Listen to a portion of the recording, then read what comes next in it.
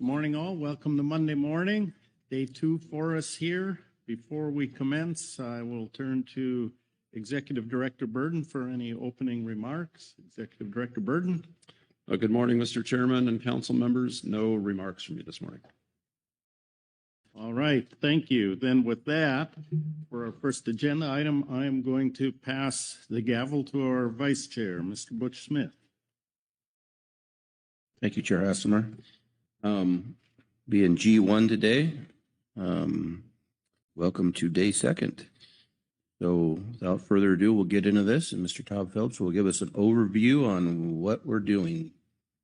Yes, thank you, Mr. Vice Chair. Good morning, Council. This is, as the Vice Chair indicated, G1, which is the first of the Groundfish items. This is the National Marine Fisheries Service Report. So under this particular item, we can expect for the region and the Science Center to provide updates and briefings to the Council, which include from the region rulemakings and notices published to the Federal Register. And then from the Northwest Fisheries Science Center, current related groundfish science matters, as well as the 2 items that are in your reference materials, which are the groundfish estimated multi-year mortality reports. Looking again at your reference materials, you do have a report from the GAP as well. As per usual, your council action is to provide discussion and guidance as appropriate, and that would be the focus of this particular agenda item, Mr. Vice Chair. Thank you, Todd. So G1 supplement NIMS Report 1. Ms. Keeley-Kent, you're up. Thank you, Mr. Vice Chair. Good morning, members of the council. I'll be speaking to agenda item G1A, which is supplemental NIMS Report 1. That is our typical rulemaking and workload report that we have for you all. There's a couple of things to note on there.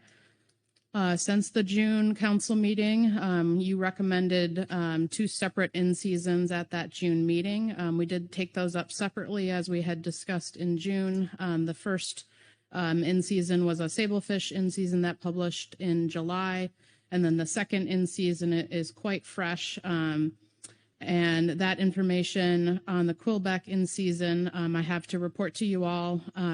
On September 16th, NIMS declared California quillback rockfish rebuilt based on the new information provided in the 2025 California Quillback Benchmark Assessment, which was determined to be BSIA by the SSC and by the agency.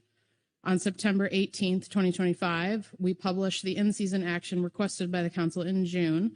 The quillback rollback on the fast track, credit to Marcy on that. As is true with all in-seasons, those changes were effective upon publication and moved the California recreational, commercial fisheries and federal waters impacted by quillback restrictions back to their structures in place previously. As part of this, I just want to note a thank you to CDF&W for the coordination across our jurisdictions on this action and the support in ensuring we had the details properly right on the rollback. I also want to thank the SSC for meeting earlier than planned in order to take up the consideration of the California Quillback Assessment sooner to allow for these changes to occur earlier and for fishermen to get back out on the water. On that report, there is still a lot of, I'll call it missing information on rulemakings that are now, we've moved well beyond when the council took final action on. We do not have official updates on those rulemakings. You'll see a lot of to be determined on there.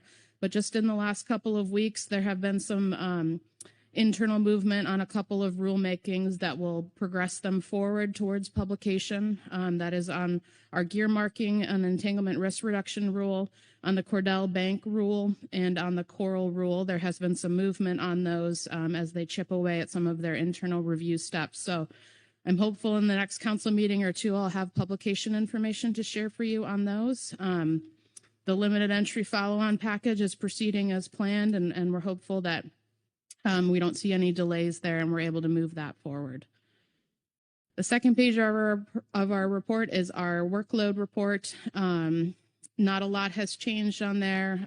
Back in June, we informed the council that Maggie Summer had left her position with the federal agency to move on to a new opportunity. At this time, we don't expect to backfill that position anytime soon. And so we'll continue to prioritize our workload and cover the actions that we can with the staff that we have at this time. I don't have any other updates right now on rulemakings. And if there's any other questions that the council has for me, I'm happy to take those. Thank you, Ms. Kent. Any questions of Keely? Thank you, Mr. Vice Chair. I just want to acknowledge Keely's report, and likewise, the thanks goes to you, Keely, and your team on the regulatory actions to roll back Quillback and to coordinate across state and federal jurisdictions on getting those actions in place. We all did the best we could to get them done as quickly as possible, recognizing that we are working with different timelines and different needs. And yes, definitely want to thank the work of the SSC to get together and have an opportunity to review that and get things across the finish line here in time for some end of the season fishing opportunity for our fleets. I know they've been very appreciative of the actions in the state arena. We took 2 different actions, one for commercial fisheries and one for recreational fisheries. And the timing didn't align perfectly to get all these actions in place at the same time, but we all worked as quickly and efficiently as we can to get them in place in the different venues that we were operating. And anyway, it's definitely been a learning experience, and I know the industries have voiced just incredible appreciation, and the outreach that has gone on with regard to the rules and the changes has been an added need, and we'll continue to support those activities the best we can, and certainly appreciate the coordination on this. Thank you. Thank you, Marcy. Dr. Lent. Thank you, Mr. Vice Chair, and good morning. Ms. Kent, can I just ask the gear marking and entanglement risk reduction rulemaking, that includes the gear that'll be part of the TRT that starts in November? Thank you. Thank you for the question, Dr. Lent. I'm pausing because I'm trying to separate, and maybe this is a question back when you say the gear as included as part of the take reduction team. I'm wondering if what you're thinking about is the limited entry follow-on gear flexibility. Either way, both of those rulemaking packages have elements that will be important for the take reduction team. And so we are trying to ensure that we have solid ground going into that team, knowing sort of what the fishery is. That's important. So we have been seeking to move those rulemakings to try to have that information as that team convenes.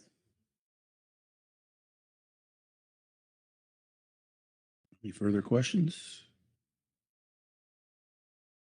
Okay, thank you. Next up is Mr. Craig Russell from Fisheries Science Center.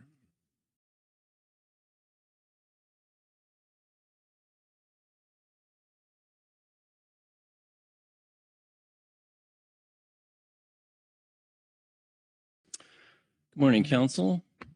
Thank you, Mr. Vice Chair. I'm Craig Russell, the Director of the Fishery Resource Analysis and Monitoring Division at the NOAA Northwest Fisheries Science Center.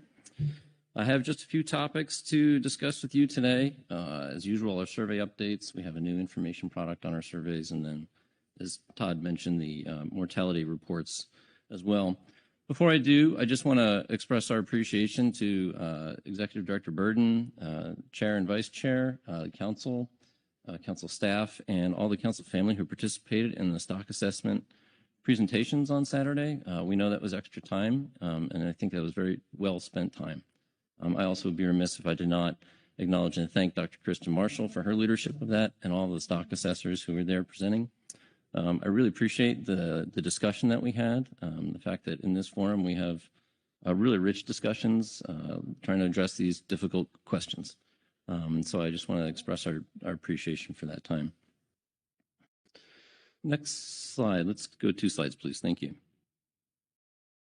Okay, so first on our surveys, as we talked about earlier in June, we had a few extra stresses trying to get our surveys underway, but we were able to do so. We've successfully completed pass 1 of the Groundfish Bottom Trawl Survey, and right now pass 2 is underway. I really want to express our appreciation as well to the vessels, the crew of those vessels, for all they had to adapt to as well, and all the staff that made that survey happen. Next slide, please. Just this past week, in fact, just yesterday, I'm very pleased to report that the 2025 Southern California Rockfish Hook and Line Survey also got underway. That, as you know, is a long-term collaboration with Pacific States and the local sport fishing industry as well. And again, kudos and thanks to everybody who made that happen, despite some additional challenges. Next slide, please. Also, we've talked about this particular survey previously. This is the 2025 Integrated West Coast Pelagic Survey. I'm very pleased to report that earlier this month, we concluded all of our survey data collection legs of this survey. And the team is underway again for a final leg to do some additional data collection to compare the previously used net for the Hake survey at one point with the new multifunction trawl system. This will continue on through the end of the month here. And as always, this was a tremendous team effort. Next slide, please. On behalf of the survey team, I really want to express our appreciation to the council family for your input throughout this process, whether it was during the engagement sessions that we held here or virtually, whether it was providing ideas through email on innovative ways to do data collection, or actually leading the design and the training of our folks in how to do this data collection with this new MFT. Really shows the power of leveraging industry innovation to conduct our surveys and improve our data collection. I also want to acknowledge our core team that led this effort from the Northwest Center, Dr. Julia Clemens, as well as from the Southwest Center, Drs. Annie Yao, Kevin Steerhoff, and Melissa Leota, and all the different science teams that were involved in this effort. Certainly would not have been possible as well without the leadership and support of the commanding officer of NOAA Ship Shimada, Jeff Pereira, the officers and the crew of the Shimada. Later in June, we'll provide a more update and more details on all that was accomplished as well. Next slide, please. So this is a survey we haven't talked about here before, that at least not in my time. This is a small survey that we conduct in collaboration with the Olympic Coast National Marine Sanctuary. It's been going on for 10 years. It's a Washington Coast Juvenile Rockfish Dive Survey, and it's conducted in the Washington Coast in the National Marine Sanctuary. This survey has been going on, as I said, for 10 years, and this year the team reported back after their summer survey that there was abundance of young Adir rockfishes was highest since they've seen since 2016. The abundance of the young Adir, the particular species they highlighted was black yellowtail, canary, and deacon rockfish. And also wanted to note that the black and yellowtail data were used in the 2023 Washington Black Rockfish Stock Assessment as an index of recruitment. Another key point they wanted to highlight as well was that there was a large increase in healthy sunflower sea stars following the wasting disease pandemic. So both of these are good news highlights, and hope that these recruitments yield healthy adult populations in the future. Before I move on, I just want to also add my usual caveat here that while we did get our surveys underway, anything can change at this point.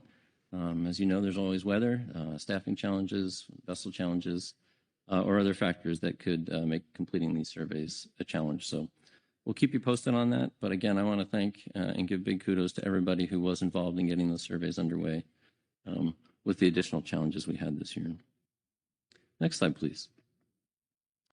I'd also like to highlight a new interactive web product information tool that we have online now. This was developed jointly with the Pacific States Marine Fisheries Commission and NIMS, funded by BOEM, to provide ocean users access to information on our West Coast NIMS offshore scientific surveys.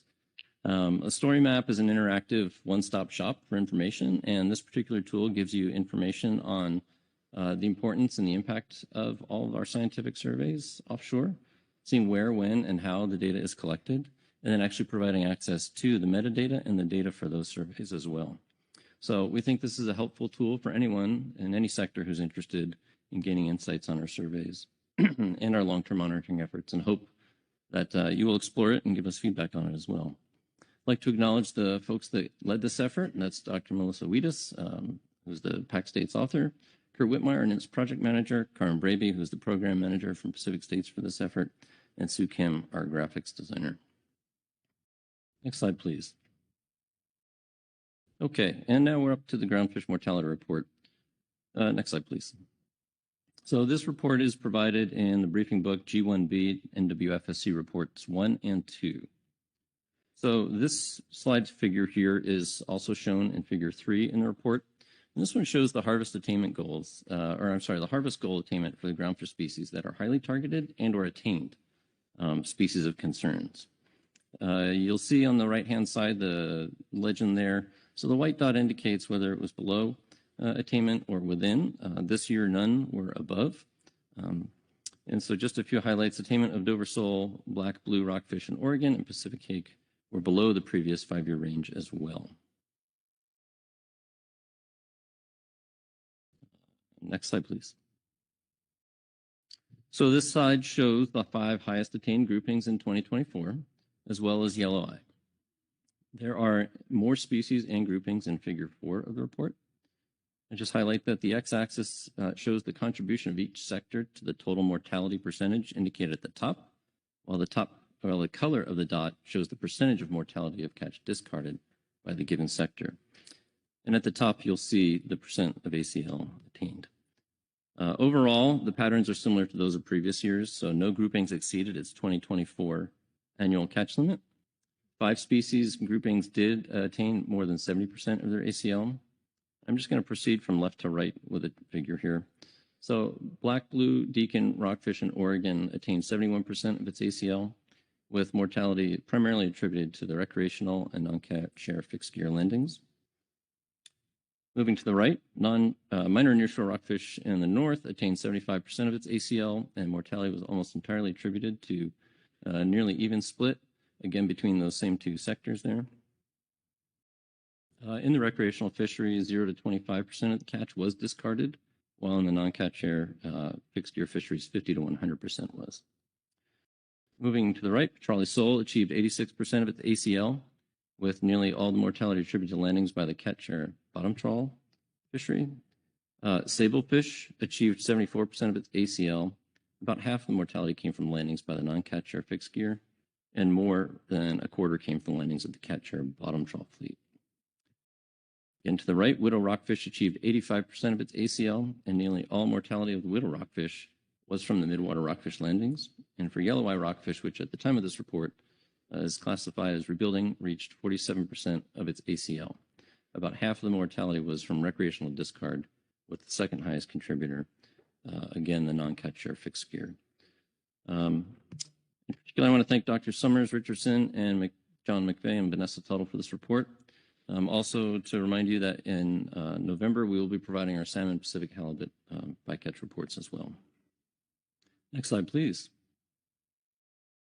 Okay, and also another reminder, we also are now posting this information and making it accessible through a new interactive web service that allows you to download and access the information in different ways and different formats. This is replacing our online data warehouse and gives folks hopefully better access and more efficient access to manipulate and use the data. And that concludes my slides today. I appreciate the time and I'll be happy to try to take some questions. Thank you, Mr. Russell. Very nice presentation. Question of Craig. Being none, thank you. Oh, I'm sorry. Thank you, Mr. Vice Chair. Just a brief question. Well, first of all, again, to thank you for the session on Saturday. Thank the whole team for being here and for the at a glance. It's really incredibly helpful. I just want to ask about the social sciences research at the Northwest and the Southwest Fishery Science Center. It's quite a team that you have. And is it possible to maybe incorporate that in some of your updates? I think it's particularly coming into focus now with the trawl program review. And also just a general question about trends in support, FTEs, and financial support for those social science programs. Thank you, Dr. Russell.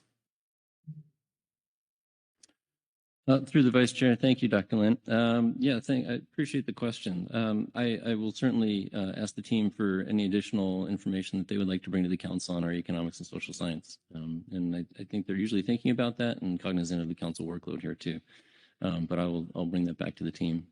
In terms of overall capacity, as I think you've heard broadly as well, we're across the center down about 20 to 30% in certain areas, right? And so the team is no different in that sense, and so we're always adapting to how we address that. As we've talked about, we're at a time of looking at how we reprioritize and how we use those resources that we have right now. Right now, that's where we are, again, in this triage stage of trying to manage through that. But again, as you've seen so far, as with our surveys, we've been able to conduct our other work that the council expects for our econ data collection analysis as well. Having said that, as with our surveys, everything is on thin margins right now as well. So we're just working to triage at this point, and we'll be looking ahead to align those resources to the highest priorities as moving forward. I have Jamie and then I have Heather. Thank you, Vice Chair. Thank you, Mr. Russell, for your presentation. I just wanted to point out the aggressor is currently out on their trip. I actually just got a picture from the boat this morning from them doing the hook and line survey, the harm survey around Conception area. And I really appreciate it. It was great seeing the slide recognizing this huge young of the year. For the last year or so, fishermen on the water have been seeing this, whether it's other fish throwing them up once they come on deck or getting caught even in, them being in the kelp in lobster traps, things like that, and having fishermen sending pictures into folks that they know at the different science teams for the last year already. And to see that it's recognized, like we were like, wow, we're seeing so much. We haven't seen this much. And like, this is a big pulse. And so seeing it here, recognizing that is happening. It reaffirms to me that the folks on the water typically are the first to notice any significant changes. And so that just kind of reaffirms it. And I appreciate that. Thanks. Thank you. Heather? Thank you. And thank you for this great presentation. It's something I look forward to.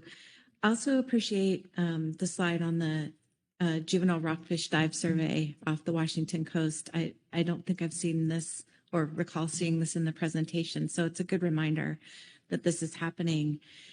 And I'm sorry I missed it. You said that this data is contributing to one or more stock assessments, and I missed which stock assessments you mentioned. Could you remind me what you said?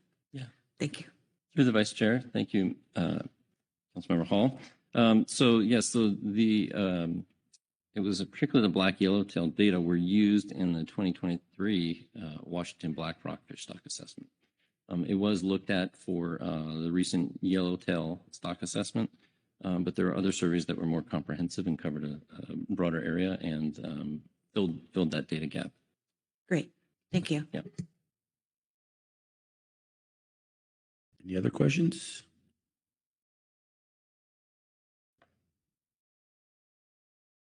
All right, thank you. Thank you. Next up will be supplementary gap report by Mr. Jeff Lackey.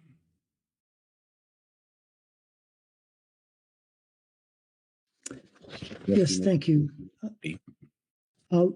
My name is Jeff Lackey. I'll be reading from agenda item G1C, supplemental gap report, on the NIMS report. The GAP appreciates the critical work completed this year by NIMS in the areas of surveys, stock assessments, and regulatory actions, even after about a 25% reduction in staffing. The GAP appreciates the updates of ongoing work presented at each council meeting. The GAP also appreciates the work involved in preparing mortality reports presented yearly in September. The GAP understands barriers to achieving an earlier annual completion of reports, such as the June council meeting, are the levels of staffing and automation. And that concludes the report, and I'd be happy to take questions. Thank you, Jeff. Any questions of Jeff?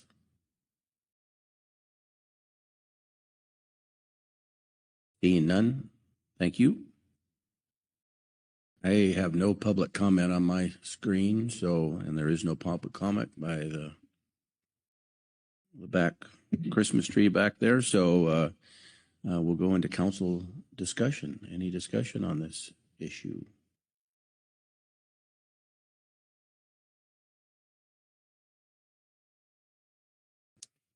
Ms. Jamie Dimon. Thank you. I just want to highlight how many of the sampling and survey projects rely on industry in a pretty substantial way, whether it's for fisheries independent or fisheries dependent data.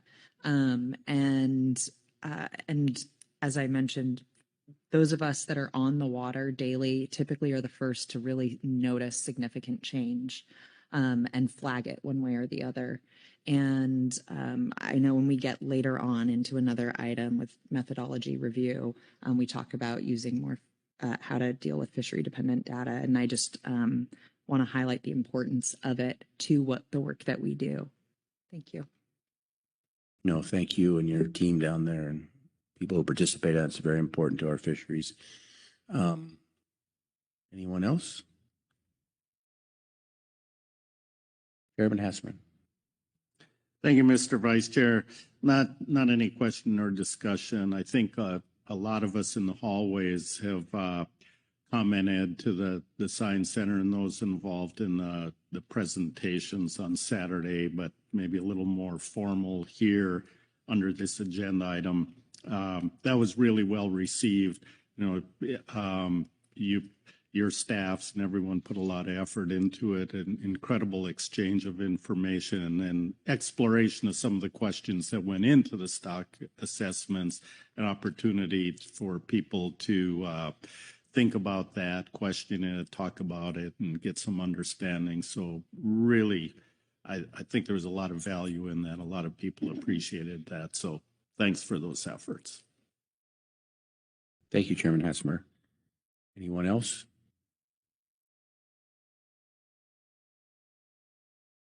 All right, Todd, have we completed our duties here, this subject? Yes, thank you, Mr. Vice Chair. You have heard both from the region and the Science Center and had your public comment, or excuse me, your comment from the GAP, and you've had some discussion here with questions and answers. So yes, I would agree that you have completed your action. Thank you. So for G2, it looks like I'm turning back the gavel to our chairman. Chairman Hassmer, you have the gavel. All right, thank you. We are right on time. So we are into the second one, stock definitions. I will just give a minute here because I know Katrina is also part of this.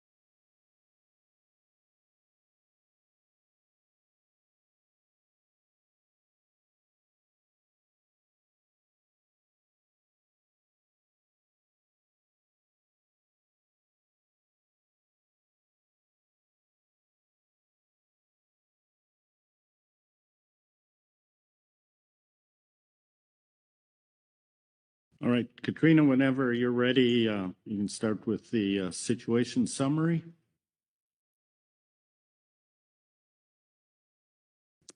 Thank you, Mr. Chair. This is agenda item G2, Phase 2 stock definitions. This is part of the Phase 2 stock definitions process that was initiated in just exactly a year ago in September 2024. At this meeting, the council will be considering final action to define the stocks of 42 species and place them under three alternatives, three action alternatives in addition to the no action alternative. I will describe more on this action in a presentation. But overall, the council action today is to adopt a final alternative for these 42 species and adopt an FMP amendment as appropriate based off of this action. The materials you have today are an attachment 1, which is a draft environmental assessment, regulatory impact review, regulatory flexibility analysis, and MSA analysis for the proposed amendment, as well as an appendix that includes the updated version of the 10-factor analysis that you viewed in June of 2025, as well as a stock definitions analysis for those species that are considered under alternative 1 to remain in the FMP and have their stocks defined.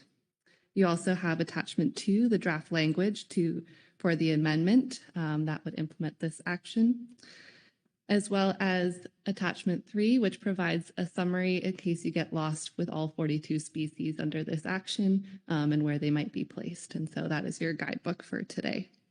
You also have several state reports from Oregon, California, and Washington in the briefing book, as well as the GAP and GMT and SSC reports as well. After this brief overview, I will allow the National Marine Fisheries Service and General Counsel to provide a brief overview and then head to my presentation. Right. Thank you, Katrina. That was the light version of the situation summary. They have a presentation that'll get into more detail.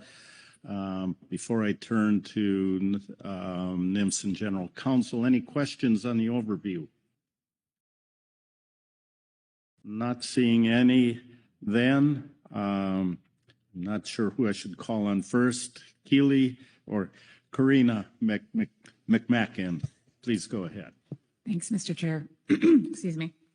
Okay, I've been asked to provide an overview of a legal case, a legal decision that came out in June 2025 out of the District of Alaska. Because it's a District of Alaska case and not a PFMC specific case, I'm going to provide a little background on it, and then I'll go through the primary holdings. I learned this morning that not everybody knows what holding means, so I'll try to stay away from legal jargon, but that's just the essential decisions of the case. So it's like the specific legal question that was asked. Okay, so this UCEDA case is the most recent in a series of cases concerning management of salmon fisheries in Cook Inlet, Alaska. The United Cook Inlet Drift Association, or UCEDA, and other commercial fishing interests challenged Amendment 16 to the Fishery Management Plan for the salmon fisheries in the exclusive economic zone off Alaska. Amendment 16 is a secretarial amendment prepared by NIMS under the MSA, along with its implementing regulations, to establish federal management over the salmon fishery in the Cook Inlet EEZ. Plaintiffs claimed that Amendment 16 violated the MSA and the Administrative Procedure Act and sought to vacate the amendment. The state of Alaska intervened on NIMS's side as a defendant. The Cook Inlet salmon fishery includes 5 salmon stocks, which travel through and are caught within the Cook Inlet EEZ and which are also fished in state waters. Plaintiffs argued that these stocks are underutilized, that the Cook Inlet salmon fishery is highly competitive, and that federal conservation and management measures implemented through the FMP must apply in state waters. Important here, plaintiffs also argued that the FMP violated the MSA because it defined the fishery subject to federal management to include only those salmon fished in federal waters in Cook Inlet. Plaintiffs asserted instead that the fishery must be defined to include any fishing for the 5 stocks, including fishing in state waters. Plaintiffs claim that the FMP must cover fishing for the salmon stocks throughout their range, and quoting from the complaint, this in quotes, that the FMP improperly bifurcated the Cook Inlet salmon fishery into artificial state and federal components based on a purely jurisdictional justification. In its June 2025 decision, the District of Alaska granted summary judgment in NIMS's favor on all claims. And again, I'm going to walk through some, but not all of the holdings. On the plaintiff's claim that federal management measures must apply in state waters, the court acknowledged that the MSA requires regional councils to prepare and submit an FMP to NIMS for approval for each fishery under its authority that requires conservation and management. The court ruled that NIMS properly defined the fishery to include only EEZ waters and did not have to establish conservation and management measures for salmon fishing in waters under the state's jurisdiction. Quoting the court, Nothing in the text of the MSA requires NIMS to include management measures for waters within the state of Alaska's jurisdiction. The MSA preserves state jurisdiction over fisheries in the waters from the Alaska coastline to 3 nautical miles seaward. This conclusion is repeated elsewhere in the decision. I'll just provide one other example, where plaintiffs argued that under subpart B of the definition of fishery in section 3 of the MSA, NIMS and the FMP were required to define the fishery to include any fishing for the regulated salmon stocks. The court disagreed. The court noted flexibility of the term management unit as it's used in the FMP and its regulations, and the court specifically explained that subpart B of the MSA's definition of fishery does not expand the definition of fishery to encompass waters outside of the federal fishery, and subpart B is that part of the definition of fishery that talks about any fishing. On the plaintiff's claim that NIMS must define optimum yield to include harvest in state waters, the court disagreed. The court found that it was reasonable for NIMS to define maximum sustainable yield for salmon stocks throughout their range, describing MSY as a biological reference point, and to limit optimum yield to the federal fishery. The court explained that the MSA, this is again a quote, the MSA permits NIMS to define a fishery based on a category of fish capable of management as a unit, and that the Cook Inlet EEZ constitutes such a category. The court further explained, again another quote, the decision to define MSY for stocks of salmon throughout their range and to limit OY to the Cook Inlet EEZ was reasonable considering NIMS's jurisdiction is limited to the EEZ and the mixed stock nature of the Cook Inlet EEZ fishery. In short, the court agreed with the federal defendant's argument that defining OY at the EEZ fishery level was appropriate because, this is another quote, it provides federal managers with a target that is within their control to achieve. In addition to these holdings, the UCEDA court concluded that Amendment 16 was consistent with National Standards 2, 3, and 10. I can talk a little bit about National Standard 3. National Standard 3 provides that to the extent practicable, an individual stock of fish shall be managed as a unit throughout its range, and interrelated stocks of fish shall be managed as a unit or in close coordination.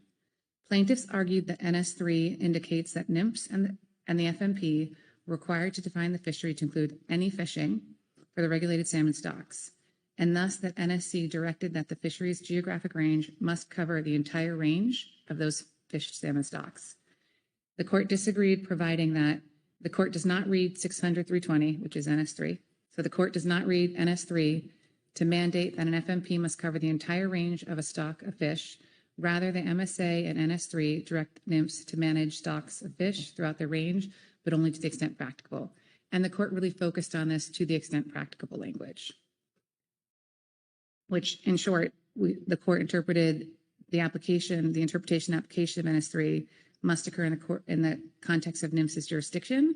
And so said differently, NS3 is not a basis upon which to establish jurisdiction, but rather it applies to all those stocks already within NIMS's jurisdiction. And I'm going to stop there in terms of my write-up, though I can answer questions if we have them. One thing I think it's important also to step back in terms of context for this particular case, I think is different than what we're facing here in this phase 2 action, is whether or not the salmon stocks that were issued in the UCEDA case required management under an FMP was not at issue in that particular case. That issue, this is the third in a line of UCEDA decisions. And so the first UCEDA decision that came out about 10 years ago, the question of whether or not there needed to be an FMP to manage those stocks in the Cook Inlet EEZ was at issue in that case. And that case was decided that indeed these stocks, these 5 salmon stocks, require management under an FMP within the Cook Inlet EEZ. And so this case dealt with the more narrow question, for those stocks that require management under an FMP, are the conservation and management measures established in that FMP required to extend to state waters?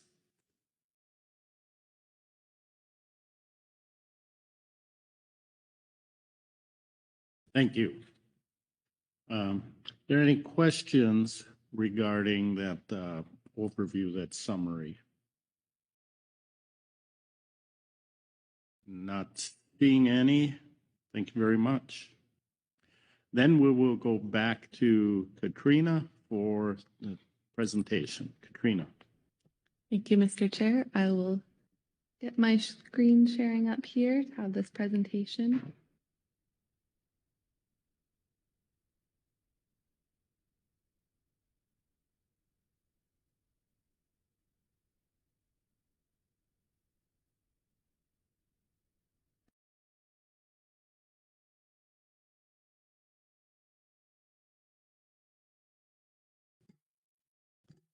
I'll be providing a presentation that serves as a more detailed version of the brief situation summary overview that we had just a few moments ago, detailing the action today. And this will be the opportunity to ask for clarifying questions on the analysis and the action. So to start this presentation, there will be some review from June when the council first took up this portion of the phase 2 action. As you might remember, and as Karina just provided an overview on, the council is required to identify stocks in need of conservation and management in the EEZ per the MSA and its national standards. The process to determine which stocks are in need of conservation and management is dictated by national standards guidance at 50 CFR section 600-305C. And this action follows that process and is in the context of the larger stock definitions project in the council process, which began in 2022 to define stocks of all managed groundfish species. Amendments 31 and 35 were a part of the phase 1 of this project, and now we're at phase 2.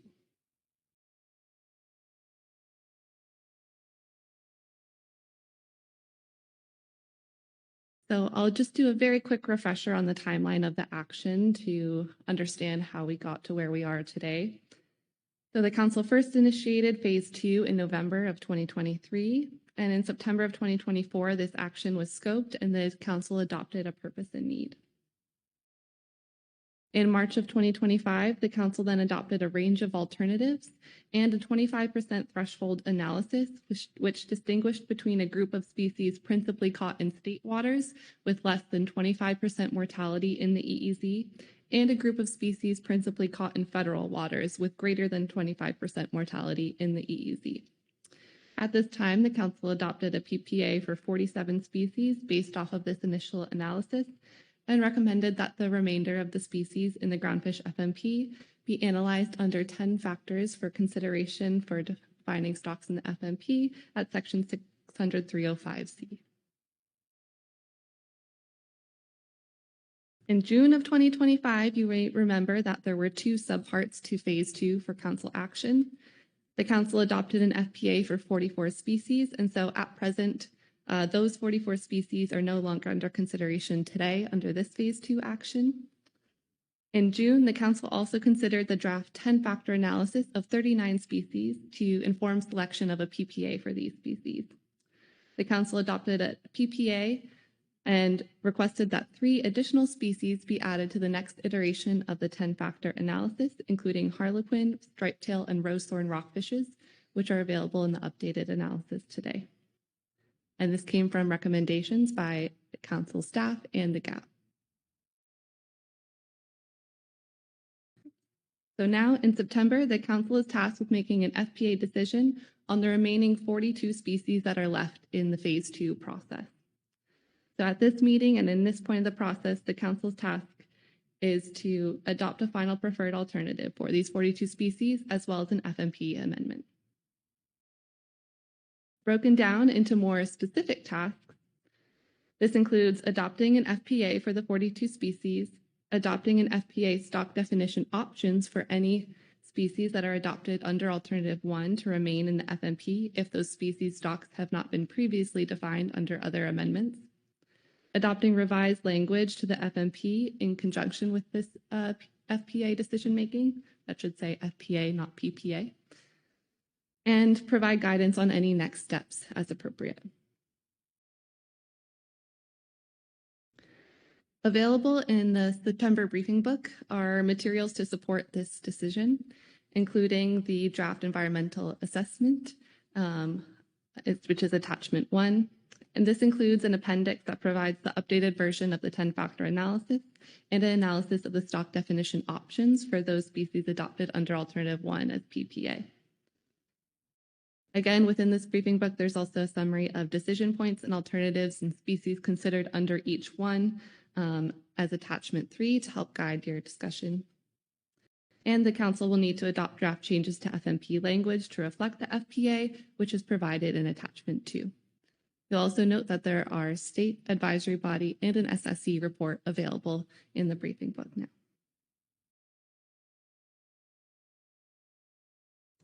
And as a refresher, there are 3 action alternatives in addition to the no action alternative under this action. So to assign species to alternatives, the council is tasked with determining which species or stocks of species are in need of conservation and management in the EEZ, following an analytical approach from the National Standards Guidance at Section 600-305C, specifying 10 non-exhaustive factors that the council should consider in their determination. Under no action, all species will remain in the FMP as currently defined and managed. The council would not define stocks of the species in the FMP other than the ones that have already been defined via previous amendments. This no action alternative is largely untenable as it is necessary to align the FMP with the stock definition requirements of the MSA and its national standards. Alternative 1 would identify species or stocks as in need of conservation and management in the EEZ, and these species would remain in the FMP. Stocks of these species would be defined as one or more stocks, consistent with options that I'll go through on the next slide. Alternative 2 would identify species or stocks of species that are not in need of conservation and management in the EEZ. Stocks of these species will not be defined, and these species will be removed from the FMP. Alternative 3 would identify species or stocks of species as not in need of conservation and management in the EEZ, and designate these species as ecosystem component species in the FMP. Again, stocks of these species will not be defined. While both Alternative 2 and Alternative 3 species would be identified as not in need of conservation and management in the EEZ, the council may choose to designate a species as an ecosystem component species, Alternative 3, in order to meet certain ecosystem objectives. Per the FMP, ecosystem component species would be monitored to the extent that new scientific information may determine changes in their status or vulnerability of the fishery. Note also that stocks in this context refers both to those that have already been defined via Amendments 31 and 35, as well as those that were preliminarily placed under alternatives as PPA in June 2025 and may be split between alternatives.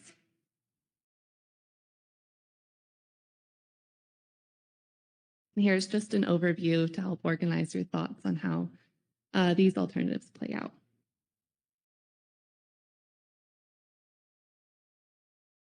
And as a reminder, for those species or stocks identified as in need of conservation and management in the EEZ, there are 3 stock definition options, and an option will also need to be adopted for those species.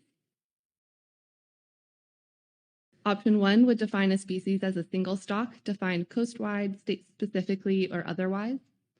Option 2 would define a species as 2 stocks delineated at a specific geographic scale, such as by states or other boundary. And option 3 would define a species as 3 stocks delineated at a specific geographic scale, for instance, by state.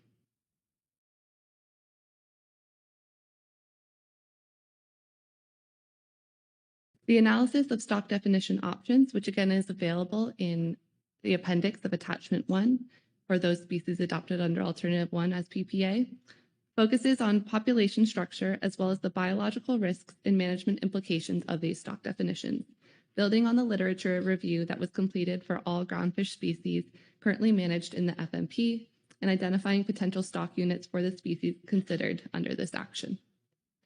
The stock definition delineates the stock boundaries and thus also delineates the boundaries for determining stock status and setting an OFL and ABC. Note that the ABC and ACL could further be subdivided into regional amounts if needed. To sum up the PPA decisions that have led to today's final action, in March, Alternative 1 was adopted as PPA for 2 species under consideration today, rosethorn and striped-tail rockfishes. In June, rosethorn and striped-tail, along with harlequin rockfish, were added to the full evaluation via the 10-factor analysis.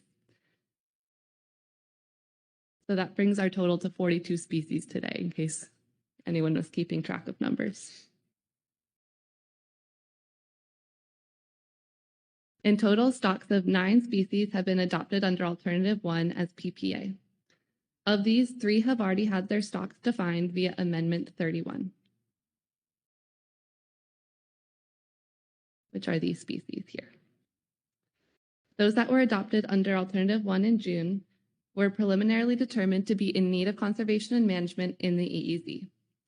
Those that were adopted under Alternative 1 in March have not been fully evaluated until now, and the Council is expected to make a finding of their need of conservation and management in the EEZ at this meeting, and that would be striped tail, rosethorn, and harlequin rock.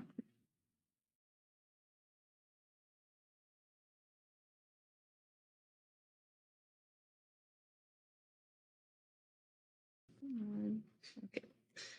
As highlighted on the last slide, of the species adopted under Alternative 1 as PPA, 6 need stock definitions.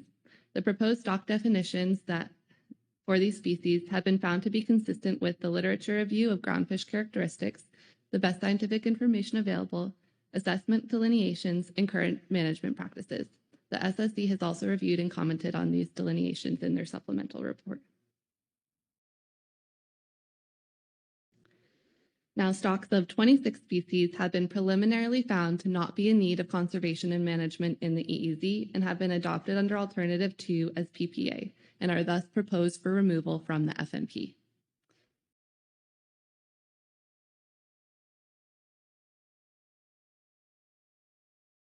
Stocks of 12 species were also preliminarily determined to not be in need of conservation and management in the EEZ and have been adopted under Alternative 3 as PPA, proposed for designation as ecosystem component species. So given those PPA decisions at this meeting, the Council must adjust as necessary, adopting final preferred alternatives for all 42 remaining species. In June of 2025, the Council was provided with a draft analysis of the 10 factors at Section 600-305C and other considerations to support finding whether each species evaluated is in need of conservation and management in the EEZ. And as I've mentioned several times now, an updated version of this analysis is hidden in the appendix to Attachment 1.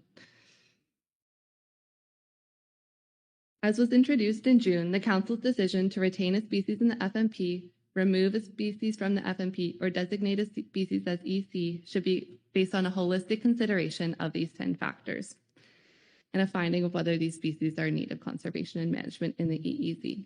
The evaluation of the factors should consider specific circumstances of the fishery and each species. This evaluation determines whether there are biological, economic, social, or operational concerns that can and should be addressed by continued federal management. No single factor in this evaluation is dispositive or required in determining which species should be included in an FMP. Therefore, while factors should be applied in a consistent manner, one factor may have more significance in one case than another, depending on the circumstances of that particular fishery.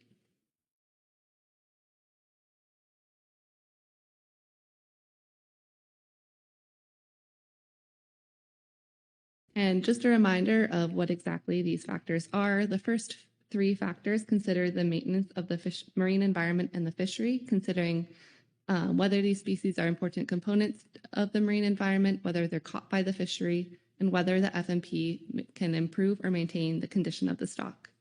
The next few factors consider social and economic considerations, including whether the stock is a target of a fishery, whether the stock is important to commercial, recreational, or subsistence users, whether the fishery is important to the nation or the regional economy. And then we get to some governance concerns, the need to resolve competing interests and conflicts among other user groups and whether an FMP can further that resolution, the economic condition of the fishery and whether an FMP can produce a more efficient utilization, the needs of a developing fishery and whether an FMP can foster orderly growth, and the extent to which the fishery is already adequately managed by state or federal programs, or by federal regulations pursuant to other FMPs or international commissions, or by industry self-regulation consistent with the requirements of the MSA and other applicable law. And note that this last factor is largely applied when bringing a species into the FMP, which is somewhat of the opposite of our action here today. The National Standards Guidance also guides how these factors should be relatively considered in the synthesis of this holistic evaluation. So factors 1 through 3 should be considered first, and factors 4 through 9, which consider the economic and social reasons for an FMP, should be the next factors considered. And then the last factor, factor 10, should be the last factor considered and is mostly applicable to when bringing a stock into a fishery, or an FMP, sorry. These factors are also non-exhaustive, and other considerations can be added depending on the context of the fishery to determine whether a species is in need of conservation and management in the EEZ. In this evaluation, we also added the species vulnerability to the fishery as an additional consideration based on recommendations by the SSC. And this score, based on the productivity susceptibility analysis produced by Cope et al. In 2011, differentiates stocks of low, medium, and high and major concern of vulnerability to the fishery. However, this analysis, which was completed about 15 years ago, does not differentiate between state and federal waters. And so I won't rehash the conclusions of each species in this presentation, but I'm happy to provide clarification on conclusions by any specific species if there are any targeted questions. I will present on some of the results of these additional species that were added that the council will be tasked with making a decision on today. And so as with other species considered, factors 1, 7, and 10 are factors with similar conclusions across species. So regarding factor 1, we know that the species in this analysis are all considered important components of the environment. They occupy a diverse range of habitats and roles, and it is difficult to separate the single importance of an individual species from overall ecosystem importance. Regarding factor 7, inclusion of the species in this analysis for management through the FMP may broadly provide benefits in the form of mitigation and resolution of conflicts between user groups. The FMP and the council process provide an avenue for communication, stakeholder input, and inclusion of BSIA in conservation and management of the species. However, this benefit is limited to the context of the species within the EEZ. Lastly, regarding factor 10, several state programs currently contribute to the overall management of species in the West Coast groundfish fishery, and this is particularly applicable to nearshore species. However, the additional species that were added to this analysis are shelf species.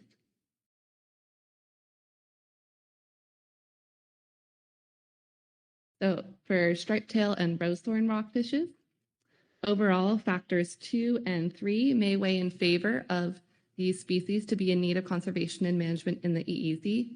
Principal mortality of these species is in the EEZ, and both of these see greater than de minimis catch each year. Applying these findings to factor 3, it is likely that the FMP could maintain or improve the condition of these species stocks. Factors 4 through 6, however, do not weigh in favor of finding that rosethorn or striped-tailed rockfish are in need of conservation and management in the EEZ. In the analysis of factors 4, rosethorn and striped-tailed rockfish were not identified as target species, and these species are not important to the regional economy or individual participants. Striped-tail in particular is often discarded rather than sold, and rosethorn rockfish, while sometimes retained, is more rarely encountered. I will note that factors 8 and 9 may weigh in favor of these species being in need of conservation and management in the EEZ, or at least monitoring for their vulnerability to the fishery as ecosystem component species, as there have been recent increases in commercial and recreational landings. However, these increases or spikes are difficult to determine whether they are from a developing fishery or a larger trend, or just one-off in not a pattern.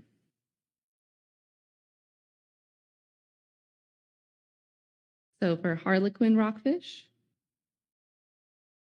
consideration of factor 2 could weigh in favor of finding harlequin rockfish to be in need of conservation and management in the EEZ, as the area of principal mortality of the species is in the EEZ.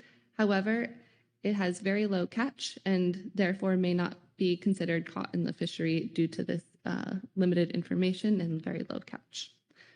Therefore, considering factor 3, it draws into question whether the FMP can truly maintain or improve the condition of its stock. Considering the rest of the factors, they weigh against the species needing conservation and management in the EEZ, as it has not been identified as a target, as important to fishery participants, or as important to the region or nation, and has no changes in recent landings that would indicate a developing fishery. And so overall, at this meeting, in addition to making determinations for these newly added species, the Council should also consider whether there are any findings that would support an adjustment from PPA to the FPA. So this includes considering the species that have been added to the full evaluation, as well as adding any relevant rationale as to why a species or stock is in need of conservation and management in the EEZ or not, based off of new information that has drawn the Council to come to new conclusions on the needs for conservation and management in the EEZ. The Council may also consider, for those species that they found to not be in need of conservation and management in the EEZ, whether it is more appropriate to place them under Alternative 2, remove from the FMP, or Alternative 3, designate as an ecosystem component species to meet certain ecosystem management goals. The Council should also provide guidance on their FPA decision as appropriate. Now, based on the Council's PPA decision in June, there are a few species of interest that may require some clarification on to ensure consistent rationales provided for these species across the board. These species were preliminarily found to be in need of conservation and management in the EEZ by the Council in June. However, based on the analyses of factors 2 and 3, these species were found to have and these specific stocks were found to have principal mortality in state waters. And so, therefore, the Council should consider clarifying their rationale and making recommendations for FPA for these stocks, or make adjustments as necessary for the FPA. And the species of interest here are black rockfish in Oregon, which had similar findings of principal mortality to black rockfish in California, but placed under different alternatives. Blue and deacon rockfish in Oregon and Washington, which had similar area of principal mortality as blue rockfish in California, but were placed under different alternatives. Quillback rockfish in California and Oregon, which had similar results for principal mortality as other nearshore rockfish like brown rockfish off of California and Oregon, but were placed under different alternatives. Cabezon in Washington, which had similar area of principal mortality as Cabezon in Oregon and California, but was placed under different alternatives, and kelp greenling in Washington for the same reason.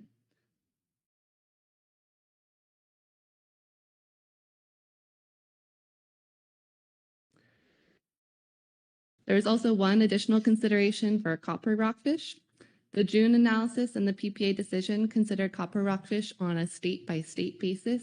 However, the updated analysis also considers the stock definition that was already adopted by the Council for copper rockfish under Amendment 31, which defined a California stock and then an Oregon and Washington stock.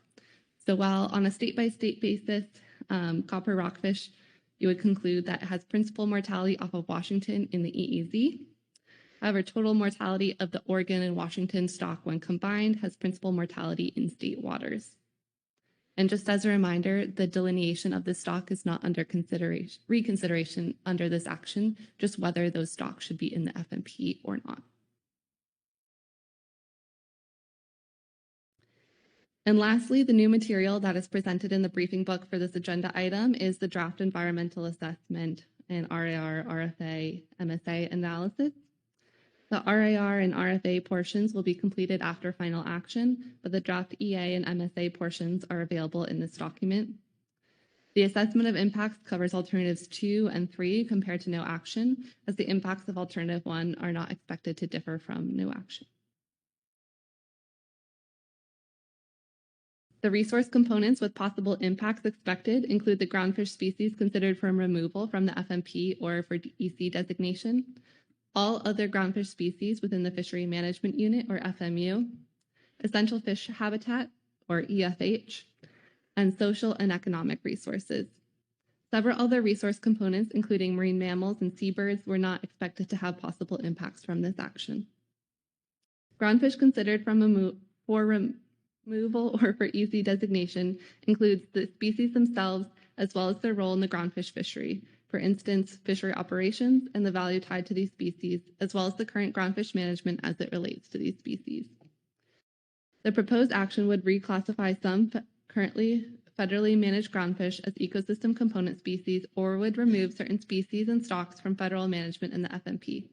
But all others listed in the groundfish FMP are not under consideration in this action. And so the resource component of these remaining species is also analyzed, including the species themselves, as well as their role in the groundfish fishery, for instance, fishery operations, value tied to these species, and current management of these species. Essential fish habitat, or EFH, is protected by the MSA and includes the waters and substrate necessary to support a fish population required to maintain a sustainable fishery and a healthy ecosystem.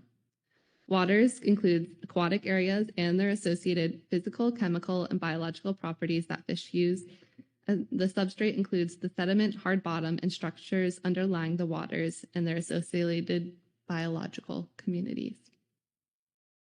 Potential impacts on social and economic resources tied to the West Coast groundfish fishery are discussed in terms of the groundfish resource component, so those are connected. Overall, under no action or alternative 1, no impact is expected on any resource component. Further, based on the findings of the impact analysis, the draft impact analysis, under either alternatives 2 or 3, no impact is expected on the groundfish not considered in this action or on EFH. No significant impacts are expected on groundfish species considered for removal from active management or for the social or economic resources tied to the groundfish fishery.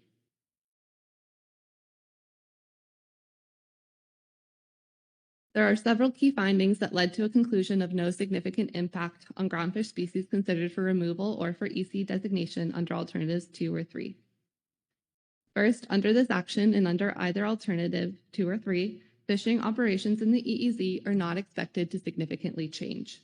The species considered for removal or for EC designation are not considered target species and are not considered caught in the fishery in the EEZ, or if they are caught in the EEZ, they are caught in very small amounts.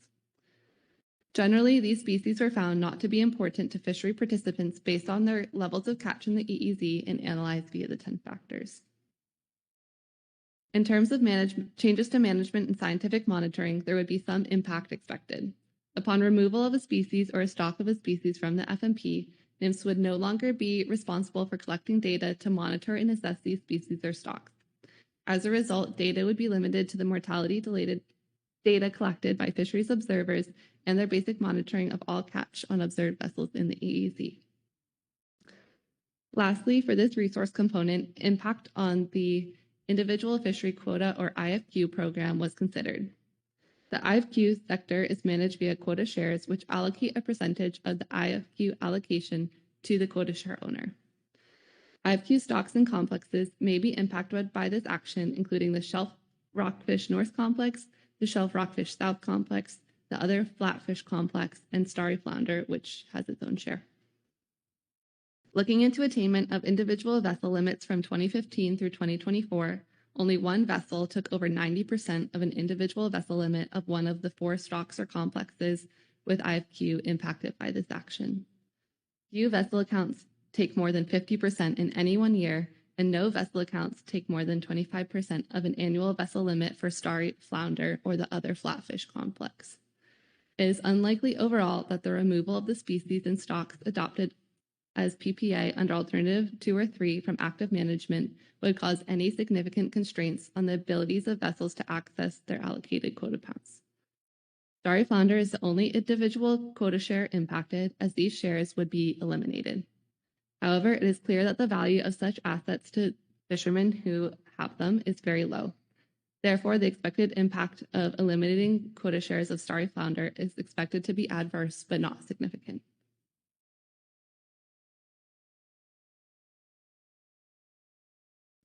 Looking at impacts on other groundfish species in the fishery management unit, some of the same key points apply. Fishing operations in the EEZ are not expected to change as a result of this action. Complex attainment of species considered for removal or for EC designation is also very low, meaning these species are not considered constraining species and would have little to no impact on opportunity to catch other species within the FMU. In terms of potential changes to management of groundfish species, this action has the potential to reduce the management burden on the groundfish fishery on both the Council and the National Marine Fisheries Service. Species adopted under alternatives 2 or 3 would no longer be assessed, which would create reduced workload on assessors and thus improve efficiency of assessing managed species and their stocks. This action will require management changes, however, notably for stock complexes, but these revisions will be planned in the next step. This action could increase the management burden on states. It may, at least initially, increase the enforcement and fishery participant burden as well, as many of the species adopted under these alternatives co-occur in the groundfish fishery and are not necessarily targeted as isolated species.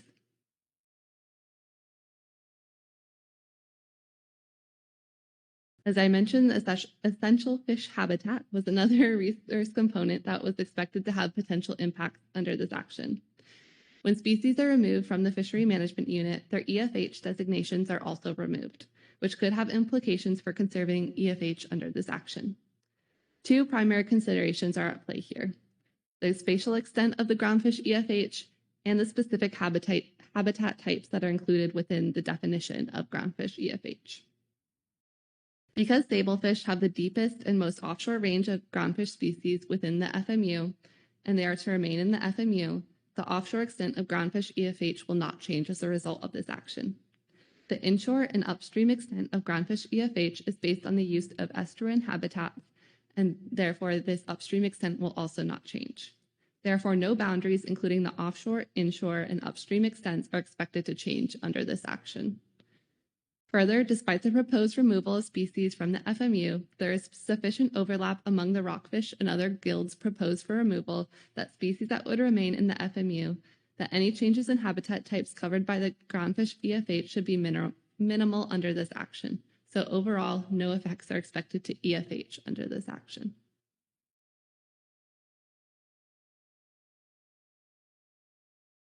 As I mentioned earlier, the initial evaluation of impacts to economic and social resources is covered within the analysis of the groundfish resource components. Additional analysis is expected to come with the RIR-RFA analysis after final action. Tribal and cultural resources is another resource component that was considered but is not expected to incur impacts from this action as the PPA currently stands. Overall, the Council's PPA decision incorporated the input provided by the treaty tribes in their June 2025 statement. If the Council adjusts their decision for FPA and additional impacts to tribal or cultural resources are anticipated, those will be analyzed following final action. There could be some changes anticipated to the set-asides process. The treaty tribes would no longer request set-asides for stocks or stock complexes adopted under alternatives 2 or 3, per the usual groundfish harvest specifications and management measures process. All of the species adopted as PPA under alternatives 2 or 3 are managed as component species within the nearshore or shelf rockfish complexes north of 4010. Even if component species of the complexes are removed from the FMP, the treaty tribes could still request set-asides of the complexes as a part of the Council's biennial groundfish harvest specifications process. All other component species within that complex would be removed under alternatives 2 or 3. The principal mortality of most species in the nearshore complex is in state waters and thus within the territorial jurisdiction of the state of Washington. The burden would then be on Washington to initiate state harvest specifications and management measures for these species, and while uncertain in that case, the tribes in the state of Washington may have to develop a process regarding the resource allocation and management between treaty tribes and Washington, noting it would unlikely to still occur as the Council process if these species are removed from the FMP.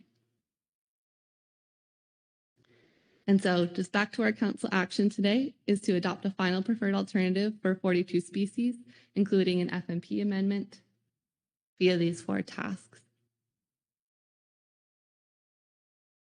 I'll take any questions on the presentation and any technical or clarification questions, and then we will move on to the state report. Thank you, Katrina. Any questions on that detailed overview? Looks like it's, I was going to say it's clear, but Corey Ridings. Thanks, Chair. Thanks, Ms. Burnhouse, for this. My question is regarding the section on resource components with possible impacts. And some of the impact findings you have around, I'm looking at social and economic resources in particular. And thinking about alternative 2 in particular, if we were to remove species from the FMP, and they would go to some other management, presumably state management.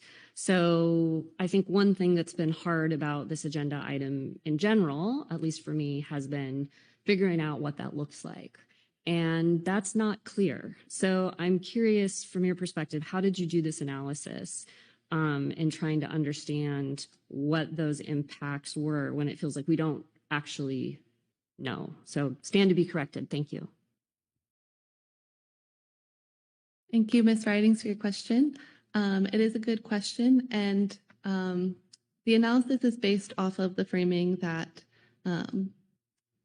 operations in the EEZ are not expected to change under this action, which leads to the conclusions on the social and economic resources available, as this action would likely not impact the ability to access the resource in the EEZ or state waters, as it only impacts the EEZ, and these species that are being considered are not principally caught in state waters or are caught in very low, or in the EEZ, or are caught in very low amounts in the EEZ. And so therefore the fishing operations are, were expected not to change, and that is the basis. But as I mentioned, the final version of the EA, RAR, RFA would get deeper into that analysis, and so guidance is also useful for that.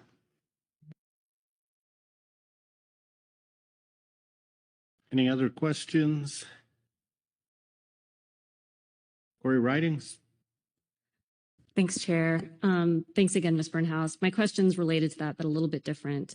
I'm looking on slide 32, and the groundfish species considered for removal or EC designation under impact analysis. And you talked about IFQ and management and scientific monitoring. I'm wondering if you can talk a little bit about recreational fishing, and if there was analysis done on the impacts to rec fishing, and what was the scope of that? Thank you.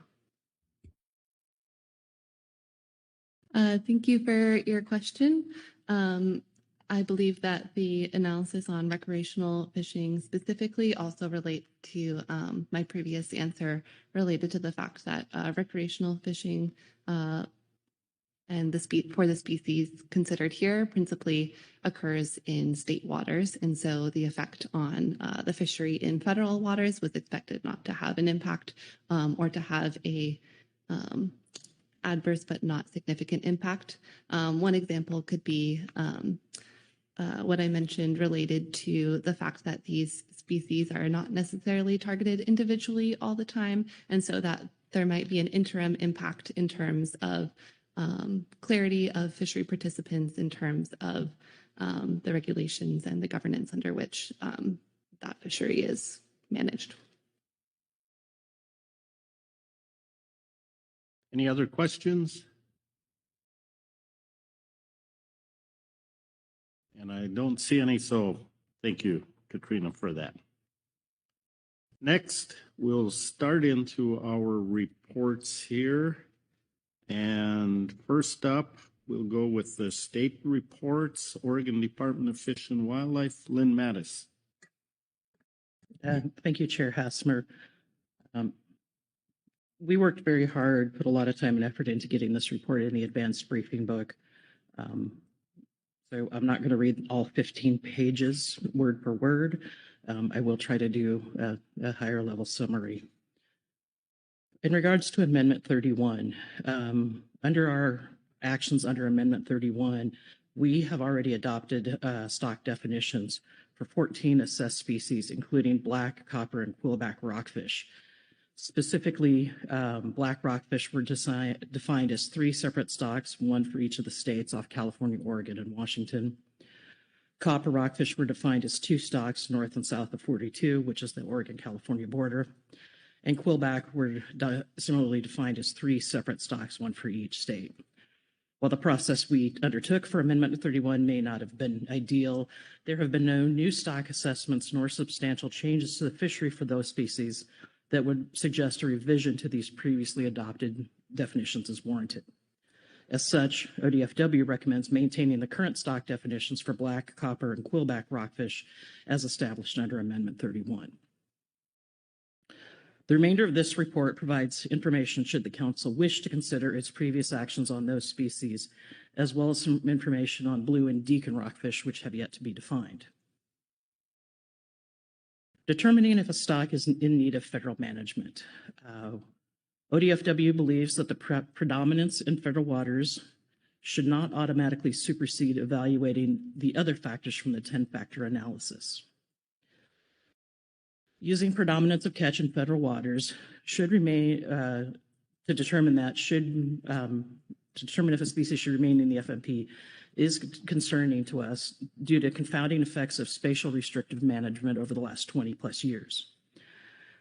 During 2024 through 2022, the Oregon recreational bottomfish fishery was restricted to inside of the 40-fathom regulatory line for up to 6 months per year during the key time periods of April through September.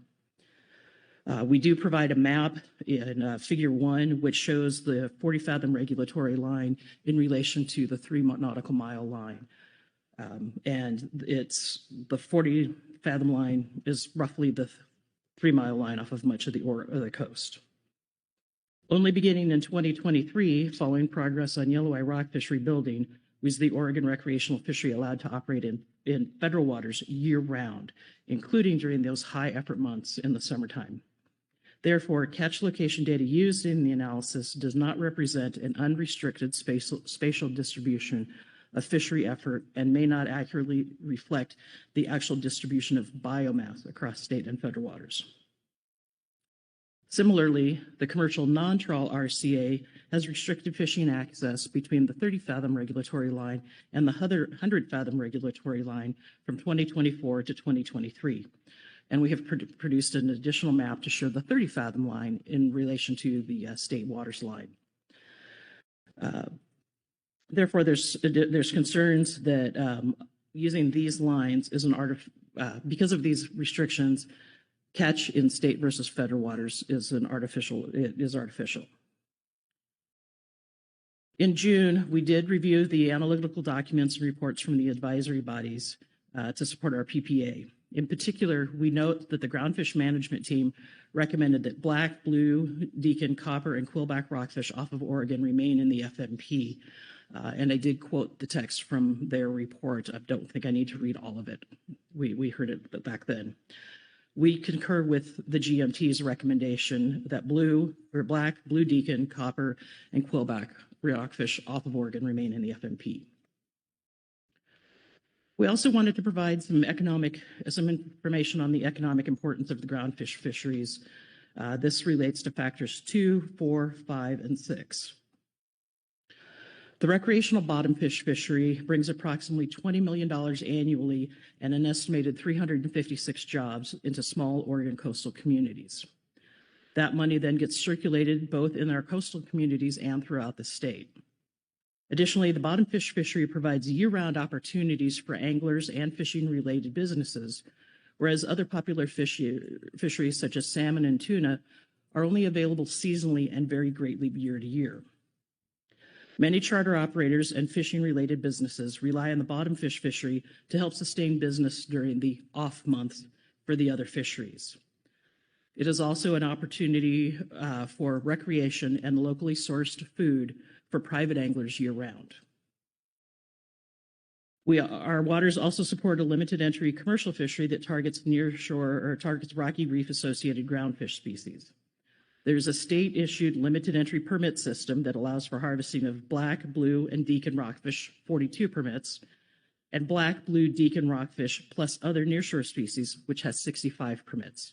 And the breakdown of those permits by port of vessel registration is in Figure 3. The vessels that participate in this fishery are small, often with just one person or maybe a second person that used fixed gear, often bottom longline or recreationally like rod and reel gear.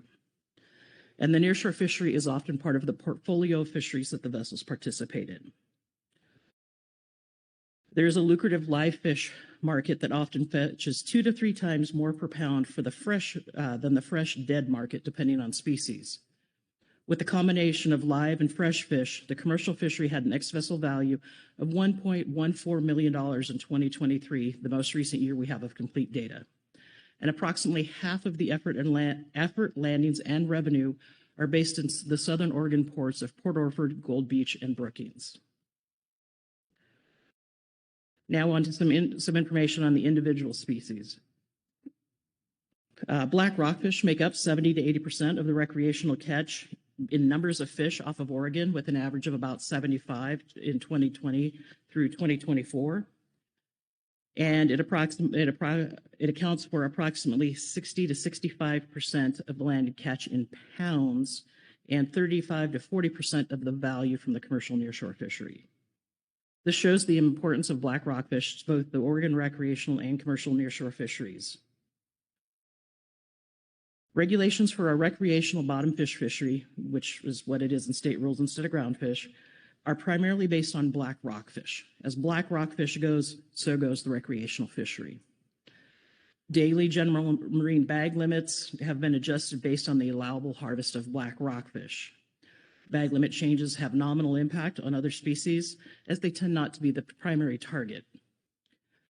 In 2017, reaching the Oregon recreational harvest guideline for black rockfish in September caused the entire bottomfish fishery to close for the remainder of the year, since black rockfish accounts for most of the catch. Figure 4 shows the percentage of number of recreational fish landed by species in Oregon by year, and then there's a 5-year average, which is the far right bar in that graph. Figure 5 shows the percentage of pounds and value of landed fish in the commercial nearshore fishery by those species. And this is just in 2023, the last year we have full data.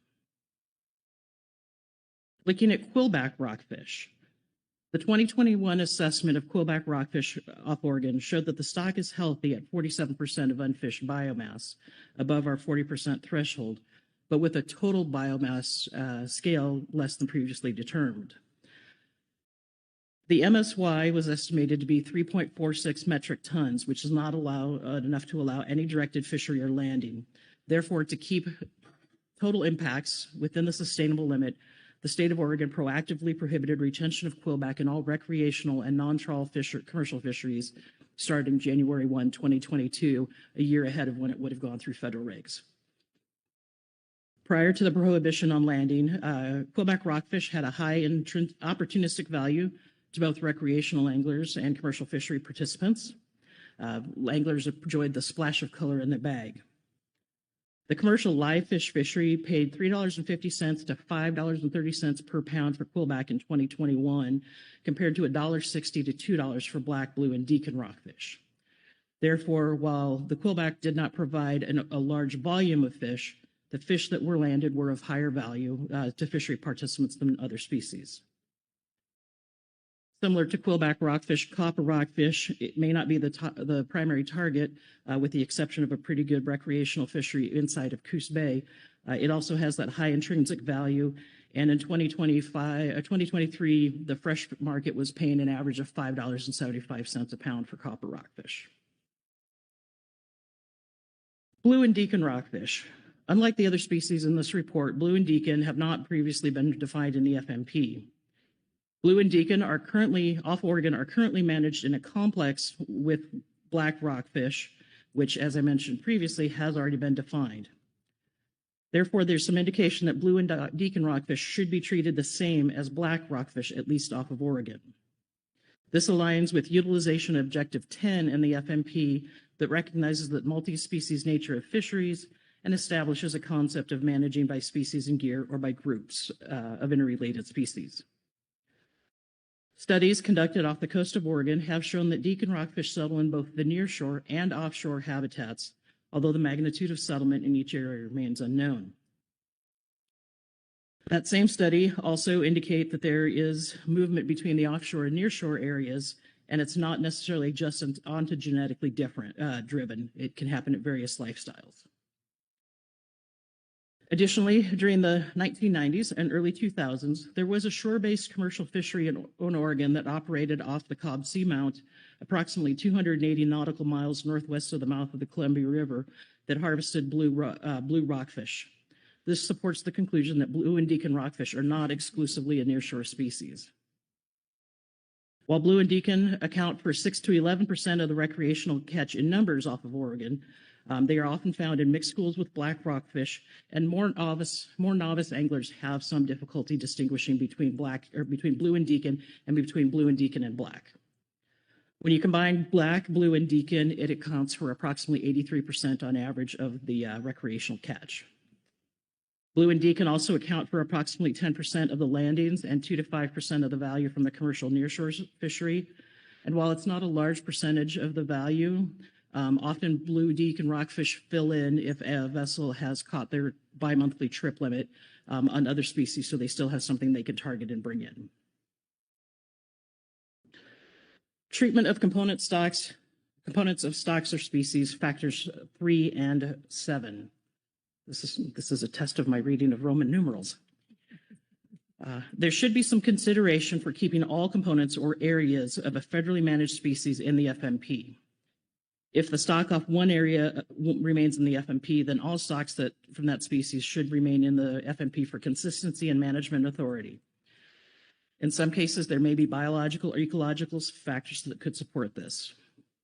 The SSC did have some preliminary discussion of this in June, where they did recommend keeping all spatial components of a species if in the FMP, if at least one component qualifies for inclusion. Black rockfish and blue deacon rockfish are key species that should have some additional discussion and consideration for this. There was some information in the most recent, in the 2023 Black Rockfish Assessment off California that did show that there was some movement of black rockfish between California and Oregon. And I believe there's some new information from the SSC that's now showing there's also movement between Washington and Oregon and Washington and California. So new information about net movement rates illustrates there is some uncertainty in spatial population structure, and specific boundaries for individual stocks are uncertain. I'm going to move on to ODFW fishery monitoring and management programs. ODFW is the entity that does the active sampling, estimations, monitoring, outreach, and education and management of the Oregon recreational groundfish fishery and the commercial nearshore fishery for all species encountered, as well as sampling and providing catch and biological data for federal commercial fisheries, such as the limited entry fixed gear and trawl IFQ fisheries. Funding for all of this work is from a combination of federal funds, example, Sport Fish Restoration, RecFin and PACFin, and state funds, recreational license sales, commercial fishing, ad valorem fees, etc. ODFW's Oregon Recreational Boat Survey, or ORBS, is the creel survey program that produces estimates of effort and catch for Oregon's ocean recreational fisheries. Estimates produced by ORBS are used for in-season management, post-season total mortality estimates, pre-season modeling, and to inform stock assessment. This program has a goal of sampling at least 20% of returning vessels to meet salmon-coated wire tag sampling goals, and they use a next-up approach. When a sampler completes an interview and sample from a specific vessel, they go to the next vessel returning, regardless of what that boat was doing. This is to try to ensure random sampling across the day and across fishery types. Data is collected and estimates are calculated on effort and catches for all species, whether contained in an FMP, such as Chinook salmon, lingcod, canary rockfish, or not, like Pacific halibut or buffalo sculpin. Additionally, we operate the Oregon Recreational Fishery Study, which is ORFS. We like our acronyms. Which is an onboard charter fishing vessel observer program. Our ORF samplers do ride-alongs on charter boats collecting at-sea biological data on fish discarded at sea. This is the only source of information for that data. When not at sea, ORF samplers collect age structures from recreationally caught fish, focusing on species in the groundfish FMP. Again, the ORF sampling is the only source of this information to inform federal stock assessments. We also have commercial fishery port biologists in key ports along the Oregon coast, and these port biologists sample state and federal fisheries, collecting market samples to determine the proportions of species in an offload, as well as biological samples as weight, length, sex, maturity, and age structures. These data are used in determining catches by species for in-season tracking, total mortality estimates, and stock assessments. The port biologists work very closely with our commercial fishing fleet and processors and are a great source of information on what is happening in the ports, what has happened in the past in our fisheries, and they often fill in questions for management and assessments that may not be captured directly in the data. They also work to ensure that industry members have the most up-to-date information on seasons, quotas, regulations for both state and federal fisheries.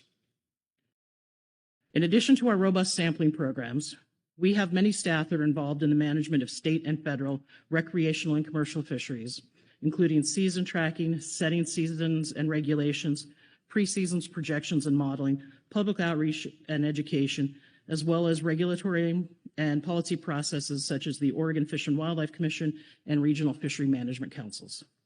These staff are conduits for information between fishery participants, fishery monitors, researchers, and us policymakers. They are also involved in extensive public processes, hosting a number of public meetings and advisory body meetings annually to get input on the current season, as well as guidance for future seasons. The feedback received at those meetings is then relayed to federal and state policymakers to aid in decision-making. So something that we don't have. We currently do not have a dedicated marine species stock assessor, and the entire agency only employs one biometrician who is focused on inland salmon. While existing marine program staff have participated in stock assessments and review panels, the agency lacks the resources, both staff and funding, conduct full benchmark assessments in-house in a similar manner to what has happened through the council process. As a result, ODFW would need to explore alternative metrics or methodologies to ensure the sustainability of fisheries in the absence of a comprehensive benchmark assessment for key species. I also provided some information on delegation of management authority to the states. I'm not going to go read that.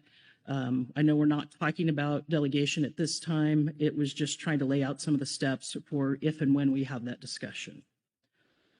And with that, I will try to answer questions. Thank you. Questions for Ms. Mattis? Keely Kent. Thank you, Mr. Chair. Thank you, Ms. Mattis, for the report. I appreciate having had some time with us. It was really helpful to have it before the meeting and be able to have the state's perspective and have an opportunity for this discussion and dialogue. You know, two of the things, and I do have a question, but two of the things I'll just highlight, it's really helpful to hear the details of the existing state governance structure for the nearshore. I think that is something that I really appreciate the state bringing forward. I think it provides a lot of information that's helpful for this discussion. And I also really appreciate the economic data that you've brought forward on the nearshore. That is helpful for us to see that and be able to parse that through. My question is, you know, sort of early on in the report, you have some information about how the perspective on how the catch proportion analysis was put together, sort of what was going on in the fisheries off of the state during those years that were used in the analysis, and the potential for change. You know, we've talked about the potential for change quite a bit, and that was a big focus early on. You know, we spent that early on time before we got into the full 10-factor analysis trying to nail down that piece about how do we think about catch in state waters versus catch in federal waters. You've noted the concern for the change, and my question is the expectation of the scale of the change. So coming back to, you know, I think the analysis that we have now has hopefully better connected the dots for folks that the 25% threshold is in place for when there are closures, right? But the actual test is predominantly, which is something more than 50%. And so my question would be, with this information that you have, with the concerns about the fishery closure restrictions, how that may have impacted the data, do you have information that would help us understand, would these fisheries get to the predominantly test if there were not these closures in place? Chair Hassmer, Ms. Kent, that's unknown. Some of it is unknown because we've not had these available, but to reach even 50.1%. So not just use this 25 threshold. Off the recreational fishery for black rockfish, would it hit that 50.1%? Highly unlikely. If an angler can catch their fish a half mile from port versus using the extra time and fuel to go 3.5 miles out of port, economically, it makes more sense to stay close to port. We also have a lot of small boats, kayaks, etc. I don't think we would hit 50.1% even being with fully open. However, we haven't been fully open. It's the short version. Any other questions? Sure, I look around here, not seeing any. Thank you, Lynn. We've been at it for a while. We got a number of reports here. Let's take a 10-minute break and then come back to our reports.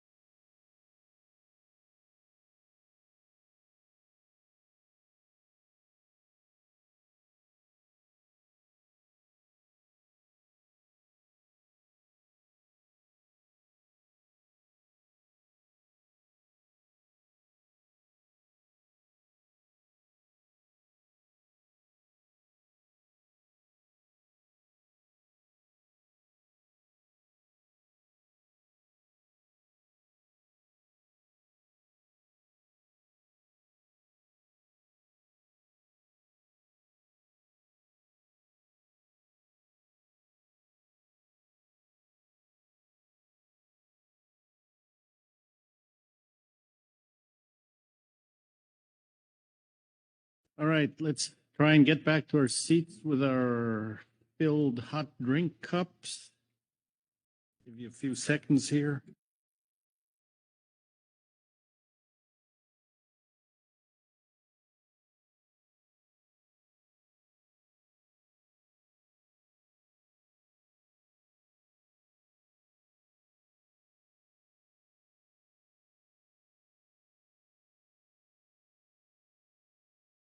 All right, thanks. Let's come back in the session here.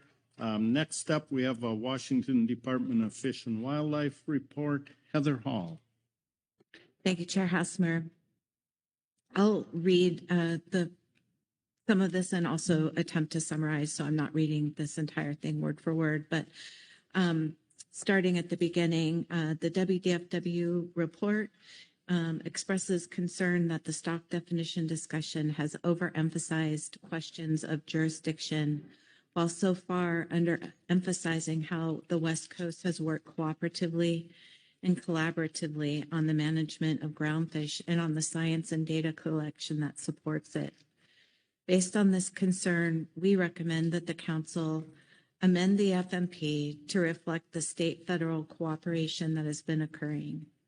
Those stocks where the proportion of catch in state versus federal waters is raising concern over satisfying the 10-factor analysis would be designated in the FMP as interrelated to fisheries and federal waters. The amendment to make this happen would be considered in the next phase of the Council's stock definition consideration, together with the possibility of delegating certain management functions to the states.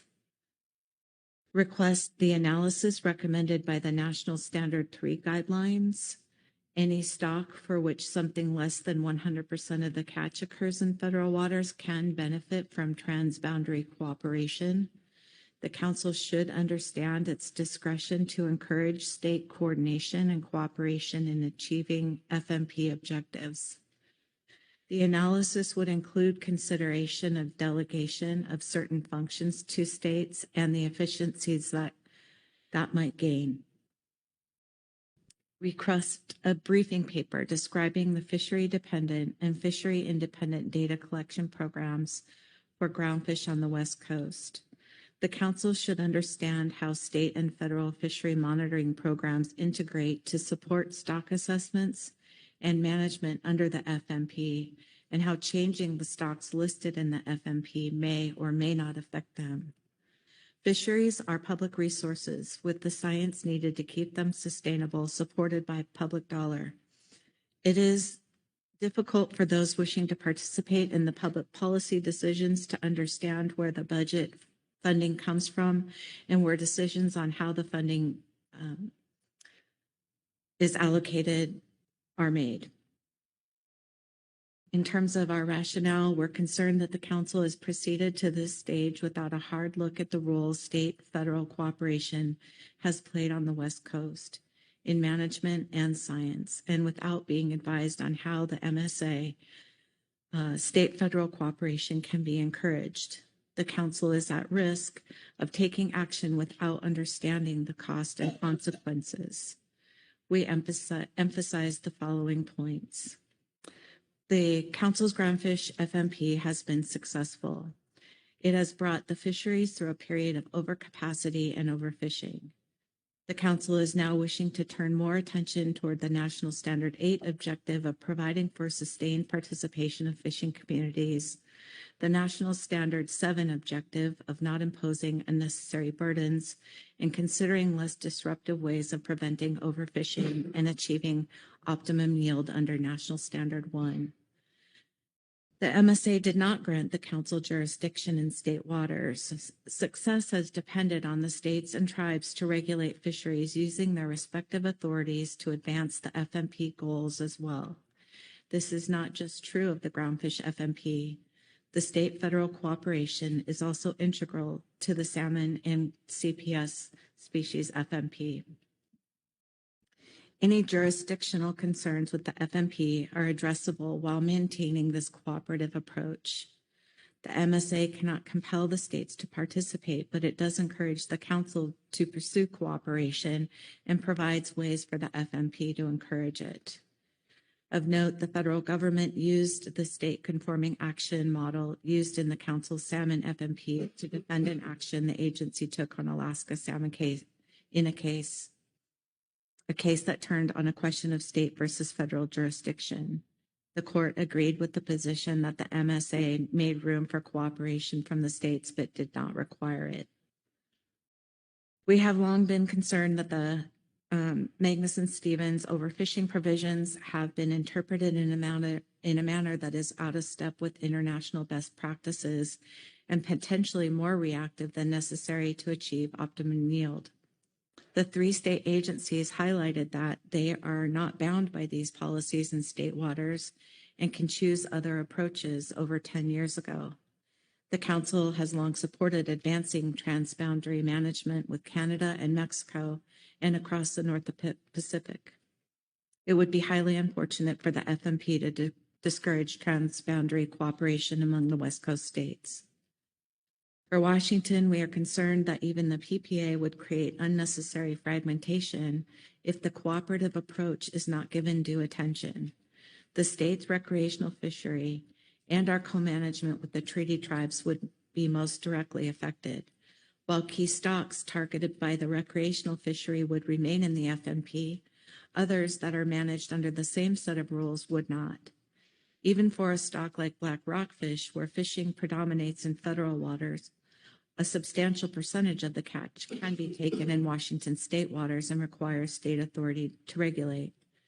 If 51% of the catch comes from federal waters, then 49% requires state jurisdiction to manage. Even those stocks that are caught mainly in state waters can be highly connected between state and federal waters, as well as across state boundaries, through the fisheries operating across jurisdictional lines. The ODFW report nicely describes how regulations can shift more effort into federal waters and vice versa. This is also the case in our recreational fishery. As an example, Figure 1 displays the 20-fathom contour compared to the 3 nautical mile state federal boundary. We have used that line at certain times of the year to keep recreational fisheries from going deeper into federal waters and because of concerns about bycatch of yellow eye rockfish. We do not collect data on the percentage of catch occurring in state versus federal waters. There is little benefit to doing so. Figure 1 provides some indication of black rockfish habitat off our state. It is likely that catch predominates in federal waters in some years and in state waters in others, and the split clearly differs between the northern and southern areas of the state. It does not benefit conservation or our state's fishing communities to worry about this question. It is more efficient and cost-effective to use the state authority to manage cooperatively with the Council. The Council has used state-specific stocks because they are convenient management units and not based on the belief that the state borders are biological boundaries. Keeping the Washington stock in the FMP while removing the Oregon stock would be inefficient and contrary to the goal of National Standard 3. The FMP's success is likewise founded on state, federal, tribal cooperation on science and monitoring. Pulling these integrated programs apart would more likely increase costs and reduce capacity overall. Likewise, it would be prohibitively costly in the current budget climate for the federal government to replace the state programs. These programs are already stressed by many years of federal contributions to state data collection programs not keeping up with inflation. State staff spend considerable time supporting the Council's stock assessment process. Concerns that the FMP having too many species and hopes that removing some will save cost have not been addressed by the analysis. Scientific and administrative resources have always been limited. The Council has addressed that matter of limited resources through stock assessment and workload prioritization. If the concern is that too much time is spent on state waters, this can be discussed as part of priority setting. The integrated data collection programs on the West Coast collect data are all multi-species in their focus. It is necessary to give priority to some species over others based on stock assessment and management need. However, the programs will not experience cost savings from the removal of species from the FMP. As long as the programs continue, there will be potential for collecting data for many more species. For example, the NIMS bottom trawl survey catches were classified into an average of 489 species or species groups between 2019 and 2024, noting no survey was conducted in 2020. We do see the promise of delegating certain functions to the state for improving efficiencies. The MSA encourages cooperation and coordination. Again, the recommendation we make is for the council to be more fully briefed on the authorities and guidelines that are relevant to state-federal cooperation of interrelated stocks. We briefly outlined some of the highlights that stand out in our initial review here. Beginning with the Section 303 of the MSA, laying out that the councils have discretion to include in the FMPs. It says that FMPs may incorporate, consistent with national standards and other provisions of this act and other applicable law, the relevant fishery conservation and management measures of the coastal states nearest to the fishery and take into account the different circumstances affecting fisheries from different states and ports, including distance to fishing grounds and proximity to time and area closures.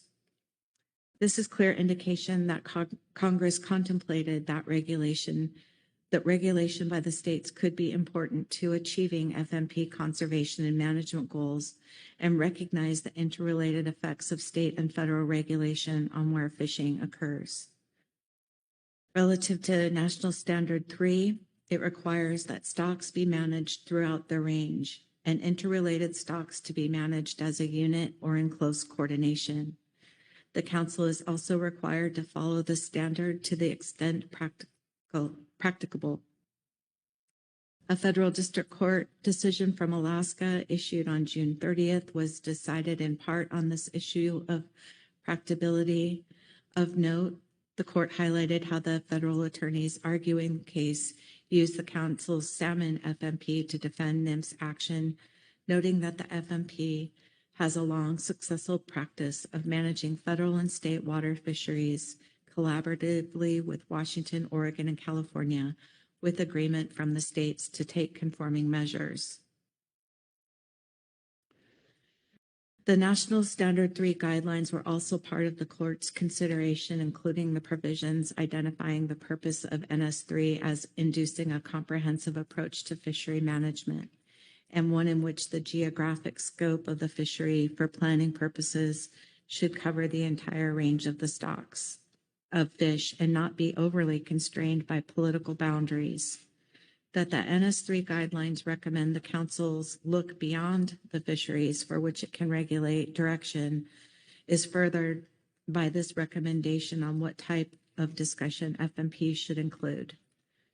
Management activities and habitat programs of adjacent states and their effects on the FMP's objectives and management measures, where state action is necessary to implement measures within state waters to achieve FMP objectives. The FMP should identify what state action is necessary, discuss the consequences of state inaction or contrary action, and make appropriate recommendations.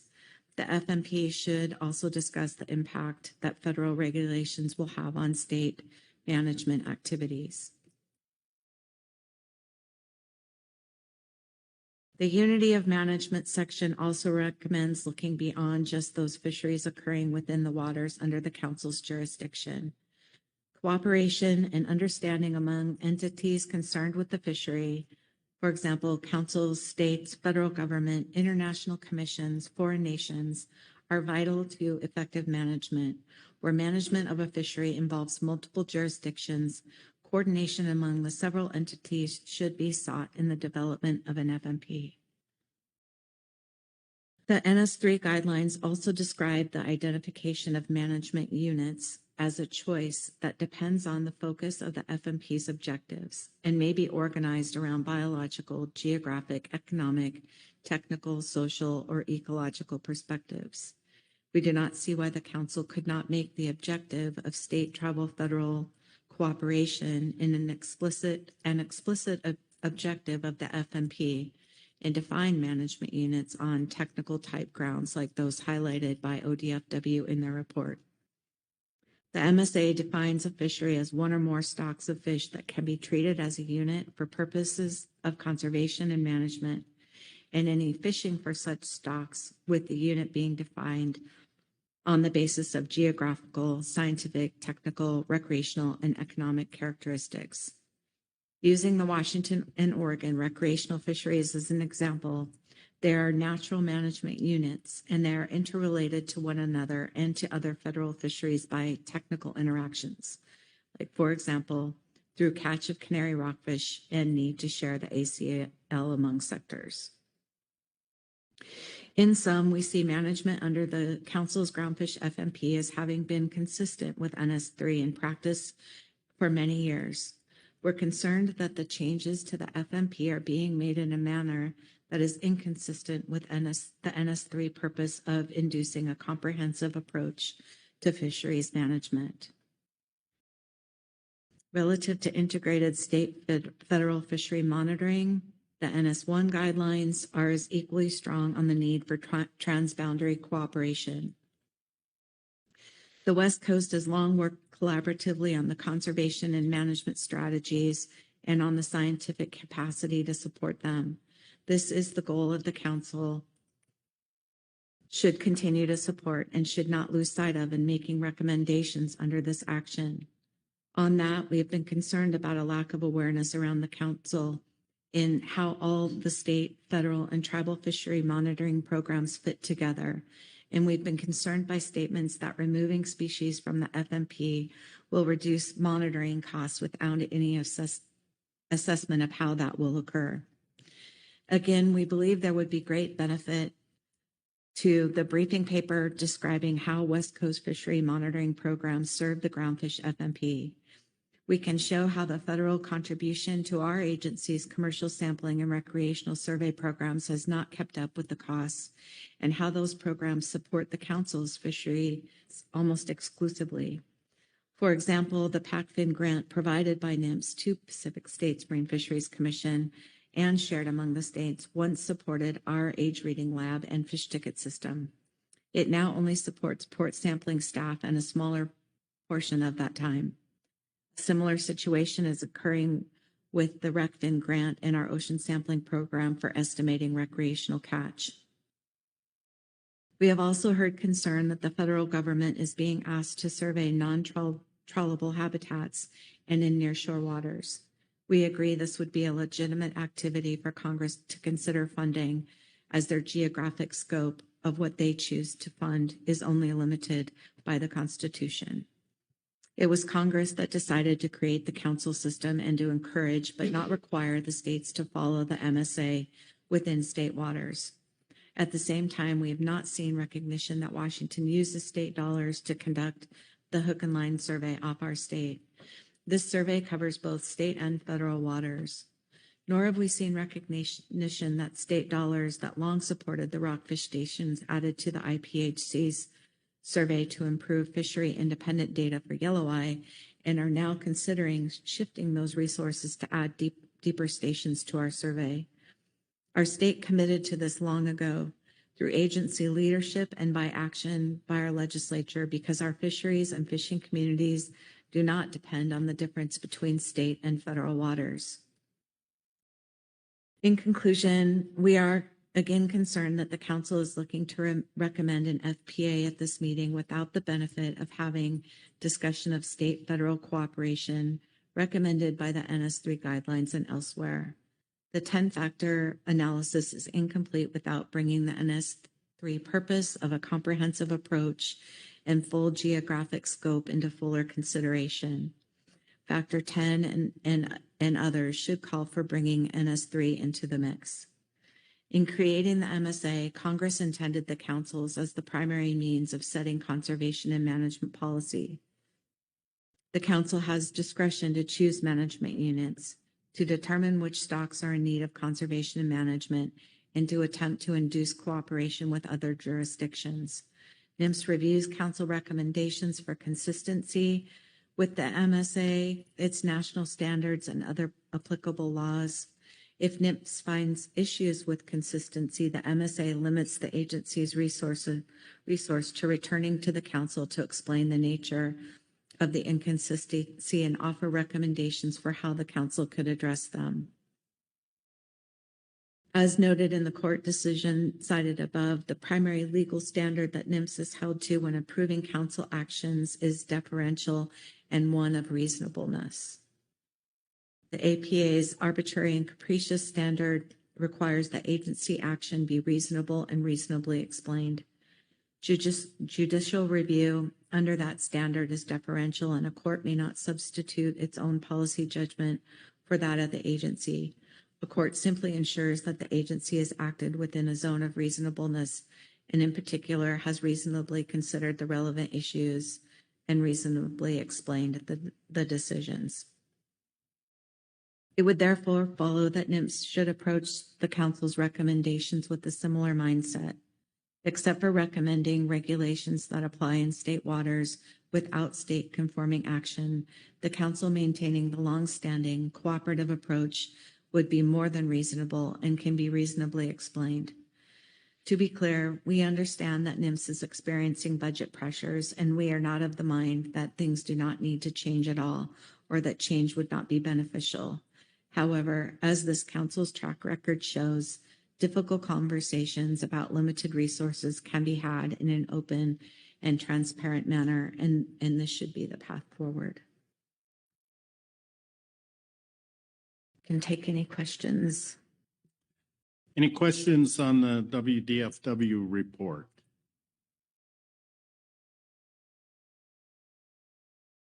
I don't see any hands. Thank you, Heather. Next, we have a California Department of Fish and Wildlife report. Caroline McKnight. And it looks like Marcy Remco will be here to present that. Good morning, Marcy. Good morning, Mr. Chair. Different view. All righty, I'll be reading from Agenda Item G2A, Supplemental CDFW Report 1, CDFW Report on Phase 2 Stock Definitions. CDFW provides this report in response to numerous inquiries from stakeholders during California state delegation meetings and in other venues concerned with management of nearshore groundfish stocks off California, excuse me, should they be removed from the Pacific Coast Groundfish Fishery Management Plan following action under this agenda item.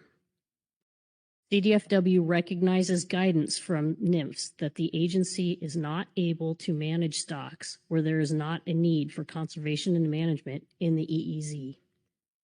Moreover, under the MSA, NIMS does not have ability to promulgate regulations in state waters to implement federal management.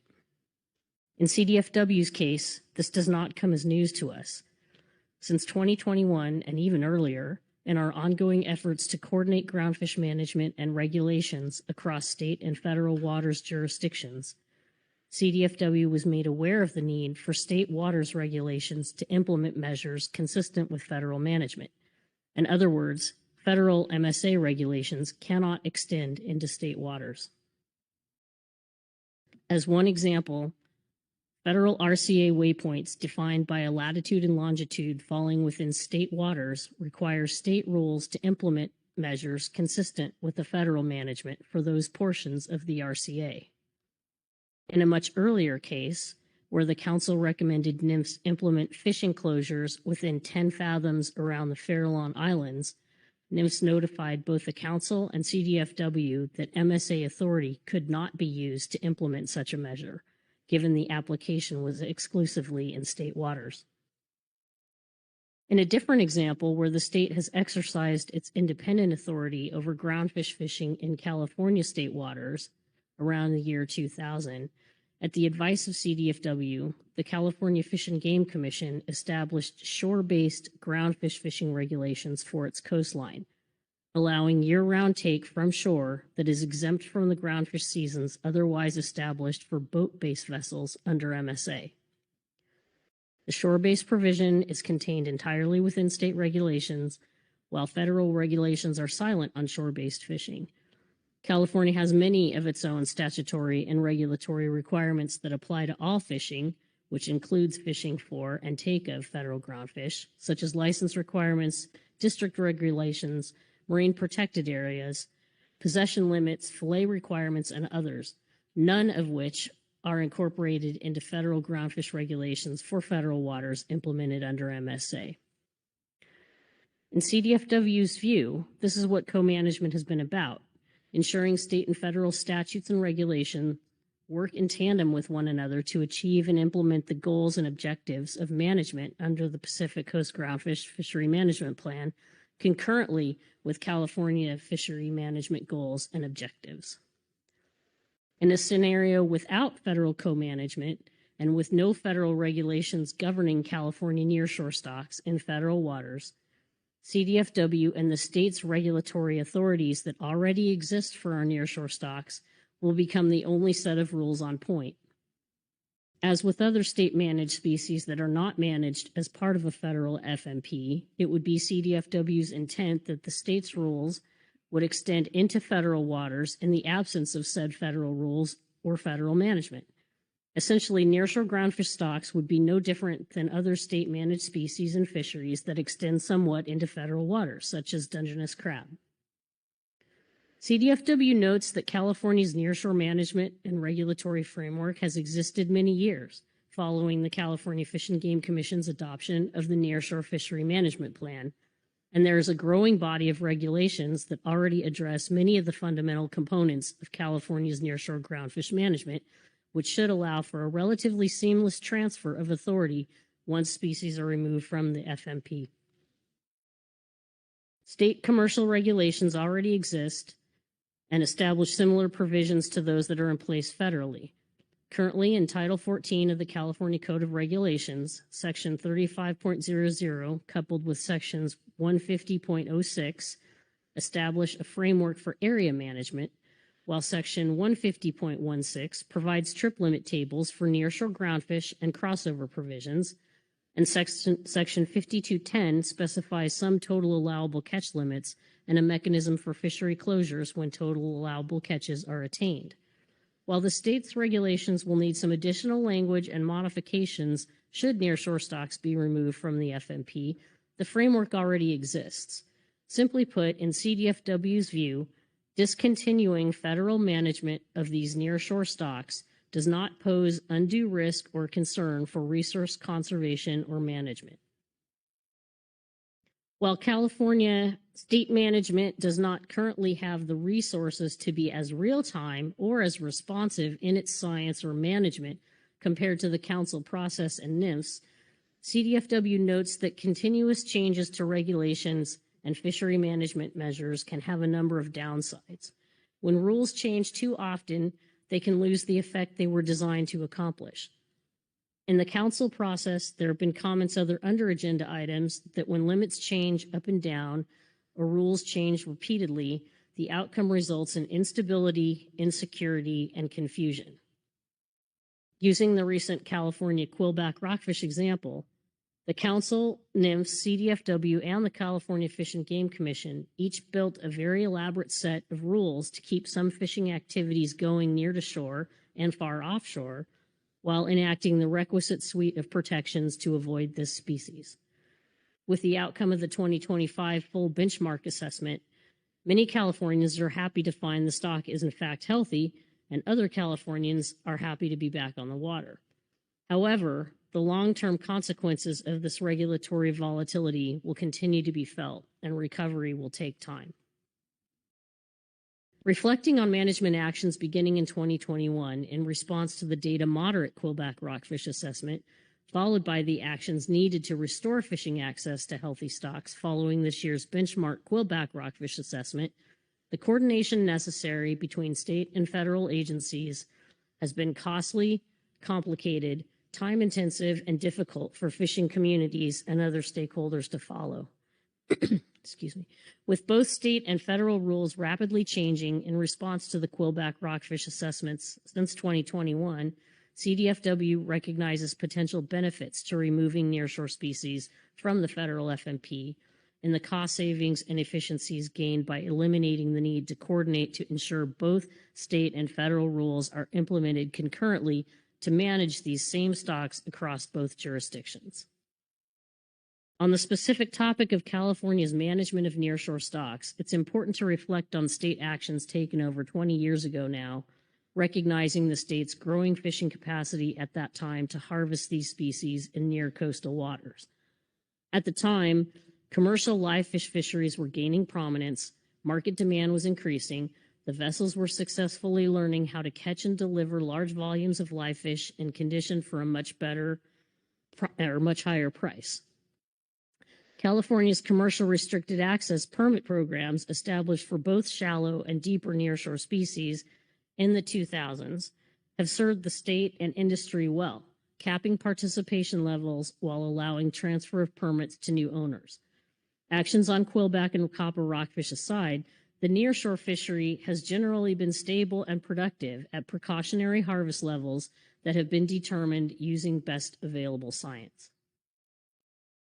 CDFW intends to implement the annual allowable catch limit values for nearshore stocks that are currently established by NMFS through the biennial specification process in state regulations, just has been done previously for cabezon and kelp greenling and an associated state-managed species, California sheephead.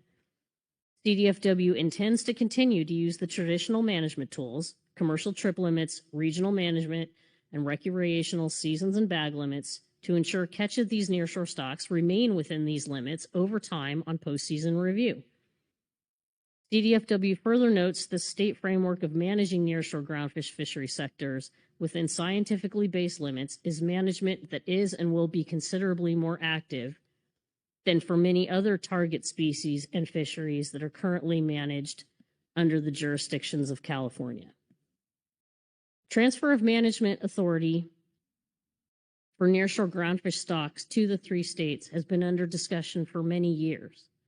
CDFW believes that if NMFS has determined that it has little ability to manage and regulate these particular stocks and fisheries, and since the Council is advisory only to NMFS, CDFW believes the Council should follow NMFS' lead and focus its resources on content that is fully within the scope of NMFS' authority. Thank you. Any questions on the CDFW report for Ms. Yaremko? Keely Kent. Thank you, and thank you, Marcy, for the report. It's not a question. I just appreciate the effort put to bring this report together. I think it's helpful for this discussion. So thank you to CDF&W for putting the time in to bring this to us. Thank you. Corey Ridings. Thanks, Chair. Thanks, Mr. Remco. My question is in the second to last paragraph, the first sentence, and it says, CDF&W intends to implement the annual allowable catch limit values for nearshore stocks that are currently established by NMFS through the biennial specifications process in state regulations. So can you explain this in a little more detail about how that would happen, what that would look like? You know, the implication here is if things move to states, you know, but how would you base that in federal? And how would that, I'll stop. You're nodding. Go ahead. Yeah, so right now in section 5210 of Title 14, we establish a state total allowable catch for California sheephead and associated allocation amounts for commercial and recreational fisheries for California sheephead. In that same section, we also established that the federal limit for cabezon, California cabezon, and kelp greenling, the federal ACLs apply. And in the past, we actually had hard numbers in those sections. So the framework of the regs is already there. Like it says, this is the limit, and, you know, we will manage fisheries to stay within those limits. So we intend to expand the content of that section so that we're including the shallow and deeper nearshore species that are currently managed in the specifications under the, minor nearshore complex so that we would, essentially have a seamless transition of that management framework that's currently embodied in the specs over in state regulations. Thank you. That's helpful. I think maybe I'm being a little dense here and just misunderstanding one piece, but it sounds like right now, you're using limits established by NIMS and then using them within the state management that already exists. I'm envisioning a future where we wouldn't have a NIMS that was able to provide those numbers or provide that data to get to that point. So even if the framework exists within the state, if we're not getting that information from NIMS or from the council, how would the state do that? Thanks. We would, thank you, Mr. Ridings. Thank you, Chair. We would intend to implement the values that right now are being built for the biennial specifications for 2027 and 28. We wouldn't be necessarily intending to change those values annually, which is the same case for California sheephead. In the event that new scientific information comes to light indicating that a different harvest limit is scientifically more appropriate, then we would go about the process in the state arena of amending those limits. But I think, we're not looking to be making annual changes to those limits, but managing to those limits using the suite of management tools that we're accustomed to. Excuse me. Thank you. Thanks, Chair. Thanks, Marcy. I appreciate this dialogue a lot. Just going on that, in terms of changing annually, we're very used to here having it done biannually and having that opportunity for the public to weigh in, to take new science. We design our stock assessments, yada, yada, more than I do. What are you thinking in terms of if it's not annually, what do you think, or what's your sort of best guess as the expert in terms of what would be the time differential there, or what sort of framework are you thinking of for what that would look like? Thank you, Chair Cassimer and Ms. Ridings. So that would be a topic that would require internally within CDFW a prioritization effort with other state managed species. So we have a number of important state managed species that are not part of a federal FMP. Species like Dungeness crab, spiny lobster, California white sea bass, very important commercial and recreational fishery. Other state species such as barracuda and yellowtail and bonito, all of those species are subject to state management right now, and some are assessed on occasion. We're building our stock assessment capacity, and in some cases we do have established total allowable catches for those species. In a few cases, not all. We don't have an annual catch limit on lobster or on Dungeness crab. We do have one on white sea bass. It's been the same threshold value for quite some time. So again, I think it will be a situation of when we receive new scientific information, new assessments are conducted that would inform us on how those annual limits would be changed. But we would view that happening in the same type of process and using the mechanisms that we do for other state managed species. Any other questions?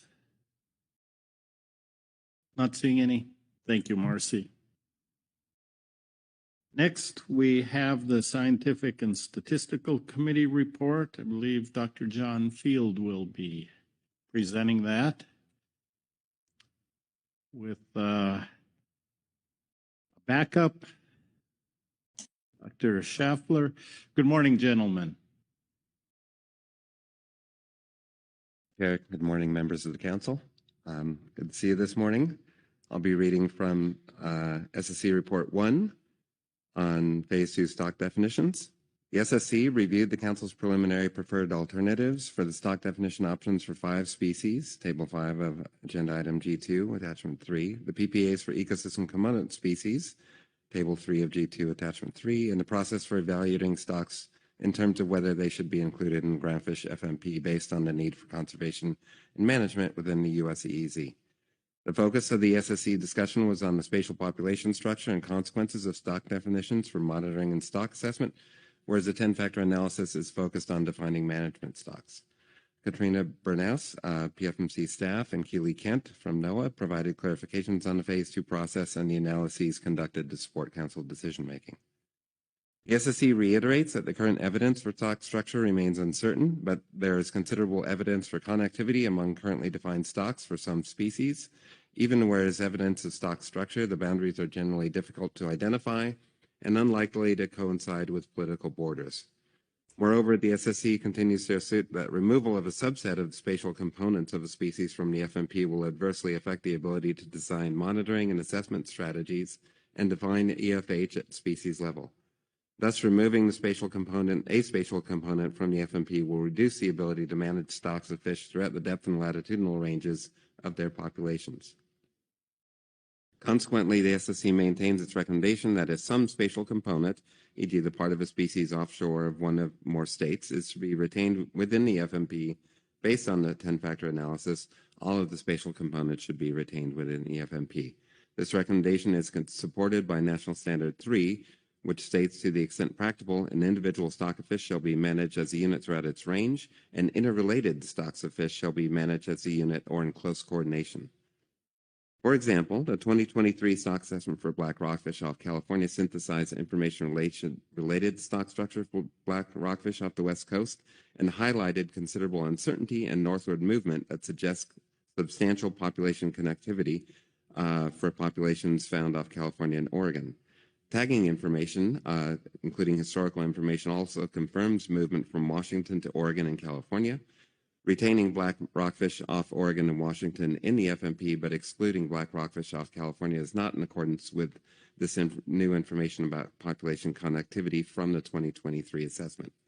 The SSC is willing to review an updated analysis for black rockfish or any other species for which some spatial components are considered as being in need of conservation management in EEZ and others not, if this new information is to be considered prior to a final decision on stock definitions.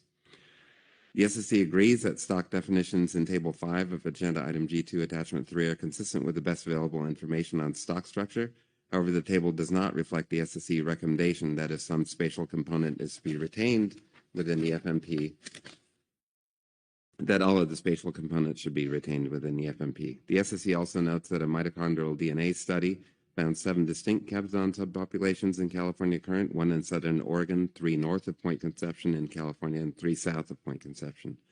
The SSC recommends an alternative Table 5 of Attachment Item G2, Attachment 3, which includes these additional stocks in italic underline that reflect the recommendation about species with multiple spatial components should be treated as one unit, and the new information on Cabzon stock structure. That table is provided. The vulnerability assessment, the productivity susceptibility analysis, or PSA, documented in Patrick et al., does not appear to have influenced the outcomes related to ecosystem component species. This PSA was developed to evaluate the vulnerability of stocks to overfishing, such that stocks with high vulnerability are generally in need of conservation and management measures. Consequently, the SSC continues to recommend to have concerns over the designation of EC species for large-bodied species likely to be retained and desired by the fishery, particularly those with high vulnerability due to their life history characteristics, such as slow size, large growth, greater longevity. I got that backwards, didn't I? Slow growth, large size, greater longevity. The SSC recommends that the EC designation be reserved for species with low or at most moderate vulnerability to fisheries impacts, and those most likely to be discarded due to their small size or poor marketability, these generally diminutive species that are referred to throughout Agenda Item G2 Attachment 1. The shallow and deep shelf species proposed for EC status with high vulnerability include bronze-spotted speckled and tiger rockfish, Shallow and deep shelf species proposed for EC status with medium vulnerability include flag, rosy, green blotch, and Mexican rockfishes. While not primary fisheries targets, green blotch, speckled flag, bronze spotted, and rosy have long-term historical landings between 1916 and 2009 of catches between 1,000 and 2,500 tons coast-wide, and most others have historical landings of at least several to many hundred tons. Although current catches are low, this is partially a consequence of past area closures, particularly the Cowcod Conservation Area closures that have constrained Southern California fisheries for well over 2 decades. Therefore, the SSC recommends that those stocks be retained in the FMP and that they are considered species in the fishery with stock definitions. The potential PPA stock definitions of Table 7 of Agenda Item G2 Attachment 3 places leopard shark in stock definitions option 1 and 2 that would combine states. Although leopard sharks have fine-scale spatial genetic structure at the level of bays and estuaries used for pupping with natal homing. Although most of the mortality is in state waters and they are likely to be removed from the FMP, if they are retained, the spatial structure would indicate that option 2 would be the most appropriate definition with separate stocks in California and Oregon/Washington. The SSC raises 3 additional issues related to stock definitions. First, the 10-factor analysis does not identify how the various factors were weighted for making decisions, other than specifying that factors 1 through 3 are more heavily weighted. Second, many of the stocks in Table 3 of Agenda Item G2 Attachment 3 tend to be considerably more data poor relative to many co-occurring species. The SSC recognizes that the next phase of this process relates to defining stock complexes. The SSC recommends that highly vulnerable species be considered for management as part of a complex with co-occurring species.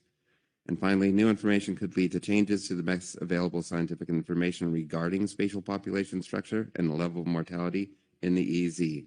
In addition, climate change is likely to change stock distributions. The process for changing stock definitions and adding or removing species or spatial components from the FMP is unclear, and guidance should be developed for the Council and stock assessment scientists that effectively describes that process. That concludes our statement. Happy to take any questions. Are there any questions? Keely Kent. Thank you, Dr. Field, for the report. I have a question on the SSC statement about EFH, which is, sorry, I was going to point you to where it was, but I think it's in the second paragraph. I'm just trying to understand what the SSC is saying relative to what the analysis says on EFH. So when I read this statement, so it's moreover, the SSC continues to assert that removal of spatial components, and then I'm sort of jumping to the second part, which is it'll make it more difficult to define essential fish habitat at the species level. But the analysis shows, so we looked at the inshore and the offshore extent of EFH. And in particular, the offshore extent of EFH is driven by sablefish, I believe, right? And sablefish is not going anywhere. The inshore extent is based on the definition of an estuary, not on a species-specific basis. And so it is not changing. And so I'm struggling a bit with why the SSC kind of put that there, because I'm not seeing that in the analysis. And then sort of secondarily, right, is the decision-making flow on EFH, which we've had some discussion about, I think in June in particular, right, and the Habitat Committee looked at this as well. We need to define the stocks in need of conservation and management in the EEZ, and then we define their essential fish habitat. This feels opposite. I'm wondering if you could tell me more about what that discussion was and if there's any sort of piece there as to what I've said that you can help me understand from the SSC's perspective. So thank you, Ms. Kent, through the chair, for the question. I'll do my best to take a stab at that. And if the SSC chair has anything to add, I'll hope that he might fill in anything I miss. My recollection was that the conversation kind of revolved around this question about the species level and the question of greater sort of exclusion of thinking or monitoring or evaluation or research and surveys on species level EFH or habitat associations for species that are removed. I think anytime we're doing habitat work, it's kind of multi-species in nature, but we still try and understand sort of single species associations with different habitat. And I think this is often informed by studies that are both inside and outside of the EEZ. I think there's just general concerns that this would constrain our ability to understand habitat associations and species associations within the state waters, because as my understanding is that research within state waters would essentially either cease or be greatly reduced. I don't know, Jason, if you have anything to add to that. No, I don't have anything to add to that.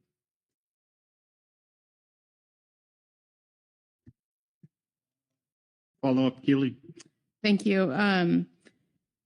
Yeah, I think on this point, I'm just a little worried that the SSC's discussion, which I understand, I'm not trying to open that back up, right, wasn't quite what the analysis was saying. The analysis is saying the EFH won't change. So that, right, we have species that are in need of conservation management in the EEZ. Their EFH can extend into state waters. That isn't changing, right? And so I don't know why that research wouldn't change. I understand if there's nothing more from that conversation that can be added, but it feels in opposition to what the analysis said. And so that's the piece that I'm trying to draw out. Thank you, Ms. Kent, again through the chair. In response, I think the difference might have a little more to do with kind of the existing analysis relative to the future analyses that we would hope. EFH is always something that's a little bit in flux. There's always a need for better habitat information, better information from visual surveys, better information to better inform future iterations of EFH. So I think we maybe perhaps had more the future of EFH research in mind than the existing analysis that was in the document. Any other questions? Rebecca Lent. Thank you, Mr. Chair, and thank you, Dr. Field and the SSC for the report. I admit I'm struggling quite a bit with all of this material, but I'm carefully following what you're saying in this report. And it's taking me back to my tuna days in the Atlantic when we had multinational management. Each country went home and managed their fisheries subject to TAC and a few other issues. But all the scientists would get together once every few years, bring their data, and do a stock assessment together. So I'm wondering, with what you're saying here, you seem to be indicating that removal of a stock from the FMP would preclude doing them all under one, taking them all under one assessment. But is that necessarily the case? I mean, could you envisage that the stock is out of the FMP, the various management entities, mostly states, I guess, are still collecting data, and they bring those together every few years and do a stock assessment. Is that still possible? Thank you. Thank you, Ms. Lent, through the chair, for the question. That's a great question. I think that what we've tried to highlight throughout this is just the uncertainty that this action would bring to both the monitoring and the assessment enterprise. And I think what we've said in some of our previous statements is that it's essentially unpredictable. We just have no idea. Our understanding is that federal resources would either be less or not available to support management of species or stocks that were not in the FMP. So the extent to which that kind of coordination was possible, I don't know how that would work. So we have in the past, for example, for black rockfish, when we did assessments for black rockfish, they were separate state-specific assessments, but done in coordination with federal and state researchers for every individual state. But they were all reviewed at the same panel. There was an exchange of information. There was parameter borrowing. So there was all of the assessments benefited from what other analysts were doing in other states. And there's other examples of that. For example, in Blue Deacon, where the assessment for Washington State is essentially folded into the assessment for Oregon State. So I don't have a great answer for that other than to recognize that our concern is that this would just get more complicated and more uncertain. Thank you very much, Dr. Field, for that response. It sounds as if, to some extent, that kind of coming together with your individual data series is already happening. I guess what's helpful is when we say management, I think in the SSC report, you're including assessment in management. Yes. But if we separate the two, does that give us more clarity on what might be realistic? I understand that's not simple, but just a high level question. Thank you again. Thank you. Any other questions? Query writings. Thanks, Chair. Thanks, Dr. Field.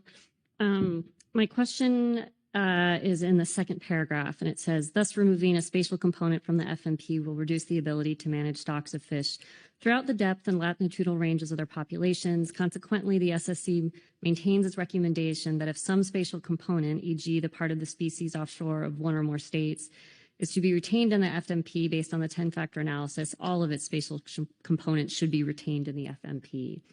And we've already heard some discussion this morning around NS3 and some talk about this. So I'm wondering if you could provide us a little more scientific understanding and what are the concerns there? You know, how might that affect the stock or the species if it was not managed throughout its range? Thank you, Ms. Ridings, through the chair for the question. I think the concerns really have to do with our current lack of confidence about the current proposed stock structure and the level of connectivity that does exist between the different stocks. That stock structure is not something that is easily defined. It's always a bit more of a gradient than a clear line. When those things, it's often a little bit artificial. I think the fact that the state monitoring programs, differences in state monitoring programs and the challenges in trying to overcome those have kind of led us in recent years towards avoiding the biogeographic boundaries that we used to more frequently use for defining stock structure, like Cape Blanco and Cape Mendocino, in favor of using state lines. But there is ecological evidence to suggest that those biogeographic boundaries may in fact be more appropriate for some of these stocks. And again, the level of connectivity and nature of connectivity and things like larval dispersal and how those might impact stock structure definitions as well tend to remain very poorly understood. Any other questions on the SSC report? Keely Kent. Thank you. Thank you, Dr. Field. Maybe sort of teeing off of Ms. Riding's question then. This part of the SSC's report is one that has been confusing for me, continues to be confusing for me. And so I feel like I do have to ask, right, reading these words on the paper, does that mean the SSC is walking back their previous recommendation that nearshore stocks have some sort of population structure, and that is weighty enough, important enough, even without knowing the boundaries, that this council should manage them as separate stocks? Thank you, Ms. Kent, for the question. And yes, my apologies that this is a difficult question to grapple with. I think we do continue to stand by that statement that nearshore groundfish populations tend to have greater stock structure than shelf and slope species, and that they should consequently have a higher level of stock structure to be considered. I think the uncertainty lies in whether or not the state lines provide the appropriate boundaries for that structure. Further questions? Not seeing, Corey Ridings. Thanks, Chair. Thanks, Dr. Field. My question is in regards to kind of the second half of the second page. So the SSC continued as concern over the designation of EC species. And towards the bottom of that paragraph, you talk about the consequences of past area closures. So I'm trying to get my head around that a little bit better and thinking about, you know, ideally this council would like to open closed areas as a general practice. And as we're looking at these species and thinking about what goes into EC and not into EC, if you have some thoughts about that, especially this hope that we can open up past area closures. Thank you, Ms. Ridings, through the chair, for the question. Yes, I think that generally what we're trying to recognize is that currently the current fisheries, as is the case with the question of predominance in terms of distribution, the level of catches and effort that have gone into some of these fisheries is far, far below the historical level. It's probably likely that some of the historical levels were a little too high relative to sustainability. That's why we got ourselves into the situation we were in the early 2000s. That also led to the decision to implement bans on retention for some of these species that have not been assessed but have this high vulnerability to fishing, like bronze spotted. But I think that there is also recognition that, you know, these stocks, many of these stocks that are assessed are clearly doing well. Presumably many of the stocks that may have been historically depleted but were not assessed, and there's evidence but not conclusive evidence for that for some of these stocks, are probably doing quite a bit better. And I think there's concerns about both their vulnerability and what EC status or designation might mean towards the monitoring enterprise a little more generally. If we don't have data on some of these highly vulnerable species coming in, or life history data, other kinds of data being collected, and there would be some data collected on landings, I recognize that, but obviously it's going to be very tempting to not collect the full suite of data that we might otherwise collect for species that are actively managed. So I think there's concerns about what this reopening of the fisheries, if indeed it does happen, might mean for some of these species that do have high vulnerability. One more glance around the table for any other questions. And no hands. Thank you, both of you. Next, we have the Groundfish Management Team report. Will Jasper is online. Good morning, Will. Good morning, Chair Hasmer. Are you able to hear me all right? Yes, wonderful. Please go ahead. Thank you. Good morning. My name is William Jasper, and I'll be reading the Groundfish Management Team report on Phase 2 stock definitions, final preferred alternatives. Executive summary. The Groundfish Management Team provides recommendations on stocks that are or are not in need of conservation and management in the Pacific Coast Fishery Groundfish Fishery Management Plan, or FMP, based on the 10-factor analysis and considerations of catch distribution between state and federal waters. For 4 stocks, the GMT recommends alternative 1 as the final preferred alternative, or FPA. Excuse me, I skipped the stocks. Washington stocks of black and quillback rockfish, as well as coastwide stocks of striped-tail and rose-thorn rockfishes. The GMT recommends alternative 2 as FPA for all species outlined in Table 1 and provides specific rationale for California and Oregon stocks of quillback rockfish, the Oregon-Washington stock of copper rockfish, the Washington stocks of blue and deacon rockfishes, cabezon, and kelp greenling. Additionally, the GMT highlights the importance of some of these species to coastal treaty tribes and encourages the Council to consider tribal priorities despite federal jurisdictional limitations. The GMT continues to recommend the PPA recommendation as FPA for alternative 3 or ecosystem component species, as detailed in Table 2. Additionally, the GMT recommends future periodic review of these species' mortality for monitoring and potential reclassification if needed. For the Oregon delineations of blue, black, and deacon rockfishes, the GMT could not reach consensus on recommendations. In the absence of consensus, the GMT elected to provide an objective overview of the available rationale under Alternative 1 and Alternative 2 for each of these species. Finally, the GMT raises overarching points which are relevant to the Council's discussion, but arguably are not immediately applicable to the analysis of the alternatives. There are 2 general categories to which these points fall under: the impact of the existing Council framework on management, and the forward-looking concerns surrounding long-standing management measures. Removal of species from the FMP could reduce conformity to the BSIA standards currently employed by the Council and may weaken existing collaborative management frameworks for species no longer in the FMP. Long-standing management measures such as rockfish conservation areas influence catch distribution to an unknown degree, and future management changes could change mortality levels within the fishery if federal waters, could change mortality levels within the fishery in federal waters for various species. Improved monitoring to consistently distinguish catch across jurisdictions will therefore be essential. The GMT recommends that the Council work with states, tribes, and the Pacific States Marine Fisheries Commission to strengthen sampling programs regardless of the outcomes of this action. Alternative 1 species with recommended stock definitions as appropriate. Quillback rockfish off of Washington and black rockfish off of Washington. The GMT continues to recommend Alternative 1 as FPA for Washington black rockfish and quillback rockfish for the reasons outlined in Table 2 of Agenda Item E6A, Supplemental GMT Report 2, June of 2025. Striped-tail and rose-thorn rockfishes. The GMT continues to recommend Alternative 1 as FPA for striped-tail and rose-thorn rockfish. For both species, the GMT recommends Option 1 or coast-wide as the FPA stock definition.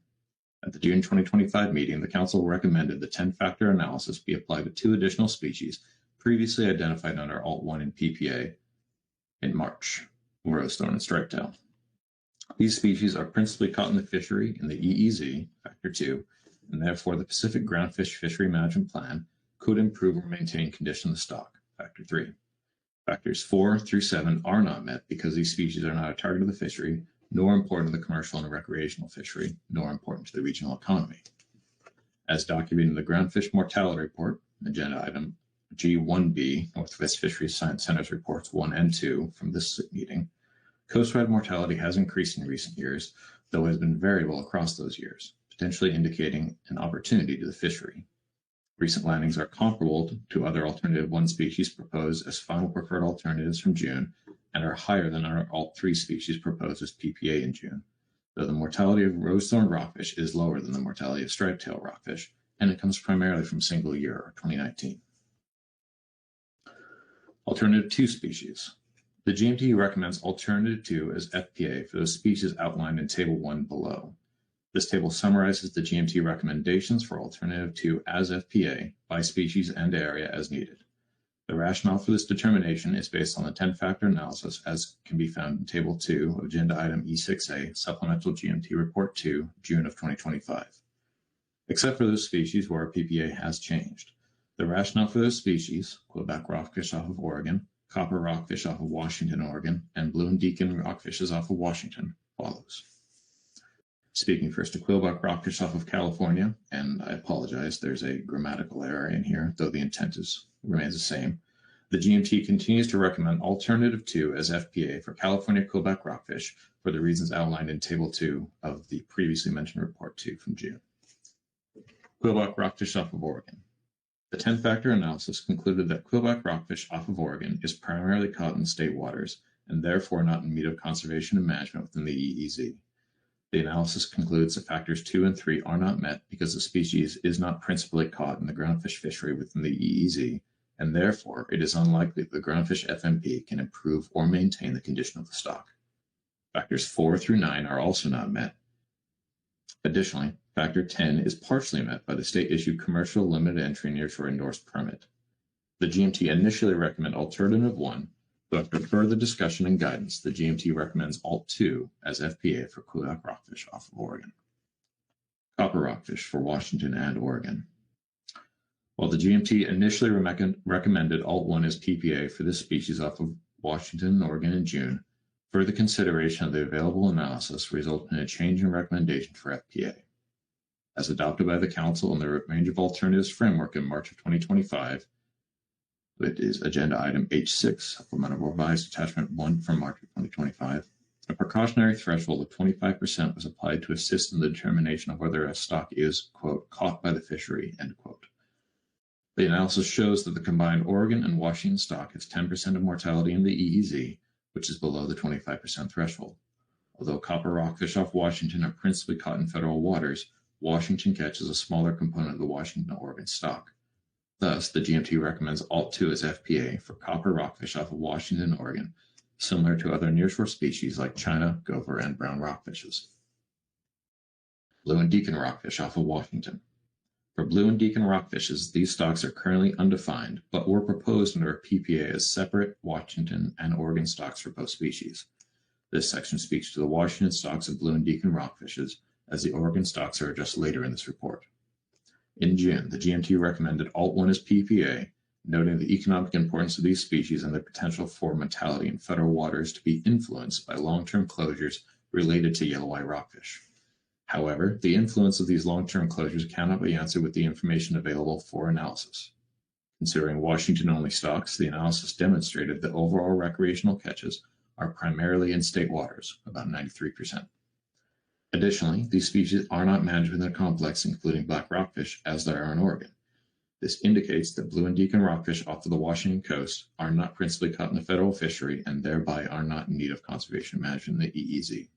Accordingly, the GMT recommends Alt 2 as FPA for blue and deacon rockfish off of Oregon. Despite this conclusion, the GMT would like to highlight that coastal treaty tribes have indicated that this species is of high importance to tribal fisheries and that they warrant conservation and management attention off of Washington. The GMT is not positioned to resolve questions about NIMS federal trust responsibility in state waters, highlighting the unique treaty considerations in Washington under this agenda item. The GMT encourages the Council to carefully consider the priorities and concerns identified by the coastal treaty tribes for these species. Cabezon and kelp greenling off of Washington. The GMT continues to recommend alternative to its FPA for cabezon and kelp greenling off Washington, as it did in June for PPA. However, as with blue and deacon rockfish, the GMT would like to highlight that the coastal treaty tribes include cabezon and kelp greenling among species of high importance to tribal fisheries. The GMT encourages the Council to apply the same considerations as with blue and deacon when determining FPA for these species.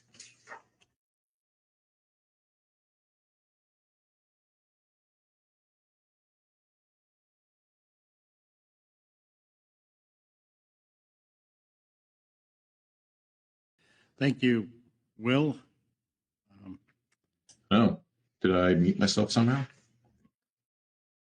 No, I'm sorry. Did you have a pause in there? I was looking at a table here as we went through.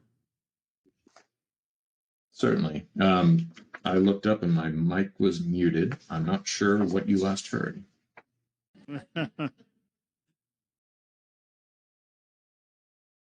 Were you finished with the report, or is there more? No, there is more. At what point did the pause occur? There's several pages left. Would you like me to? Did you hear the GMT detailing rationale for blue and deacon rockfish off of Washington and cabezon kelp greenling off of Washington? Yes. That. Okay. Well, then there is a report.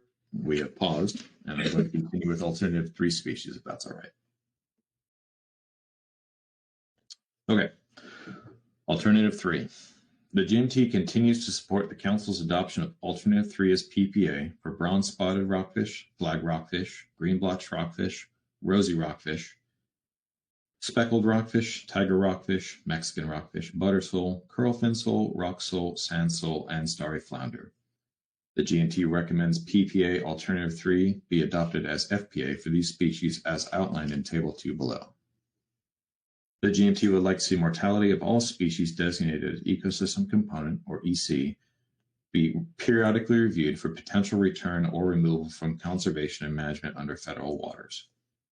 For example, the Council could consider conducting a regular holistic review of EC species, similar to what was done in Agenda Item E6A, GMT Report 1 from June of this year.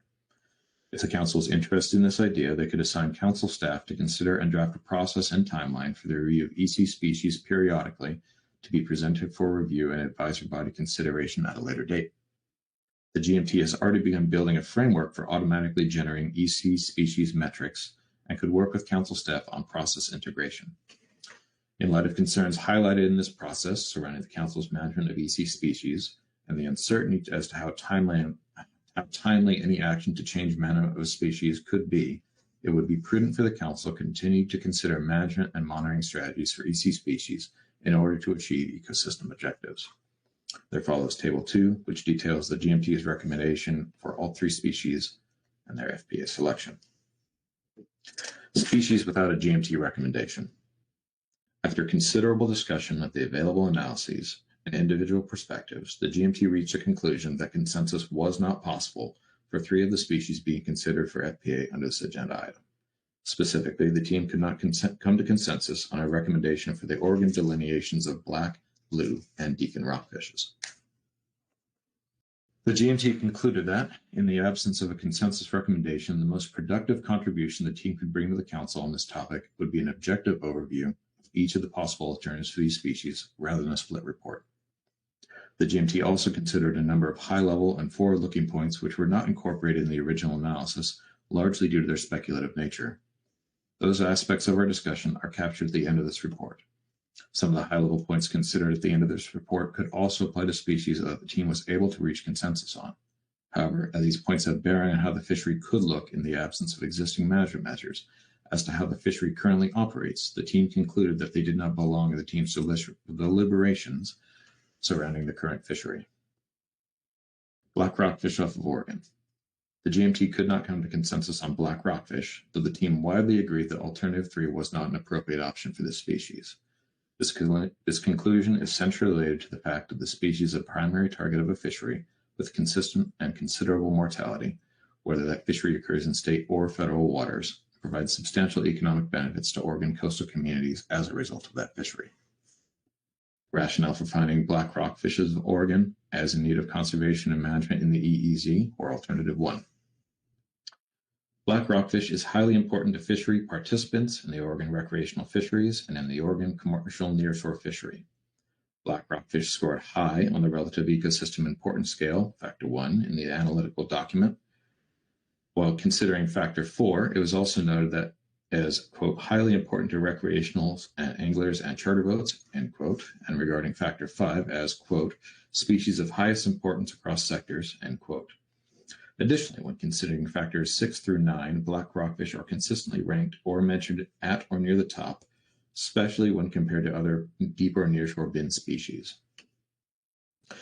Rationale for finding black rockfish off of Oregon as not in need of conservation and management in the EEZ and removal from the fishery management plan, or alternative 2. The 10-factor analysis considered the federal fishery as the fishery operating primarily within the EEZ. If a species has principal mortality in the EEZ, it is considered, quote, caught by the fishery, end quote. The 10-factor analysis concluded that the mortality of black rockfish off Oregon is principally in state waters. As detailed in Agenda Item G2, Appendix to Attachment 1, September of 2025, Table 2-2, black rockfish off Oregon have 2.6% of their mortality within the EEZ.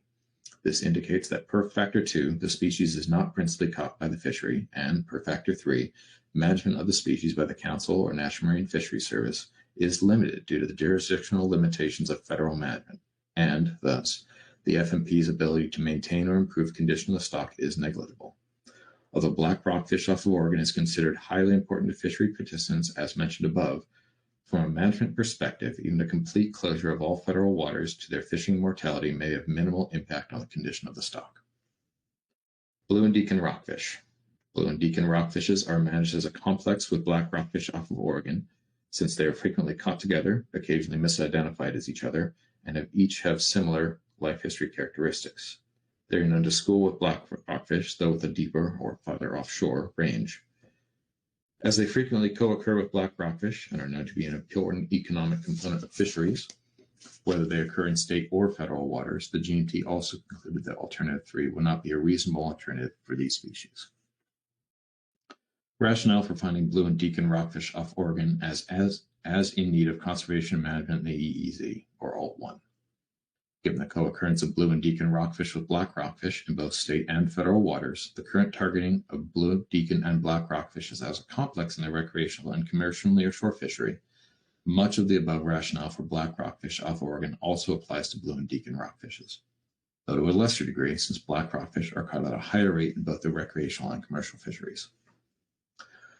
Rationale for finding blue and deacon rockfish off Oregon as not in need of conservation and management in the EEZ and removed from the FMP, or alternative 2. As detailed above for black rockfish, the crux of the 10-factor analysis is a consideration of the Council and NMF's ability to manage the mortality of a species within their jurisdictional authority. The 10-factor analysis considers the federal fishery as all fishing activity that operates primarily within the EEZ. If a species has principal mortality in the EEZ, the Council and NMFs will be able to manage the mortality of that species within their jurisdictional authority. Mortality of blue and deacon rockfish off of Oregon is principally in state waters, where they are targeted in a complex with black rockfish. Thus, the FMP's ability to maintain or improve the condition of the stock in federal waters is negligible. Additional considerations.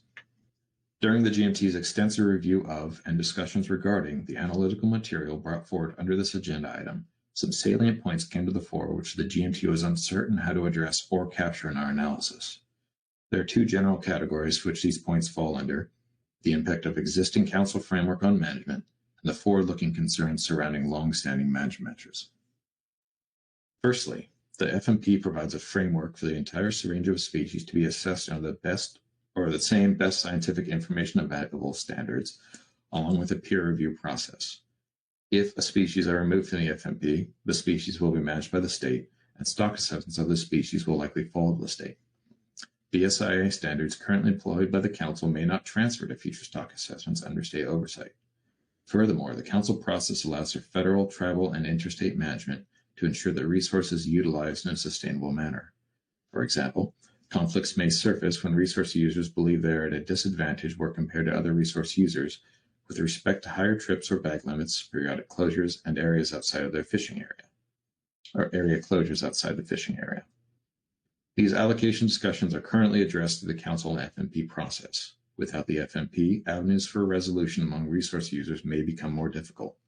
While similar processes do exist outside the Council process, removal of nearshore species from federal management has the potential to disrupt the nexus to a multi-state and multi-user collaborative approach to management of a shared resource.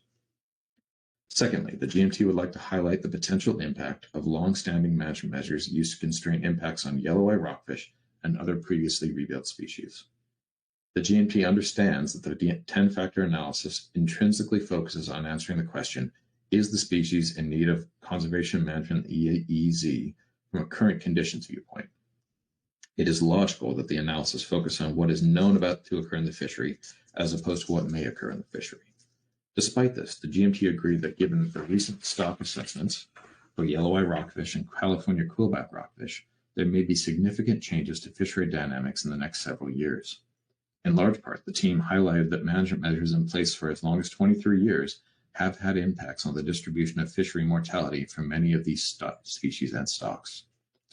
Should the yellow eye rockfish conservation areas, trawl and non-trawl conservation areas for rockfish, essential fish habitat conservation areas, and other large-scale management area boundaries change in response to these rebuilt statuses, the GMT would expect mortality distribution for stocks caught within the fishery to change.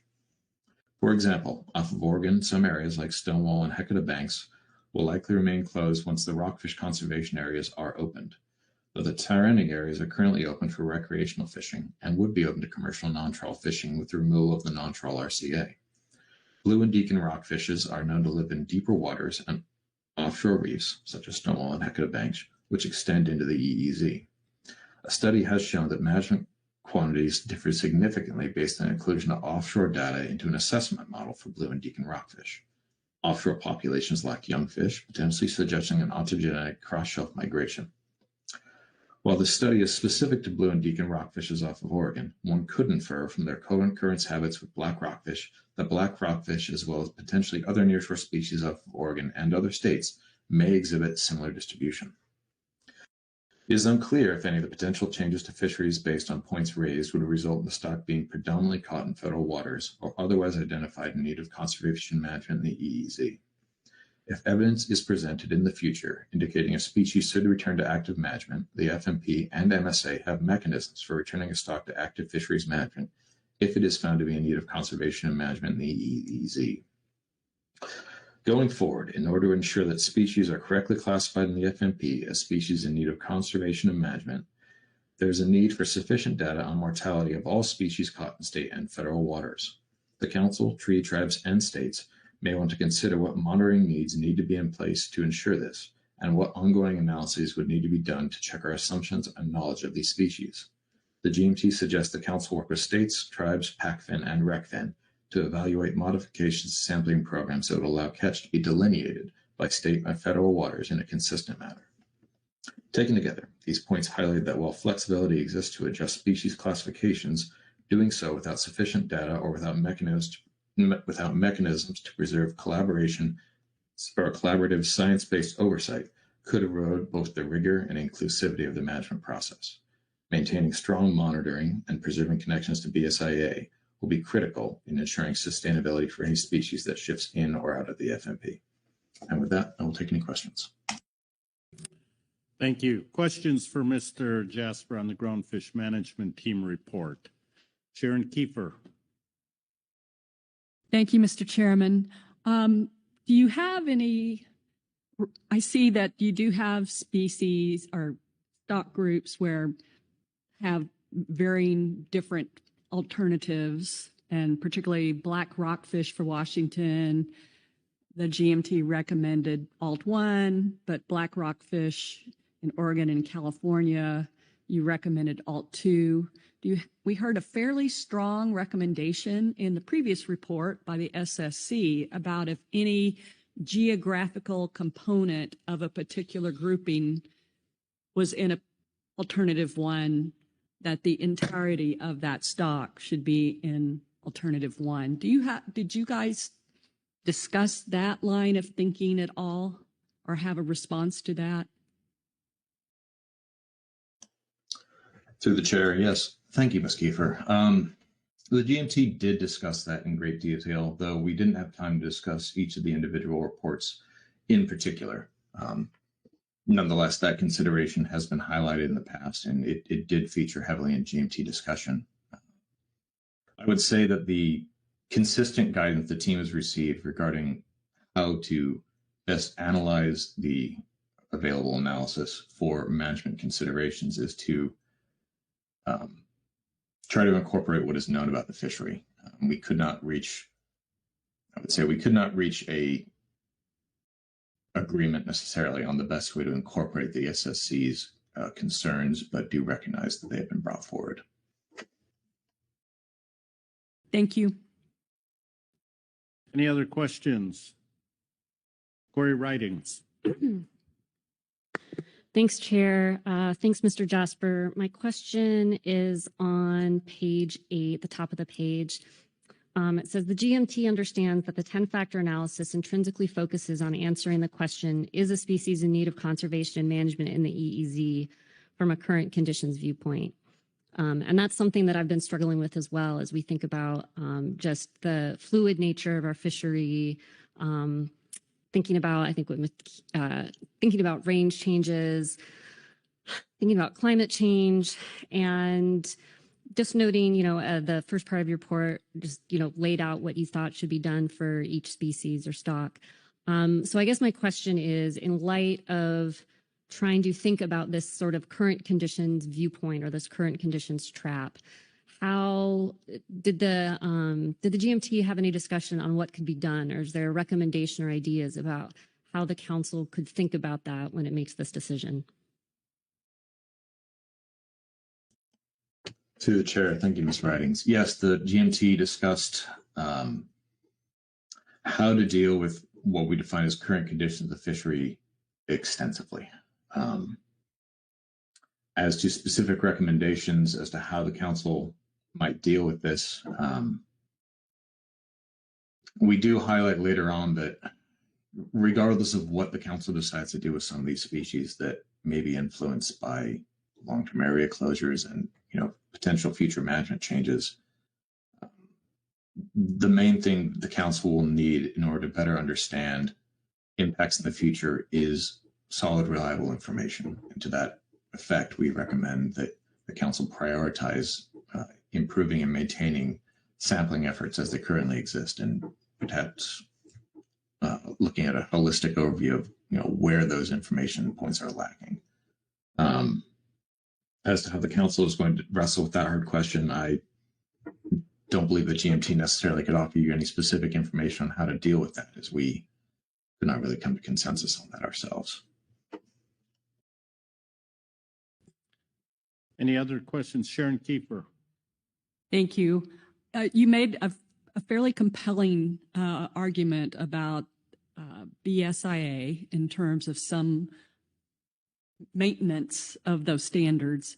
And my question is, are you aware of any of the council states that have a kind of a comparable information standard for their work?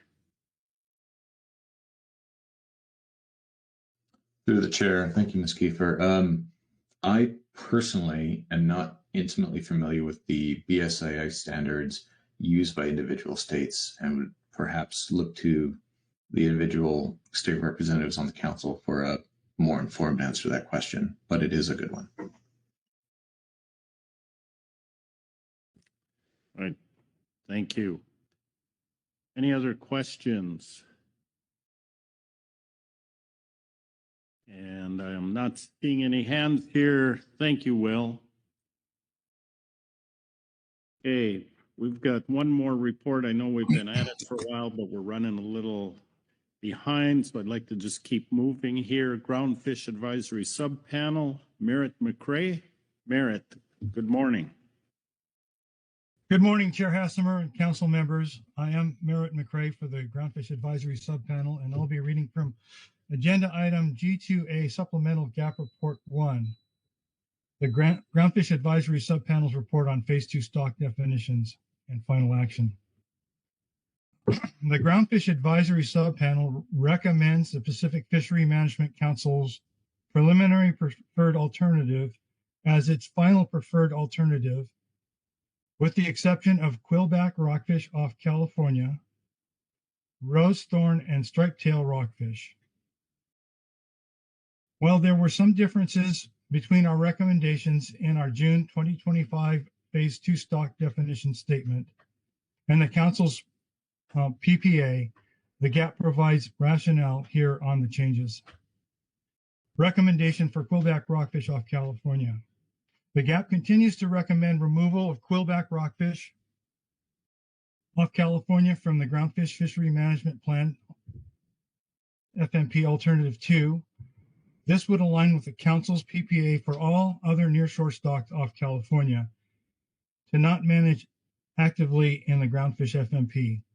California managers prefer to retain nearshore rockfish, cabezon, and greenling complex species under management together. Our recommendation for rose thorn and striped tail rockfish.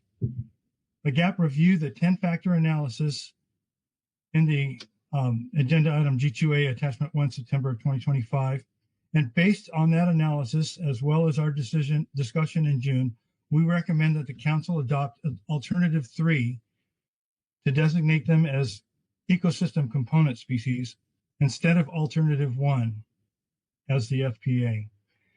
In brief, both these species have low ecosystem importance, low fisheries value, and little retained catch in the fishery, and they are not targeted.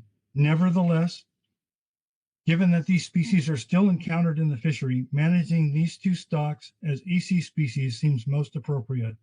The current practice of managing them to obtain optimum sustainable yield forgoes capacity that is needed to support the management of other species important to the fishery, communities, and the nation. I offer some overarching comments. Since the inception of the Council's Groundfish Management Plan and other FMPs, the Council process has greatly facilitated the conservation and management of stocks and/or fisheries that occur primarily within the waters of the West Coast contiguous United States, Oregon, Washington, and California. These fisheries and stocks include those within the nearshore rockfish complex. Within the 10-factor analysis, one of the primary factors is in factor 3, whether an FMP can improve or maintain the condition of the stock. The GAP maintains that this characteristic is not explicitly restricted to that portion of the stock or its fishery that occurs within the exclusive economic zone.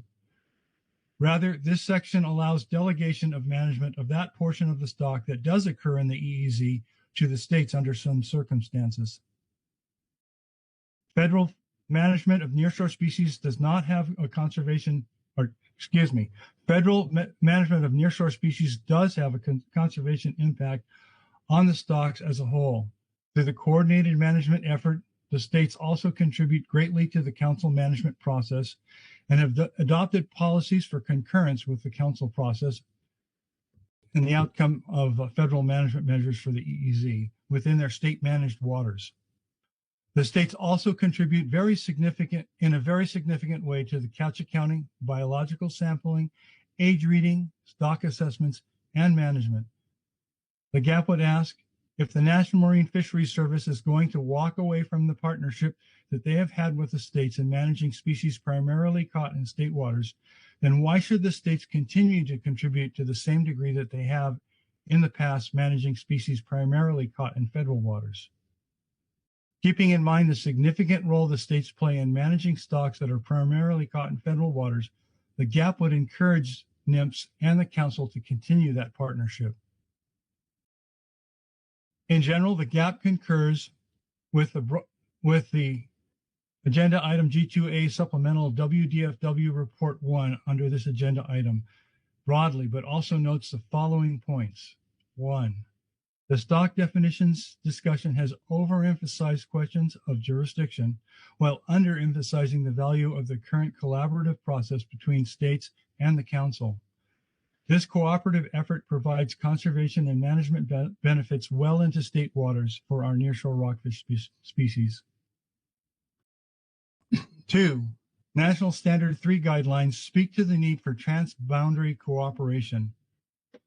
When stocks are co-managed by federal, state, tribal, and/or territorial fisheries managers, the goal should be to develop collaborative conservation and management strategies and scientific capacity to support such strategies, including the accountability measures for state and territorial and federal waters, to prevent overfishing of shared stocks and ensure their sustainability. The GAP also notes that this is connected to factor 7, the need to resolve competing interests between user groups, and should be more thoroughly considered in that analysis. 3. Stocks that are primarily caught in state waters can be highly connected to that portion of the stock that is in federal waters, as well as across state boundaries through movement of fish and fisheries operating across jurisdictional lines. The ODFW report under this agenda item describes how regulations can shift more effort into federal waters and vice versa. The West Coast has a long and highly respected history of working collaboratively on conservation and management strategies and on the scientific capacity to support them. This council should be proud of this accomplishment and resist efforts that would seek to undermine and disrupt the cooperative approach that has proved to be successful for over 40 years.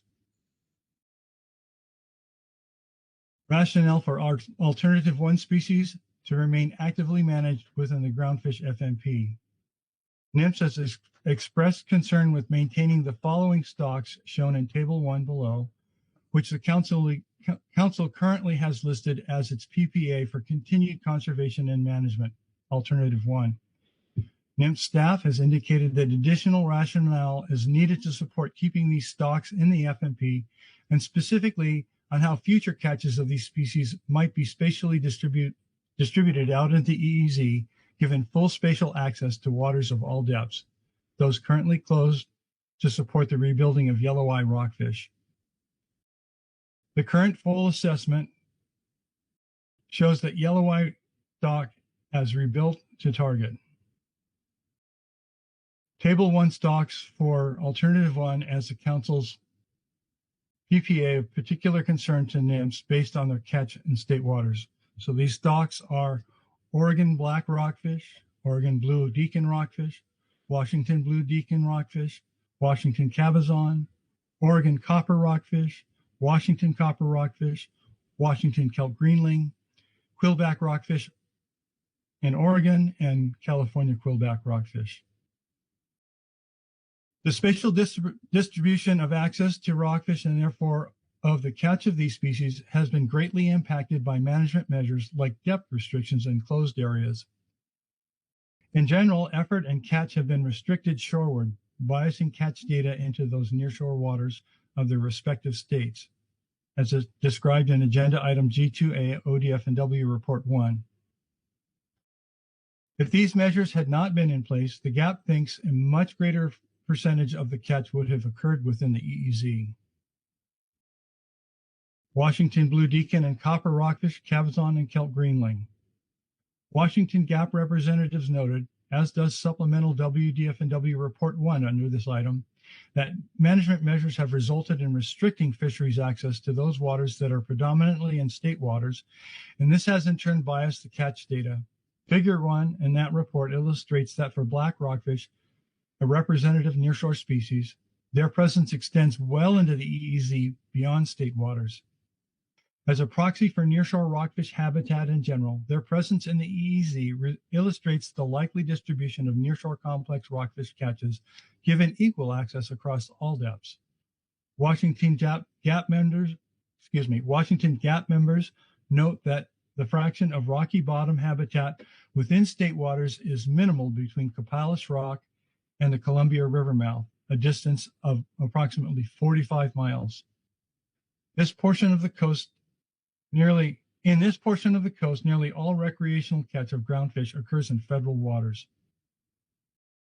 These 4 species are taken coincidentally to other species in both tribal and recreational fisheries, that are proposed to be retained within the FMP off Washington, such as black and quillback rockfish. They are important components of the complex of species that are the economic backbone of recreational fisheries, as well as being important to tribal fisheries, both from an economic and subsistence perspective. Oregon black and blue deacon rockfish. The GAP initially recommended alternative 2 to remove them from the FMP for both of these species in June as the PPA, as most of the catch was in state waters and state management was already occurring. However, as described in Agenda Item G2A ODF&W Report 1, the ODF&W notes that black rockfish are relatively mobile, with individuals showing movement across management boundaries, including state lines. Further, the GAP representatives noted that black and blue rockfish presence in the EEZ waters is likely to be underrepresented in catch data due to conservation measures implemented to protect yellow eye rockfish during rebuilding, which restricted access inshore. In the future, the EEZ catch of these species is likely to increase substantially with renewed access to fish these waters. In addition, where there has been access to deeper waters, the gear that was typically fished targeted larger mouth species present with larger hook and bait sizes that don't catch blues well, and therefore catch does not represent the full distribution of the stock. As noted in our June 2025 report, Oregon black rockfish is a critical economic driver for both commercial and recreational fisheries, and blue deacon are typically caught within the same fishery as black rockfish, and they are managed as a complex. Compared to other nearshore species recommended for removal from the FMP, these species, along with copper and quillback below, these provide significant economic benefits. Oregon copper and quillback rockfish. As with black and blue deacon, the GAP had recommended alternative 2 as their PPA in June, as the majority of the catch was in state waters, and that there is limited commercial live fish fishery for both species. Oregon GAP representatives noted both the tendency to fish long leader gear in EEZ waters, and when fishing along the bottom, extremely large lures that are used to target lingcod, reducing encounter rates with both copper and quillback in EEZ waters. Therefore, the presence of these fish within the EEZ is likely underrepresented within the fisheries-dependent data. As noted above, copper and quillback rockfish off Oregon are caught in the same fishery as black and blue deacon rockfish and can be a critical economic driver for both commercial and recreational fisheries. With respect to quillback rockfish, it remains a key commercial species for the live fish market and therefore underscores its economic importance to the fishery and should remain within the FMP. In summary, the GAP, in considering the 10-factor analysis for these species and the conservation and management for these stocks, believes they would be better under alternative 1 and kept within the FMP compared to other nearshore species. The coordination of management via the council process provides synergistic conservation benefits that transcend the actual regulatory authorities of those participating state and federal constituents. The GAP feels this cooperative synergy should not be discarded. Alternative 2 and Alternative 3 FPA stocks. In June, the GAP recommended a different PPA than the Council's PPA for 11 stocks, shown in Table 2 below. For those stocks that the GAP has changed their position, supporting the Council's PPA as of FPA, the rationale is provided below in that table. I will not go through that table specifically, and I'm trusting that you, members of the Council, have that before you to refer to. Thank you, and that concludes our GAP statement, and I'd be glad to take any questions. All right. Thank you, Merritt. Any questions for Mr. McCray on the Groundfish Advisory Subpanel report? Looking from side to side, Lynn Mattis. Thank you, Chair. Not a question, but just did want to thank the GAP for the thoroughness of their report and then providing that table at the end. outlining where the recommendations from June changed to September. That is very helpful. So just appreciate the work the GAP has done. Any other questions? Not seeing any. Thank you, Merritt. Thank you, and have a good remainder of the morning. All right. That completes all our reports, takes us to public comment. I'd like to move directly into that. We have one sign up. Ben, might as well start moving forward. Mr. Ben Entignap. Good morning, Ben. Good morning, Chair Hassemer, members of the council. My name is Ben Entignap, and I'm representing Oceana. We do have a letter in your briefing book, which has the full extent of our comments. I just want to start off to say that Oceana recommends the council adopt alternative 1 as the final PPA for the 42 groundfish under consideration in the phase 2 stock definition process. And we do not support alternatives 2 and 3 as proposed, which combined would remove 38 groundfish species and stocks from federal management in a manner that's inconsistent with the Magnuson-Stevens Act and the council's purpose and need statement. And to that purpose and need being to enhance the council's ability to attain sustainability objectives, especially those under National Standard 1 for preventing overfishing and achieving OY. And basically by removing all these species from the plan, you won't be able to continue to do that to prevent overfishing and achieve OY. I want to stress this is not a small issue. Combined, the commercial and recreational fisheries targeting these 38 species have a total annual average mortality over 1.9 million pounds per year. This is quite significant. And for Oceana, this is a really important issue because stocks removed from the fishery management plan or designated as ecosystem component species will no longer receive conservation and management measures to prevent overfishing, including annual catch limits, the overfishing limits, minimum stock size thresholds, and their essential fish habitat designations would be revoked. Essential fish habitat is not just one uniform area extending from shore to 3,500 meters. Essential fish habitat is designated at the species level, and those species level designations will go away if they're removed from the fishery management plan or as EC species. What's more, as others have stressed, including the WDFW report and the GAP statement, we will be losing that unity of management as described also in National Standard 3. The council process and this fishery management plan is the essential venue for cooperation and understanding among the agency, the council, West Coast states, tribal partners, and the public. And that is going to be lost. That really critical element, that unity of management will be lost for all these species under consideration if they're removed. Instead of removing species from the plan, the FMP should instead identify the collaborative state-federal actions necessary for a sustainable fishery.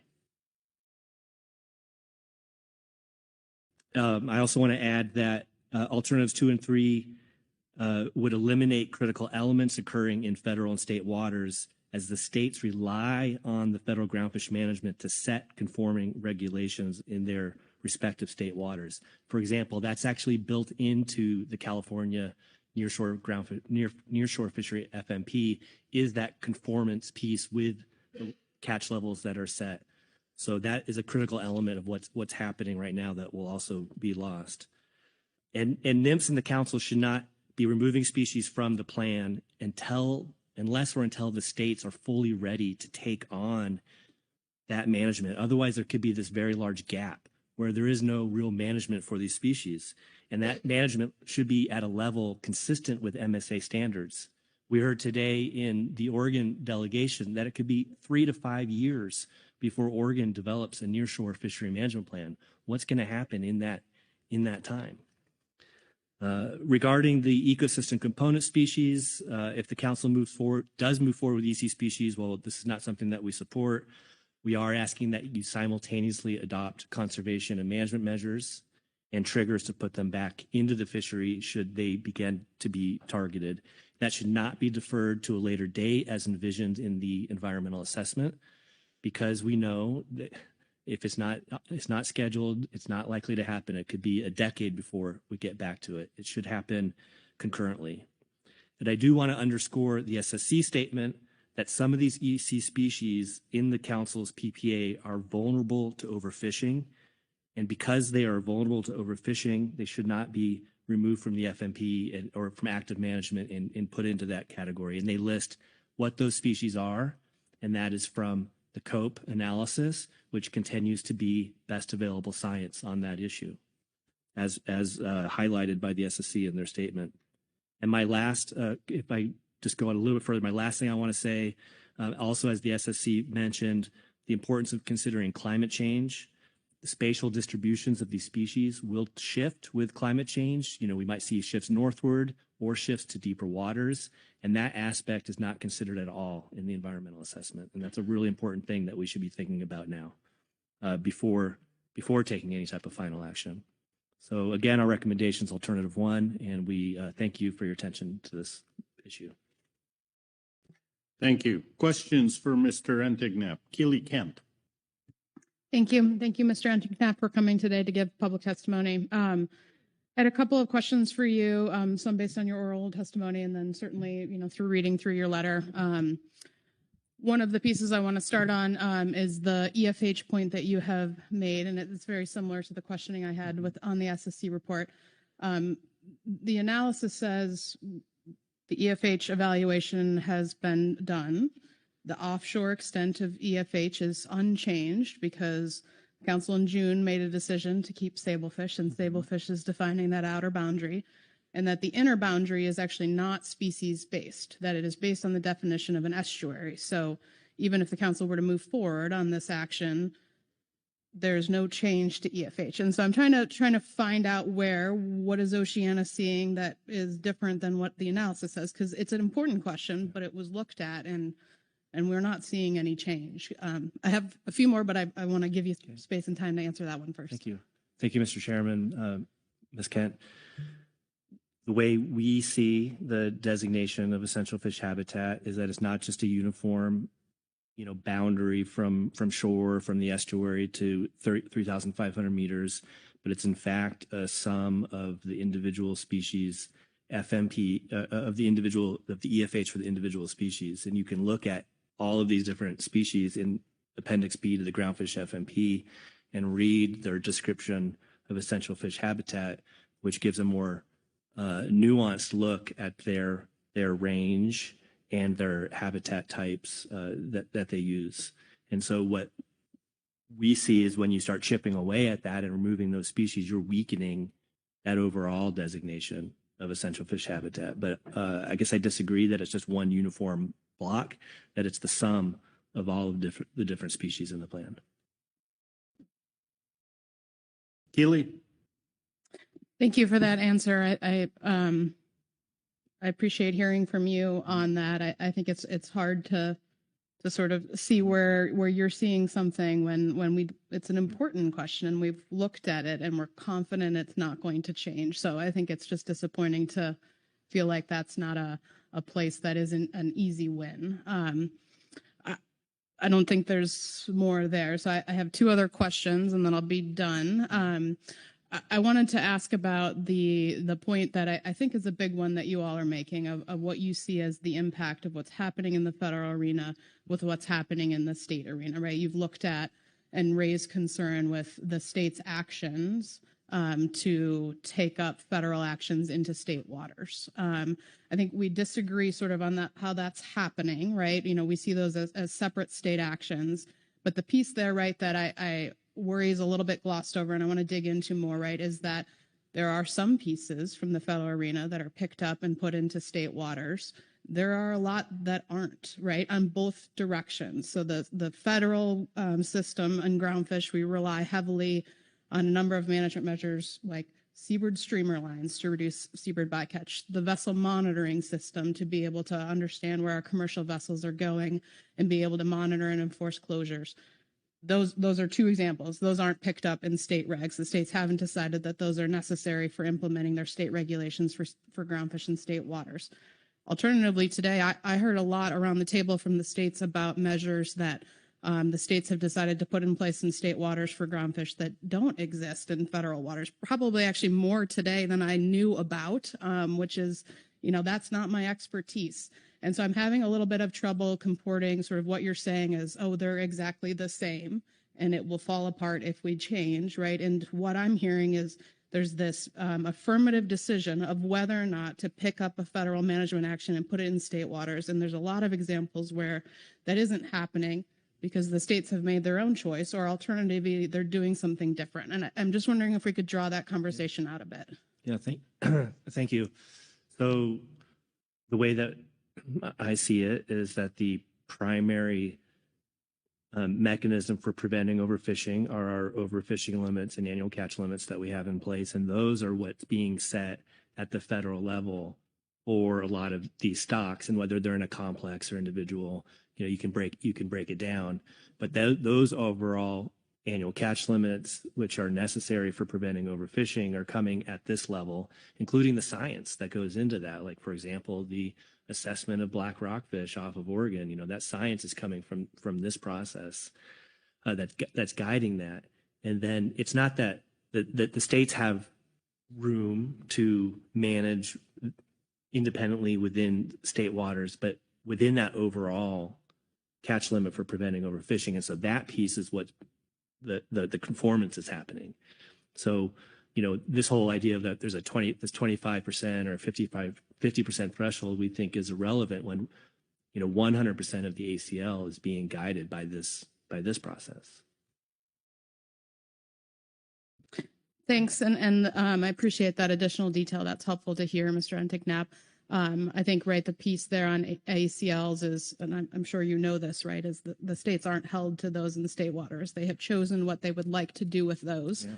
There's there's nothing that this council or NIMS could do if the state chose not to follow them. That's not, the conversation that I think, we need to spend time on, because we've seen that. But I think that's an important piece, is that sort of them choosing what to do with that information. And that's a separate sort of look at that piece of it than I felt like was offered in the letter. The last piece, I think, was the very last thing that you said, which talked about future change. And there's been a lot of discussion about this around the table, and I think it's an important piece to talk about future change. The part that I get a bit stuck on is sort of the ability to predict the future. We've talked a lot about how things could change, but I don't know that any of us know what that change might look like, right? And we've talked a little bit about I can say there might be a change, but I don't know the scale of it. I don't know if that would lead me to a different decision. And this is not unique to this agenda item. This comes up all of the time, right? We talk about what do we know now, what's reasonably foreseeable. And so I have a hard time with the notion that the council could govern based on a guess as to what's going to happen in the future. But I take hope that we have an adaptive system that can be responsive to changes, and there's the ability to make a different decision when we have different information. But you are concerned about that. I'm wondering, can you see the same optimism for how this system does change and respond over the years, but seems to work best with information on hand rather than guessing as to what it could look like in the future? Okay. Thank you very much for your question. I'll just add, back to the previous point. And again, I'm not an attorney, but I think the big difference, right, between this Alaska case that NIMS is raising and what's happening with the management in this council is we have a collaborative effort to, make sure that we're working together to prevent overfishing. And that's where that conformance really does work. Sure, maybe maybe the states don't have to do that, but they are doing that, and they're wanting to manage in conformance with the Pacific Coast Fishery Management Plan. So I think that's a really important point, a big distinction between, what was being cited earlier with what's happening in Alaska.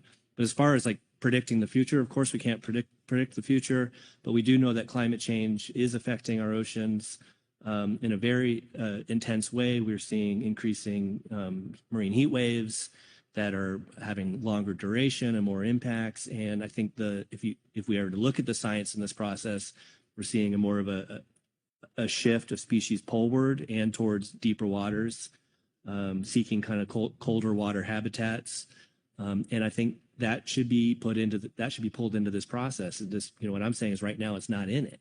The SSC raised some concerns about it. I'm raising some concerns about it in my public comments. The science is out there that we should be looking at that before removing species from the management plan, as their distributions are likely to change. It shouldn't just be that we're only looking backwards, but we need to be looking forward. Thank you, and I appreciate that. And I hope that you can see how we built in a more precautionary buffer than actually looking at the question of predominantly to get at just that.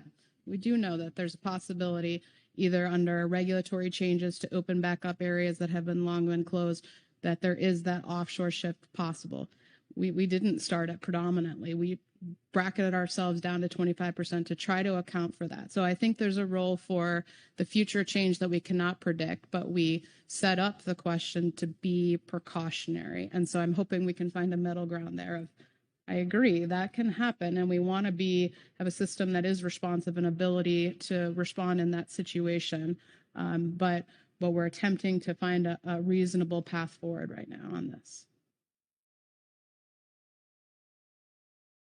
Any other questions? Caroline McKnight. Thank you, Mr. Chair, and thank you for the comments today, Ben. I just want to come back to a statement that you made relative to California using a conformance process to create state regulations based entirely on what happens here in this venue. And so I just want to make sure I didn't misunderstand.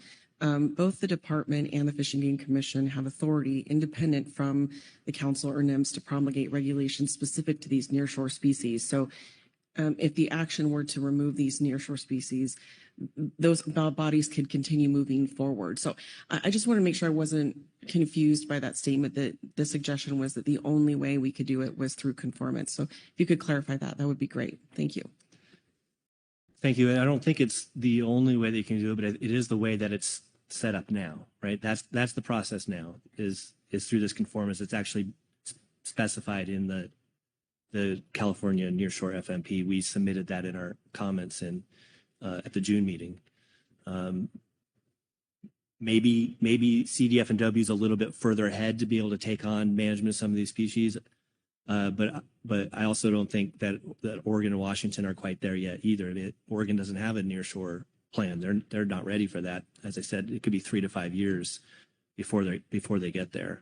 And we're very concerned about having this period where there is a vacuum and species would be unmanaged. We'd like to have that process set up first before any action is taken, so we can ensure that the sustainability of these stocks is in place and that there's a system in place.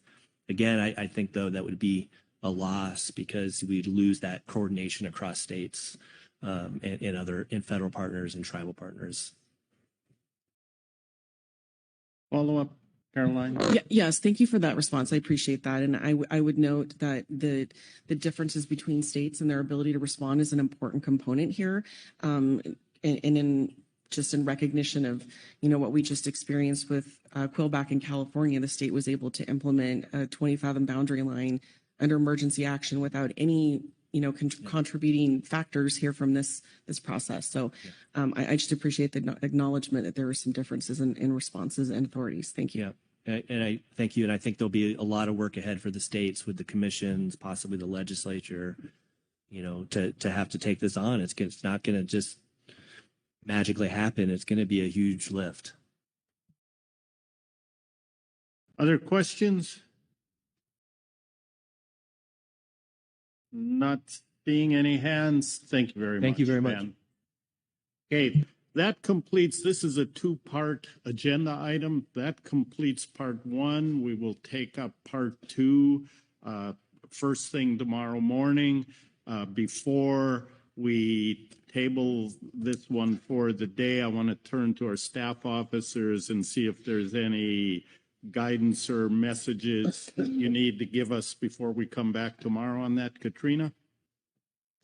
Thank you, Mr. Chair, and thank you to the council for your time and attention this morning. You've heard an overview of this action, as well as reports from the GAP, the GMT, the SSC, the states, and as well from public comment. Tomorrow, we will return to council discussion, and the council will take final action. Thank you. All right, thank you. With that, we've got a little bit behind. It's 2 minutes to lunchtime. Let's break now, a little early. Be back here at 1 o'clock. Thank you.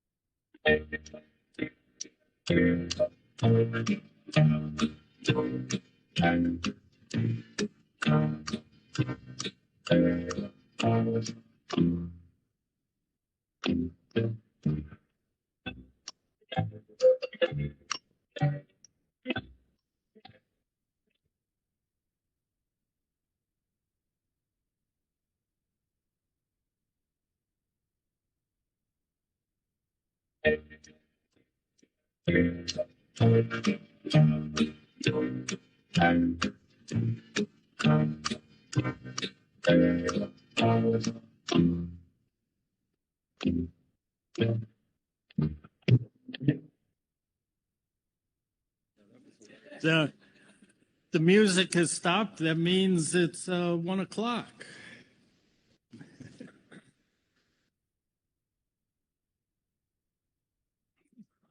And let me pull up my materials.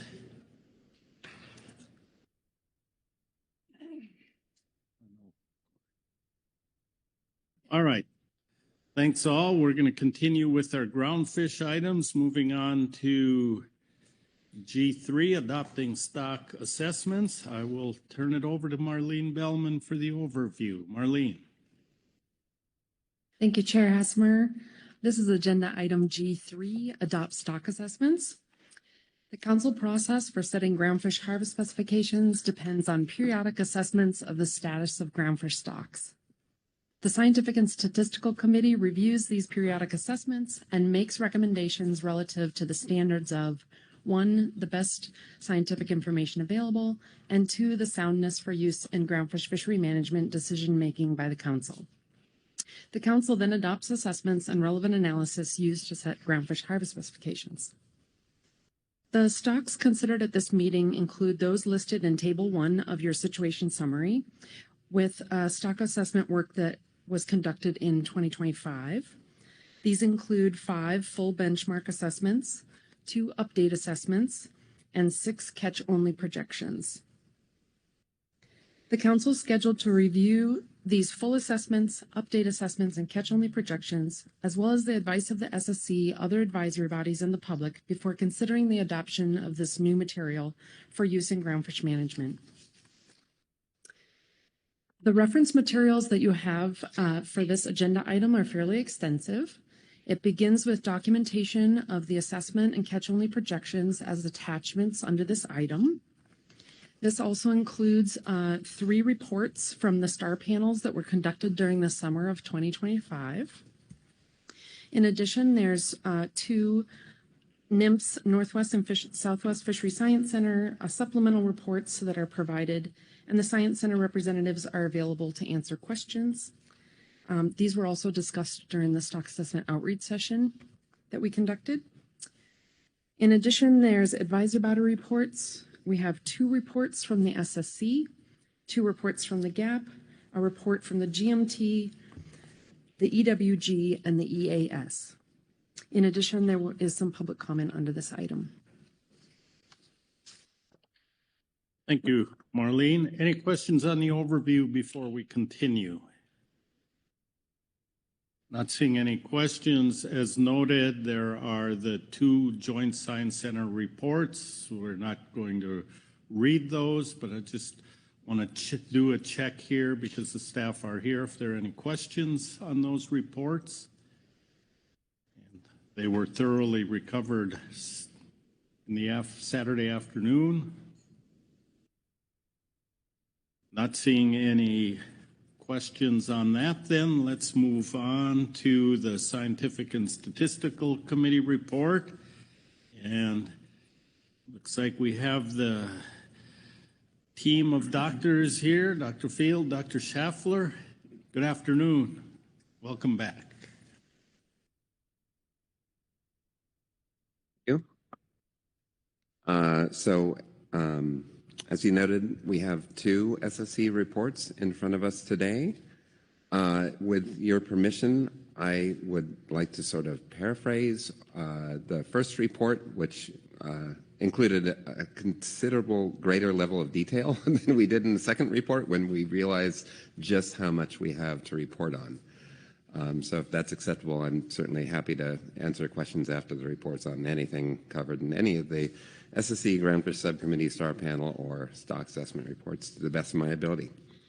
All right, so I'll start with Supplemental SSC Report 1. The SSC reviewed the benchmark stock assessments, stock assessment review panel reports, and Groundfish Subcommittee report from the first two STAR panels during a remote meeting on September 3rd. STAR Panel 1 covered yellowtail rockfish north of 4010 latitude. STAR Panel 2 covered chili pepper rockfish and California quillback rockfish.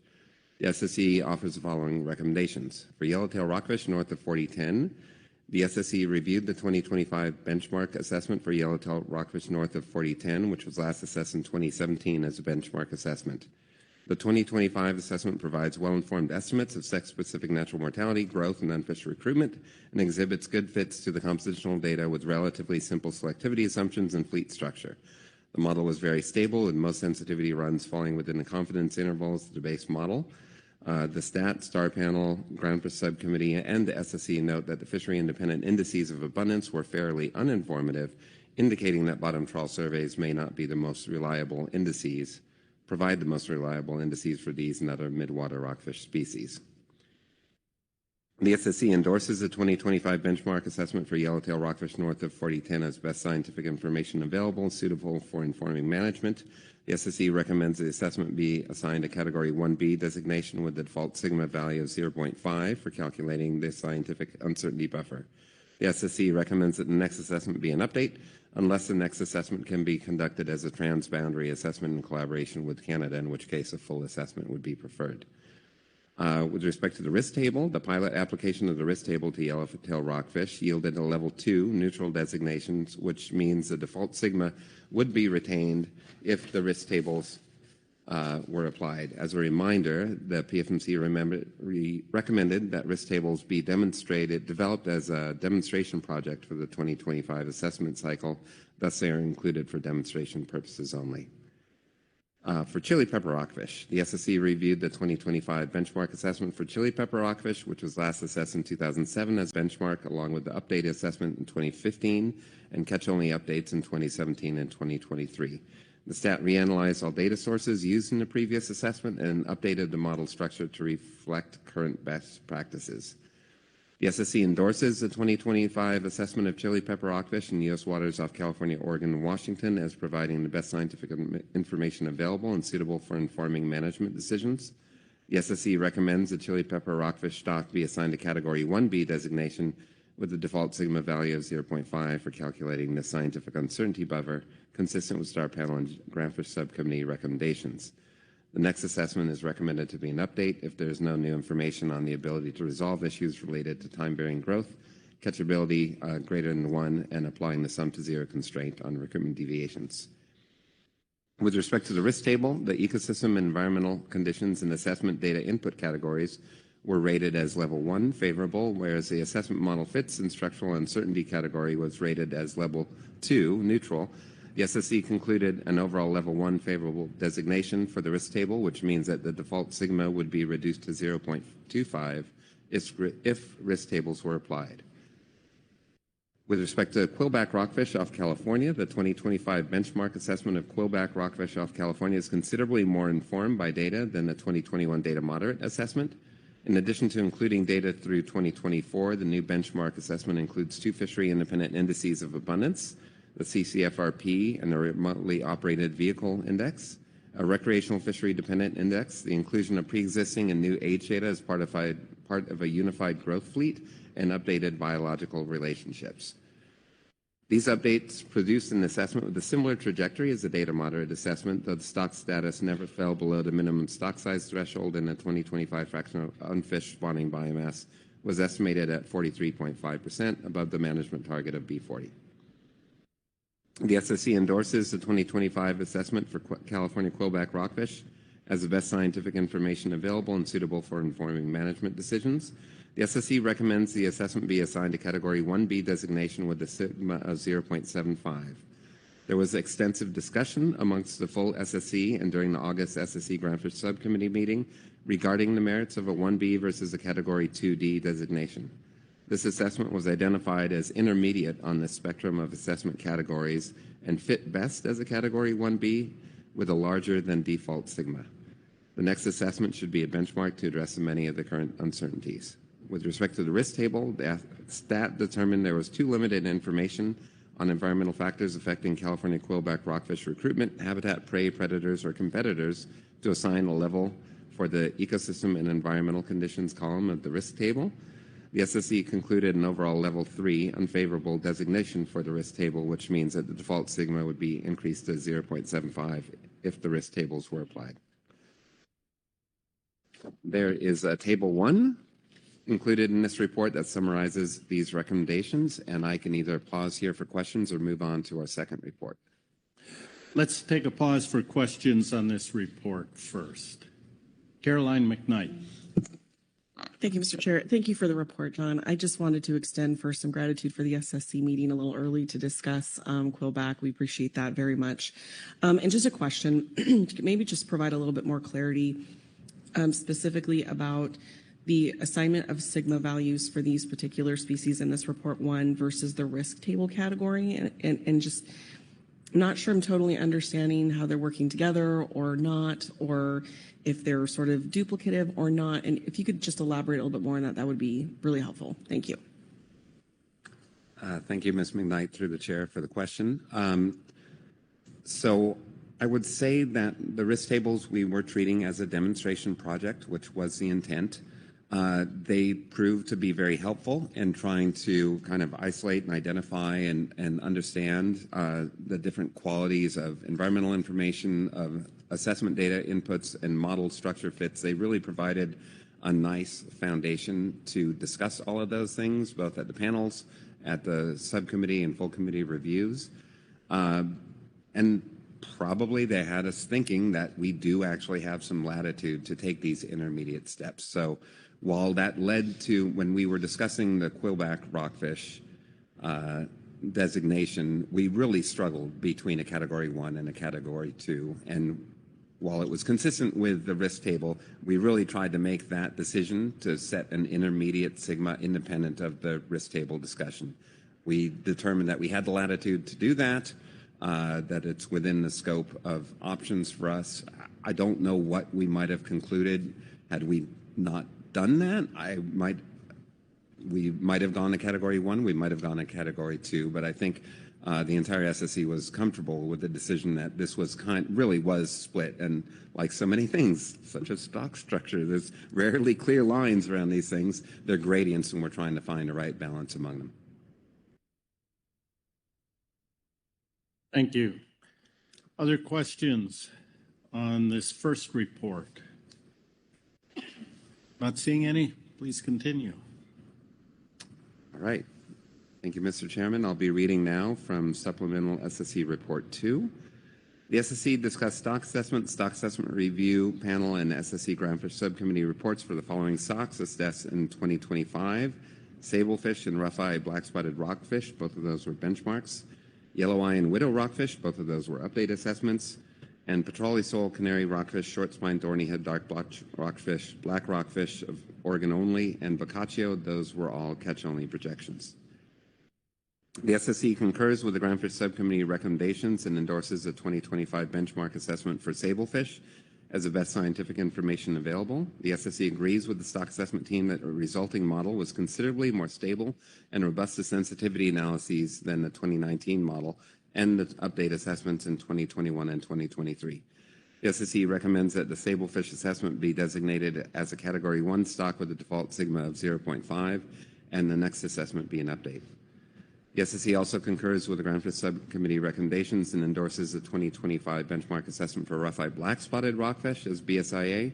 The model estimated only modest declines in spawning output from the 1980s to the present and concluded that the stock is well above the target levels, representing a fairly substantial divergence from the 2013 assessment.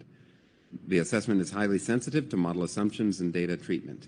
Although the SSC recommends that the rough-eye black-spotted rockfish be designated as a Category 2, which has a default sigma of 1, The various sources of uncertainty and lack of a clear method for modifying the default sigma may warrant consideration of a more risk-adverse P-star by the Council. The SSC endorses 2025 update assessment for yellow eye rockfish as BSIA, although the stock could be considered rebuilt following this assessment update, in which a fraction of the fish is 0.401%. Yellow eye rockfish exhibit life history traits like slow growth and long lives that make the stock highly vulnerable to fishing. The SSC recommends that the yellow eye rockfish stock assessment be assigned to Category 1 with a default sigma of 0.5 for calculating the scientific uncertainty buffer. The SSC recommends the next assessment be a benchmark, which will provide additional flexibility for the stat to refine model structure, add new data sources, make other revisions not consistent with the terms of reference for an update assessment. A benchmark assessment would increase the degree of confidence in the current stock status for yellow eye rockfish. SSC reviewed Groundfish Subcommittee recommendations for the 2025 update assessment for widow rockfish and concurs with the recommendation for supplemental review given the unexpected results of that assessment relative to the most recent 2015 benchmark assessment and 2019 update. The SSC will provide recommendations about the category designation, sigma value, and next assessment type following the supplemental review meeting and at the November 2025 Council meeting. The SSC endorses the catch-only projections for petrale sole, canary rockfish, short spine, thorny head, and dark blotched rockfish. The catch-only projection for black rockfish off Oregon and Boccaccio did not account for a modification to the formula used to estimate time-varying sigma for stocks with natural mortality rates greater than 0.15 per year. The approach developed in Wetzel and Hamel uses a proportional rate of change in sigma of 0.52 times m. The base sigma for Category 1 and 2 stocks should be multiplied by 1 plus this rate for determining their first year of management. The M estimate is 0.18 per year for black rockfish off Oregon and 0.178 for Boccaccio. The SSC endorses the revised catch-only projections for black rockfish off Oregon and Boccaccio, which account for this M greater than 0.15 per year. Chili pepper rockfish also had a natural mortality estimate greater than 0.15 per year, and the SSC endorses the revised decision table for chili pepper rockfish found in Table 4. The SSC appreciates the at-a-glance summaries of the 2025 groundfish stock assessments. The SSC encourages the continued development for communicating key results to reviewers, advisory bodies, and other interested parties. It would be beneficial to distribute drafts of these summaries when pre-review materials are available. The SSC also appreciates the OFL-based decision tables that include comparison of near-term catch limits to equilibrium MSY values and recommends incorporation of these tables into the final stock assessment reports for all 2025 benchmark assessments. The pilot application of risk tables during the 2025 stock assessment cycle demonstrated their utility for critically and collaboratively synthesizing the quality of information, data inputs, and model structure for each stock. The pilot risk table for sablefish resulted in a level 1 favorable designation. If the risk table was applied, the default sigma would have been reduced to 0.25. A lack of a formal risk table rubric for Category 2 stocks prevented application to the rough-eye black-spotted rockfish. The SSC encourages further use of risk tables for all groundfish benchmark assessments. And that concludes our statement. Thank you. I'll look around and see if there are any questions on that report. Lynn Mattis. Thank you, Chair. Thank you, Dr. Field and Dr. Schaffler for being here. In the section about the modified sigma for black rockfish and Boccaccio, or black rockfish off of Oregon and Boccaccio, I know there's a paper linked there, but has the Council and the GMT and GAP been provided an update on this methodology, this new process? Honestly, hearing when I sat in on the SSC report or SSC meeting for a little while on Saturday, that's the first time we've ever been informed of this, and I think I'm a little more involved than the average person. So what sort of review has this gone through, and why are we just seeing it now? Thank you, Ms. Mates, through the chair. I will take an attempt to respond to that. So to be perfectly honest, we have discussed this. The time-varying sigma approach was incorporated into the best practices for coastal pelagic species. So it has been discussed both by the SSC and the Council. I believe there was intent to include that in groundfish best practices. It did not get included. And in fact, because of that, we we were reminded of this new result at the Groundfish Subcommittee meeting, which is when we asked for the chili pepper projections, and didn't really realize until this meeting that we hadn't actually done that for the catch-only projections that we did for this meeting. So I will confess that in hearing more about this since writing the statement, we probably should have been a little more cognizant of the fact that this may have been coming a little bit out of left field for folks. Thank you, Chair, and thank you, Dr. Field. Other questions? Corey Niles. Thanks, Mr. Chair, and yeah, thanks, John. And as the chair said earlier this morning, just also want to thank everyone for the stock assessment session on Saturday, I think it was, and the SSC's participation in that. I have a couple of questions. On the risk table, your paragraph, that last paragraph in the second report, yeah, I got to see some of that in action this summer, and I was really impressed with the effort that everyone put into that and quality discussions. So I'm definitely agreeing with you there. But my narrow question here is, you call out that the sablefish sigma would have been reduced had this been for real this time, kind of thing. But chili pepper was also ranked as favorable. Was that not favorable enough to have a reduced sigma? Can you just explain the differences of how this might have worked had we applied it for real this time? Thank you, Mr. Niles, through the chair, for the question. I think the intent was to state that the chili pepper sigma would have also been reduced. I hope that is in the Groundfish Subcommittee report, but that was certainly the intent. Thanks. I could have missed. I was maybe not following the first report closely enough, so thank you. Back to the matter Lynn asked about. And I think, I can't remember where, but this council has kind of requested a deeper discussion on sigma. But at that informational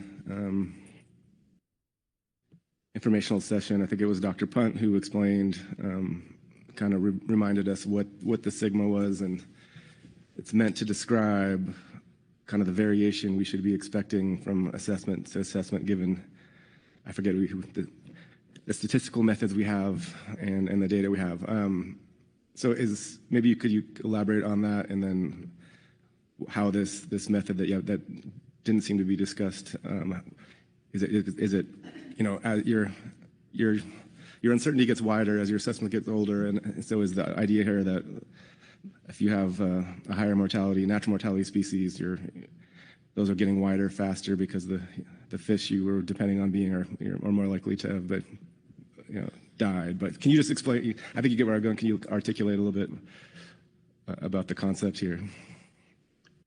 Thank you, Mr. Niles, through the chair, for the question. Yeah, I think that the logic here, I think, has been discussed in various SSC meetings and possibly in SSC reports, that for high turnover species like coastal pelagic species, assessment results can often get very stale very quickly. I think Andre at one point pointed out that the data that were collected to inform the assessment, by the time that assessment is developed, adopted, and implemented for management, most of the fish that were around at the time the data were collected are dead, and the fishery is relying on fish that were born or recruited since that time. So obviously that problem is not quite as extreme for groundfish, but for some of the higher natural mortality or higher turnover species, such as lingcod and cabezon and a few others, you can replace 1 to 2 years with 5 to 10 years, and you can see that essentially the population you might have in 5 or 6 or 10 years is going to be based primarily on the recruitment you've had since that time, and the trajectory that you might have been estimating in the most recent assessment is going to be far more uncertain than when the low turnover, low natural mortality species. So the species that we're talking about for this cycle, chili pepper, boccaccio, and black rockfish, have natural mortality rates that are only barely above that 0.15 level. And so the difference between the time-varying sigma and the kind of static sigma we had been using for the time-varying buffers is pretty modest, on the order of 1%, I believe, for all these species. But I think the intent here was to remind ourselves and the council that we had been intending to move forward with this approach, and that in the future, this is something that probably needs to be discussed, certainly understood a little more comprehensively throughout the council community and implemented a little more rigorously in future assessment cycles. Thank you. That complete your questions, Corey? One more. Another one, but I can wait till after Caroline.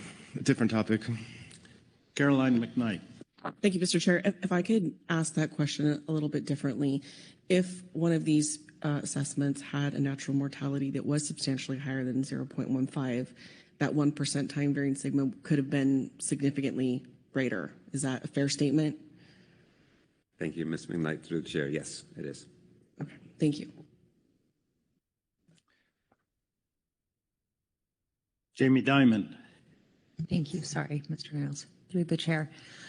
So I listened through most of the STAR panels and SSC Groundfish subcommittee meetings, and I remember this point, and I was in the airport, so I was kind of like on and off, but I remember this point listening to the subcommittee talk about some change, and it was around chili pepper, and it was about, I believe, the same thing that Mr. Niles and Ms. Mattis are referring to. And understanding that that item had not gone through the methodology review, and to hear so many times that, well, the TORs say we must do this or we can't do that, or this is the letter of the law, and then finding out that that hadn't gone through methodology review and it kind of was out of the scope. So often when there's a request or a question from outside the panel or the committee, we get this response of, well, that's outside of the TORs, that's not in the TORs, we can't do that. And so to see that this was done, and while it's more about the principle for me, because it isn't the biggest numbers, but as Ms. McKnight pointed out, it could have been had things been different, but it's more on principle. And so I'm looking forward to our next opportunity to go through the TORs, because I do feel like there are things that need to get cleaned up. But I want to flag that as like a member of the public who in previous assessment periods been like, hey, can't we do this, or can we look at that? And it's, well, the TORs say this, and it's very strict when it comes to that. I'm not really sure where to go with this. It's more of like on principle, not that it's thrown anything in one direction or the other right now. So it's not so much a question, but just a concern as, at the time, a member of the public, and now as a council member. If we're going to do that, then that's what we should do. But I want to flag that as the type of thing that we need to be looking at when we're doing our TOR review. Thank you. Thank you, Ms. Ziman. Through the chair, if I can respond. Yes, I think we were a little torn recognizing that it wasn't formally included in the TOR for groundfish, but it was in for coastal pelagics, and it had been intended to be in both. I don't believe it's a requirement for these sigma adjustments to go through a methodology review. The sigma is kind of the realm of the SSC, and this was essentially a continuation of some of the work that went into the 2020 revisions of how we estimate and calculate sigma that came out of the additional analyses that followed the analyses that informed those changes. But I would certainly acknowledge that better communication about this change is critical before the next assessment cycle, if we're to think about implementing this more broadly. Thank you. Corey Niles. Yeah, thanks, Mr. Chair. And the last question for me, I think we always have the sequence issue here, but if the GAP report coming up, they're recommending that yellowtail rockfish go to the supplemental review. So one, I'm wondering if you all discuss that, and then more generally talk about how this issue that there's always more work that can be done in an assessment, but what do you all think about when you're like that's for next time versus, okay, this one we can help with on the supplemental review. So any thoughts there? Did you hear about this, and do you have any thoughts on it? Thank you, Mr. Niles, through the chair, for the question. With respect to yellowtail rockfish, I think the big difference between that and widow rockfish is that yellowtail rockfish did go through an entire STAR panel. It was very closely reviewed. Both the panel, the Groundfish Subcommittee, and the SSC saw no major flags or opportunities for sort of near-term, kind of easy, deeper investigations. The assessment was robust and considered to be the best available science. And among the kind of research recommendations, all of those related to longer-term challenges then might be able to be kind of addressed or accomplished in a very short amount of time that we might have to prepare any additional work for supplementary review. And when I mean I mean not actually the SSC. That would be a question that I think you'd want to hear from the Northwest Fisheries Science Center on. I don't know what capacity there is, but I do know that there's very little time, and neither the Groundfish Subcommittee nor the SSC identified sort of tangible questions that could be addressed. I don't think I did that. That could be addressed in the very limited time we would have before materials are due for that supplemental review. Any other questions? I have one more. Jamie Dimon. In regards to the rough-eyed black-spotted cryptic pear, I remember there was a conversation about going with a different sigma and category other than kind of the default. Yeah. And I really had appreciated the conversation happening because that hasn't happened on other recent cryptic pears. And so then it was a bit of a bummer to see that it did go to the default. But I really appreciate that there was a willingness to go there. And I just want to say, like, the conversation happened. And I think we need to, the idea of just because something's been done a certain way doesn't mean it always has to be done a certain way. And really exploring what can be done instead of just rolling back to the default. So thank you for having that conversation. Thank you. And any other questions? Not seeing any. Thank you both. Thank you. Next, we'll have the Groundfish Management Team report. Mr. Christian Heath, I believe. Yes, thank you. Thank you, Chair Hassemer, council members. For the record, my name is Christian Heath, and I will be reading the supplemental GMT reports on stock assessments and the new proposed Sigma approach. The GMT had limited time to review and discuss the supplemental SSC report 2. Based on our initial review and conversations on the SSC report and understanding of the council process, the GMT recommends the council request the SSC to propose these changes for the November council meeting, which better follows the intent of the terms of reference description for making proposed changes to time-varying sigma, while still allowing such changes to be considered and potentially implemented for the current specification cycle in November 2025. Adjusting the proposed change in November would increase the transparency of this change for stakeholders and better support open communication to and understanding from the public. And with that, I have concluded this brief statement. I'm happy to take any questions. Thank you. Questions for Mr. Heath on the Groundfish Management Team report? And no hands. Thank you, Christian. Next, we have 2 Groundfish Advisory Subpanel reports. I believe Sarah Nayani is on tap here to cover both of those. Good afternoon, Sarah. Good afternoon. Thank you, Mr. Chair and council members. I'm going to start with our first report, which was submitted a couple days ago. The GAP recommends the council adopt all stock assessments in Table 1 of the SITSUM with the exception of widow and yellowtail rockfish. For widow rockfish, the GAP supports the SSC recommendation and recommends the council delay adoption of the update assessment and send widow rockfish for supplemental review or mop-up at the SSC's October 14th through 17th meeting.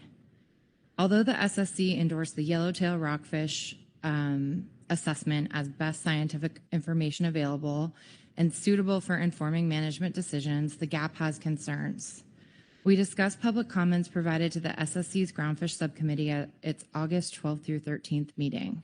Those are posted on the PAM site if you'd like to review those.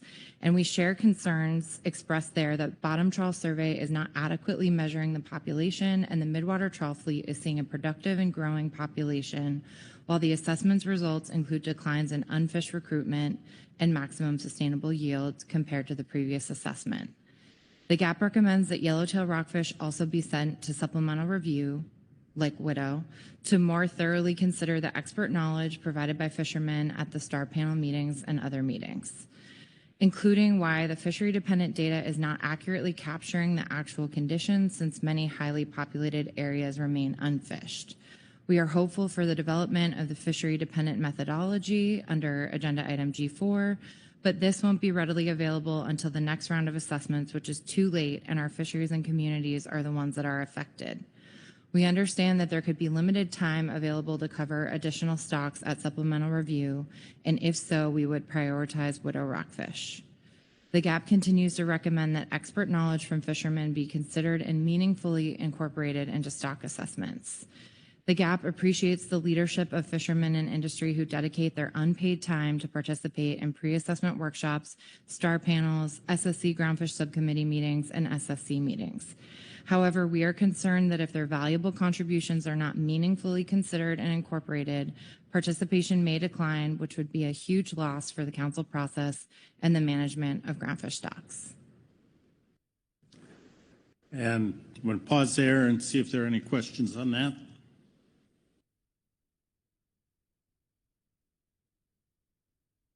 Guess not. Please continue. Thank you, Mr. Chair. Moving on to our second report, the GAP does not recommend adopting supplemental revised catch-only projections for Oregon black rockfish and Boccaccio, as they apply a revised formula for establishing time-varying sigma that is not clearly outlined in the groundfish terms of reference or accepted practice guidelines. Specifically, the revised assessments include an increase in the time-varying sigma as they have an M value or mortality value that is greater than 0.15. The GAP understands that the SSC is also recommending to apply this method to chili pepper rockfish, but because the assessment currently contains the original time-varying sigma, we still recommend adopting that assessment. Under Agenda Item G6, we will speak to the SSC's recommendation on this issue for chili pepper.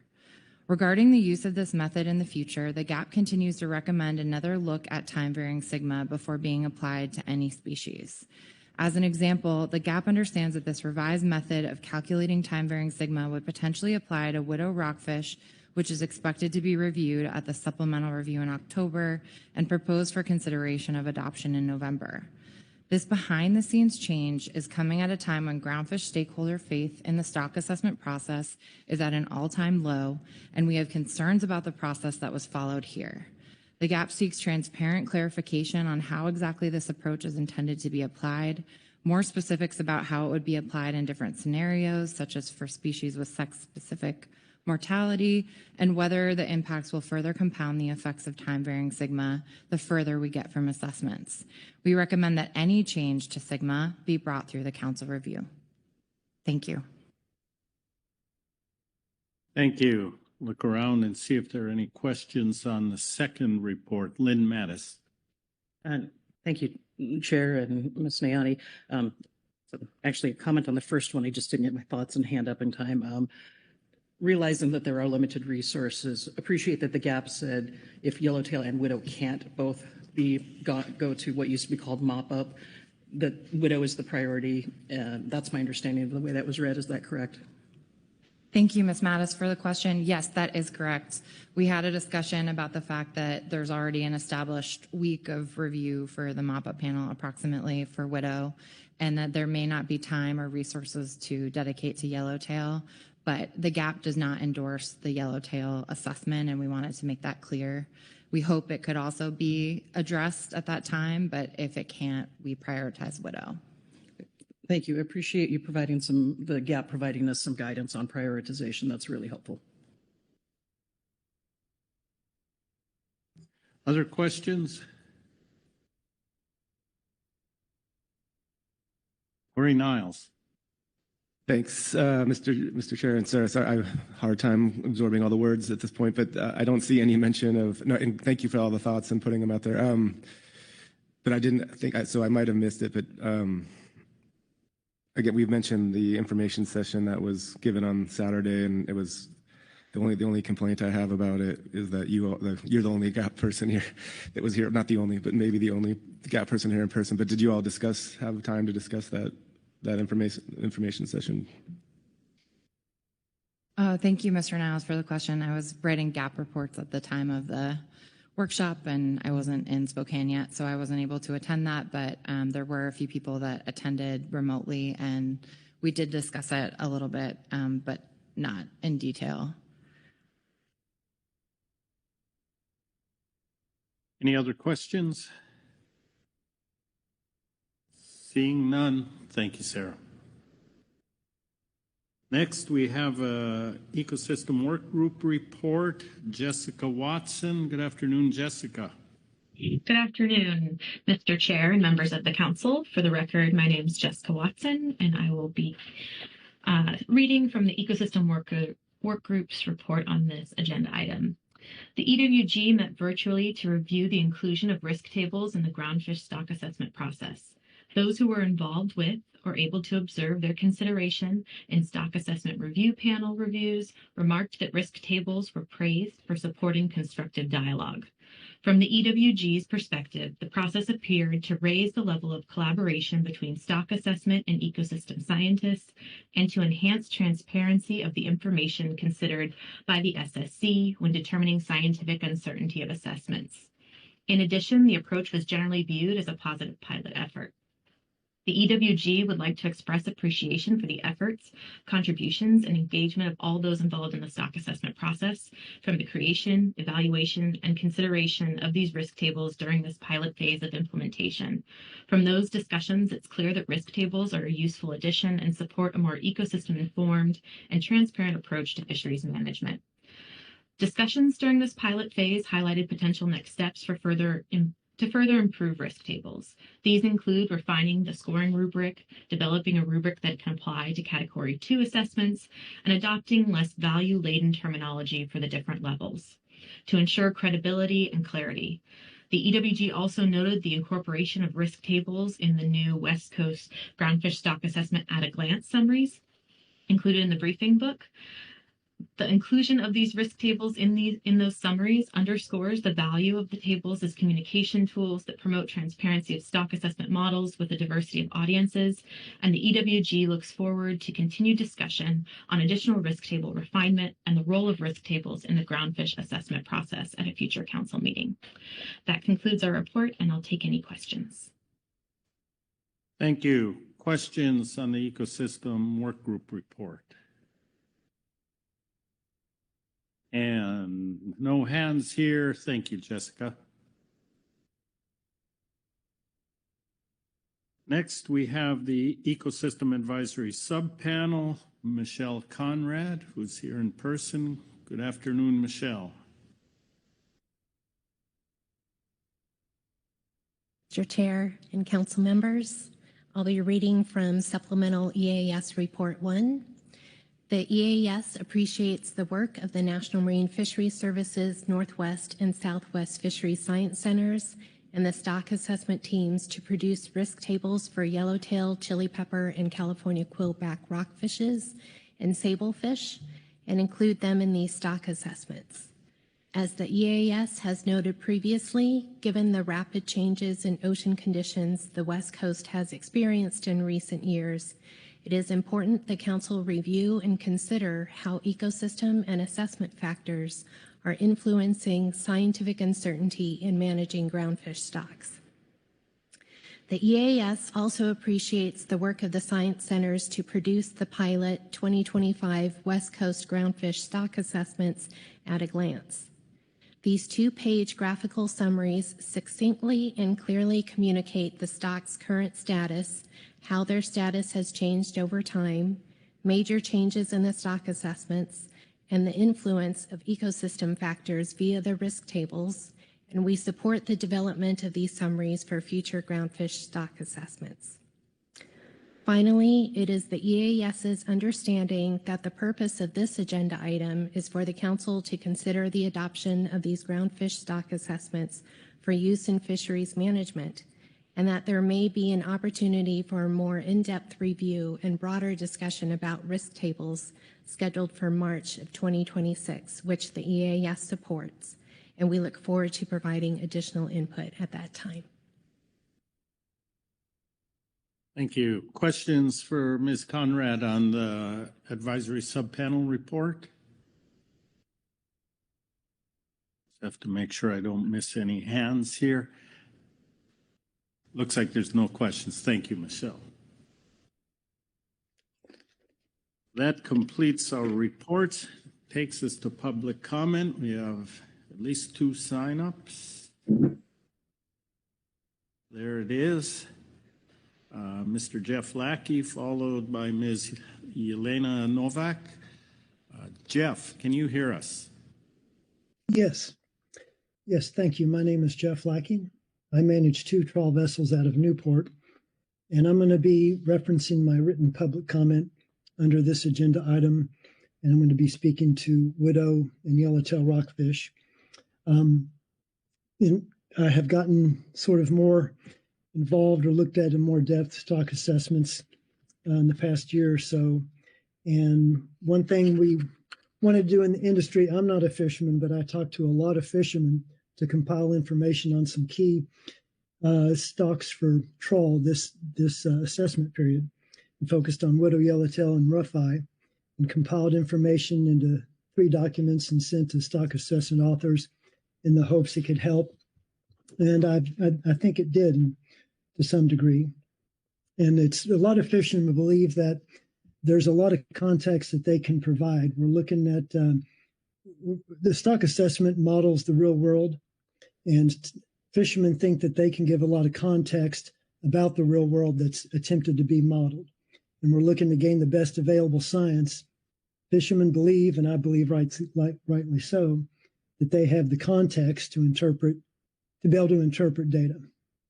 And so that was the idea. So my public comment has taken those 3 documents for those 3 species, putting them in one, and put a cover page on that. So I want to go over where widow and yellowtail are similar. They're similar in that they were fished heavily in the 80s and 90s, and there was increasing proportion fished on the shelf in the 90s, and there was a lot of fishing on the shelf. We may have had over 100 boats. There was not the 8-inch foot rope rule. There was not the FH. There was not 100% accountability. There were high-rise nets. There was roller gear. And in that, they were similar. And then, of course, in the 2000s, we all know what happened with the catch and the stock status.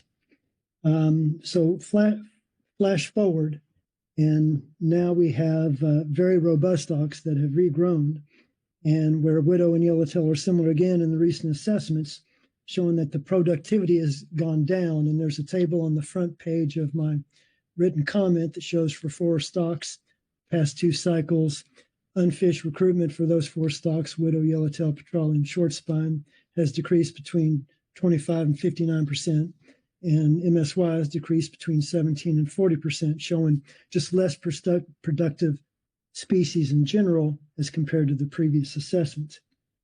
Whereas in similar both widow and yellowtail, in the draft stock assessments, the productivity went down due in part to natural mortality going down, and that being due in part to seeing more older fish in the assessment. Well, if you think back to the 80s and 90s, when the shelf was heavily fished, and now it's lightly fished, even though our catch is up, it makes sense you're going to see more older fish.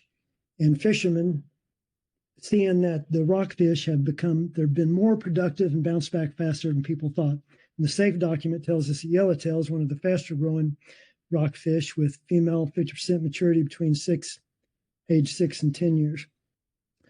And so what fishermen are seeing on the water is that productivity happening in real time. Now with widow, it's a It's a midwater trawl target species. Past 7 years, average over 10,000 metric ton a year. And the catch is spatially narrow. There's a few hot spots that just have remained productive, and the population is vast.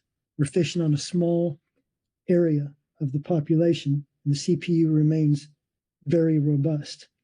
And so it's very appropriate given that Widow was an update assessment, and there's some the 14 requests that are in the SSC document. It'd be very appropriate that it go to mop up. But important in that is to consider the spatial and functional nature of the fishery, and consider and compare it to the results. Is it feasible and probable that by the end of this biennium that the whole spawning biomass on the west coast of Widow would be almost cut in half, given the CPU and the relative narrow catch areas? We would argue that it's not probable at all. Yellowtail, my time's running out, but it's a more difficult thing because it's not the majority of the IFQ is held as a bycatch species, and so the CPUE and the attainment factors measurements don't work for that like a normal target species. And I'll conclude there. Thank you, Jeff. Questions for Mr. Lackey on his testimony? And Corey Niles.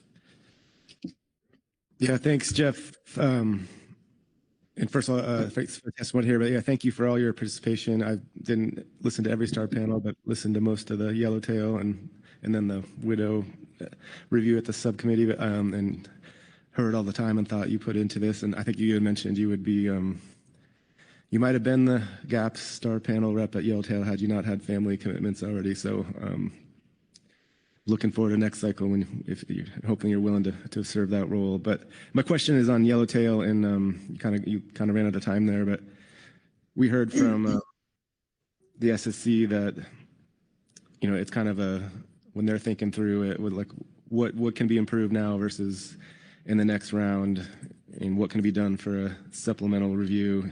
Did you have ideas on what could be done in time for the supplemental review that you didn't get a chance to state there? Actually, I have to admit that is a very difficult issue, because a lot of the information we have for midwater fishermen are ones that fish up off of Washington, where they encounter more yellowtail, and a lot of their anecdotal is happen to have more avoidance measures for the yellowtail. They see that they're trying to let separate out from the hake they're trying to target. And then later in the year, as the hake winds down and before they have to go to shipyard and the processors have to get ready for crabs, sometimes there's a window to get your rockfish in that you have left over that you've held on as a whiting boat. And so so a lot of the information we have is anecdotal, but a lot of what the fishermen are seeing sort of connects to everything else that the fishermen know about species that they used to fish in the 80s and 90s that were in a lot of the areas where the EFH are now, and a lot of the areas on the shelf. And as the yellowtail grow up and old and north and deeper, well, we're seeing that overflow. And so it's anecdotal to fishermen's experience what they're seeing. Now, there isn't data in that. And so and we understand that. We realize that in retrospect, it would have been better for us to, it'd be better if we had more time to figure out how we deal with that. They tried to deal with it at the STAR panel, looking at CPUE and attainment, but it's not like a widow or a petrale where it's pretty much a straight target species where the main limiting factor is the biomass as far as your attainment. And so there isn't great data, and we admit that. But at the same time, we discussed in the GAP, I'm not speaking as a GAP member, but it was discussed in the GAP that the fishermen still would like not to endorse an assessment that they think they're seeing something else different on the water. Thank you. Other questions? Seeing no hands, thanks very much, Jeff. Next, we have Elena Novak. Elena, can you hear us? Yes, thank you. Good afternoon, Chair Hasmer, Council members. My name is Elena Novak. I'll be commenting on agenda item G3 on behalf of the Oregon Trawl Commission to provide our recommendations regarding the draft widow rockfish assessment. OTC is a fisherman-funded state commodity commission that represents Oregon trawl groundfish fishermen. The industry is concerned with this assessment as it promises a significant downgrade in the trawl ACL while vastly disagreeing with the reality fishermen experience on the water with this stock, including the sustained high CPUE in the last 7 years. OTC appreciates and supports the SSC's recommendation to refer the widow assessment for a supplemental review. In addition, we fully support comments from Dr. Merrill Rudd and Jeff Lackey. We appreciate the assessor's efforts to incorporate a spatial dimension into the widow assessment. We recommend that they do it for both the commercial fishery and the stock itself. We also recommend scrutinizing the relative importance of unobserved discards in the hook and line fishery. The widow catches in that sector have been tiny and well under their sector's allocation, while trawl is responsible for 99% of widow harvest and discards in our sector have been 100% observed. Additionally, the assumption that trawl discards were small before trip limits were implemented in the 80s should be investigated. While widow was a target species back then, and it still is today, discards did occur on catches that were in excess of fish hold capacity. The industry has evolved dramatically over the years. The relative impact of fishing on the resource shifted toward minimum environmental footprint due to several factors, including strict regulations like small foot rope requirement, which effectively prevented bottom trawl gear from accessing rocks on the shelf to protect rockfish and its habitat. In addition, bycatch avoidance, processing availability, and market constraints have been determining where, when, and how widow fishing occurs, which has been concentrated in just a few spots of the central northern Oregon coast as opposed to the coast-wide effort in the 80s. We encourage NMFS scientists to prioritize gaining a better understanding of the commercial fishery and how it evolved. I invite scientists to join fishing trips so they can observe fishermen's experiences with the groundfish stocks firsthand, including witnessing healthy catches.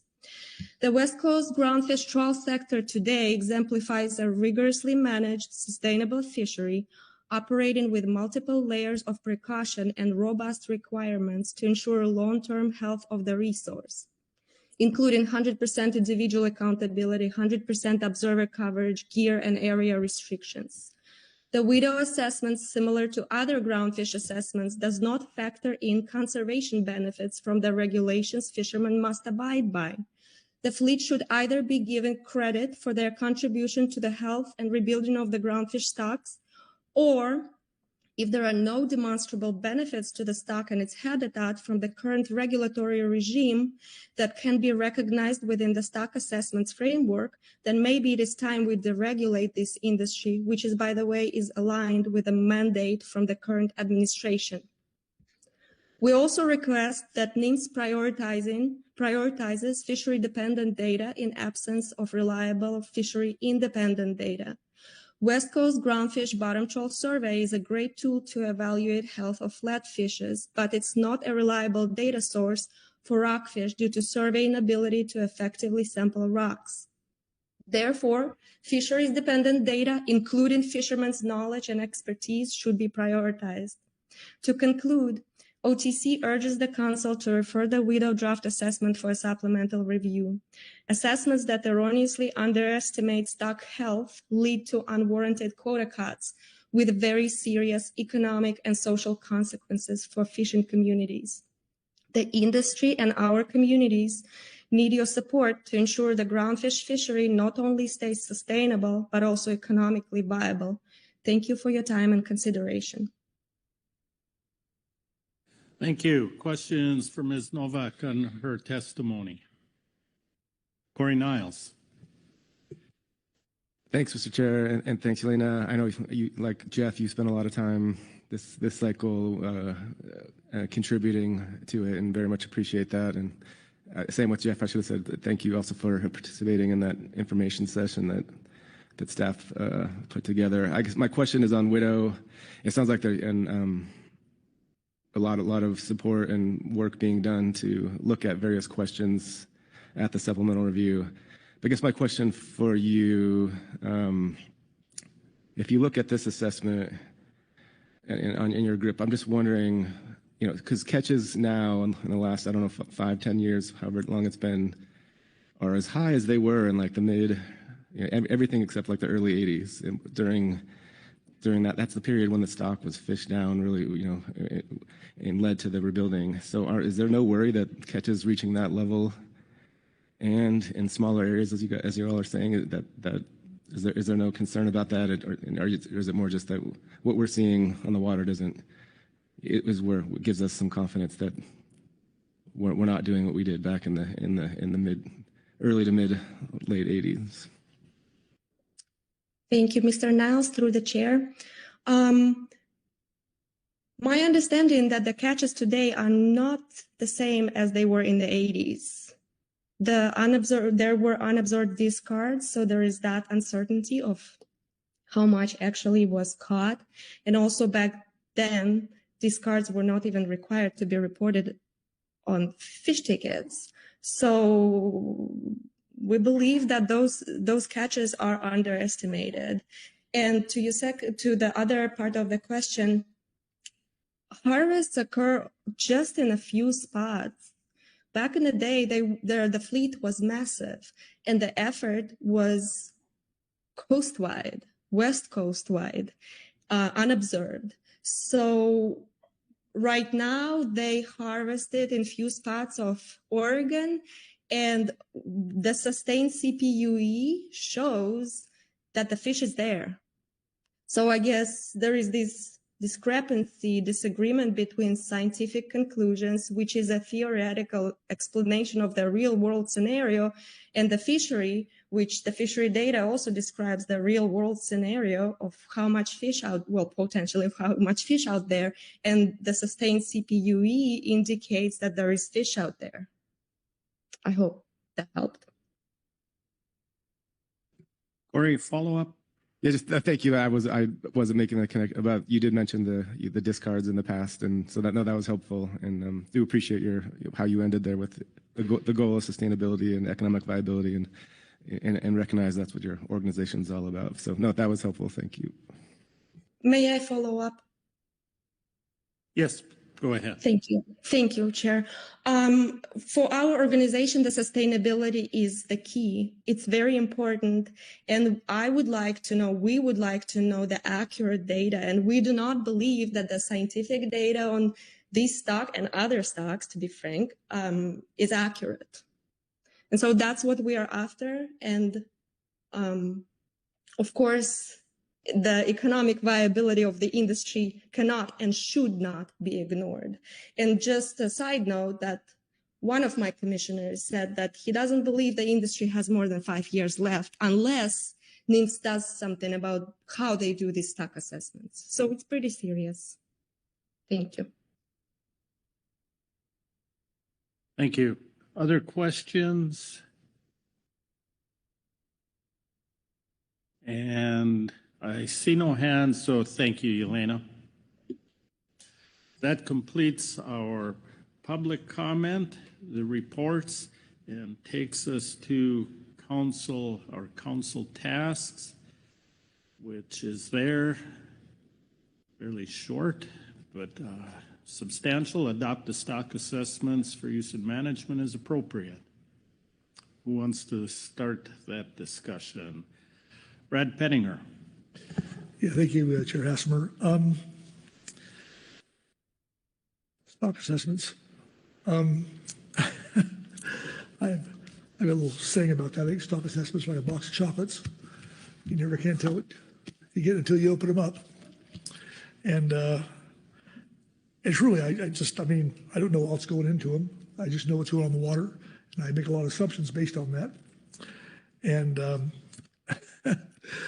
sometimes I'm surprised both ways. Before I get into that, though, I'd just like to say that I thought that the few years leading up until this stock assessment process, I thought the last few cycles have been lacking in outreach, I think, from the science centers, but also hands out to the fleet to interact with those folks. And I think we've suffered because of that.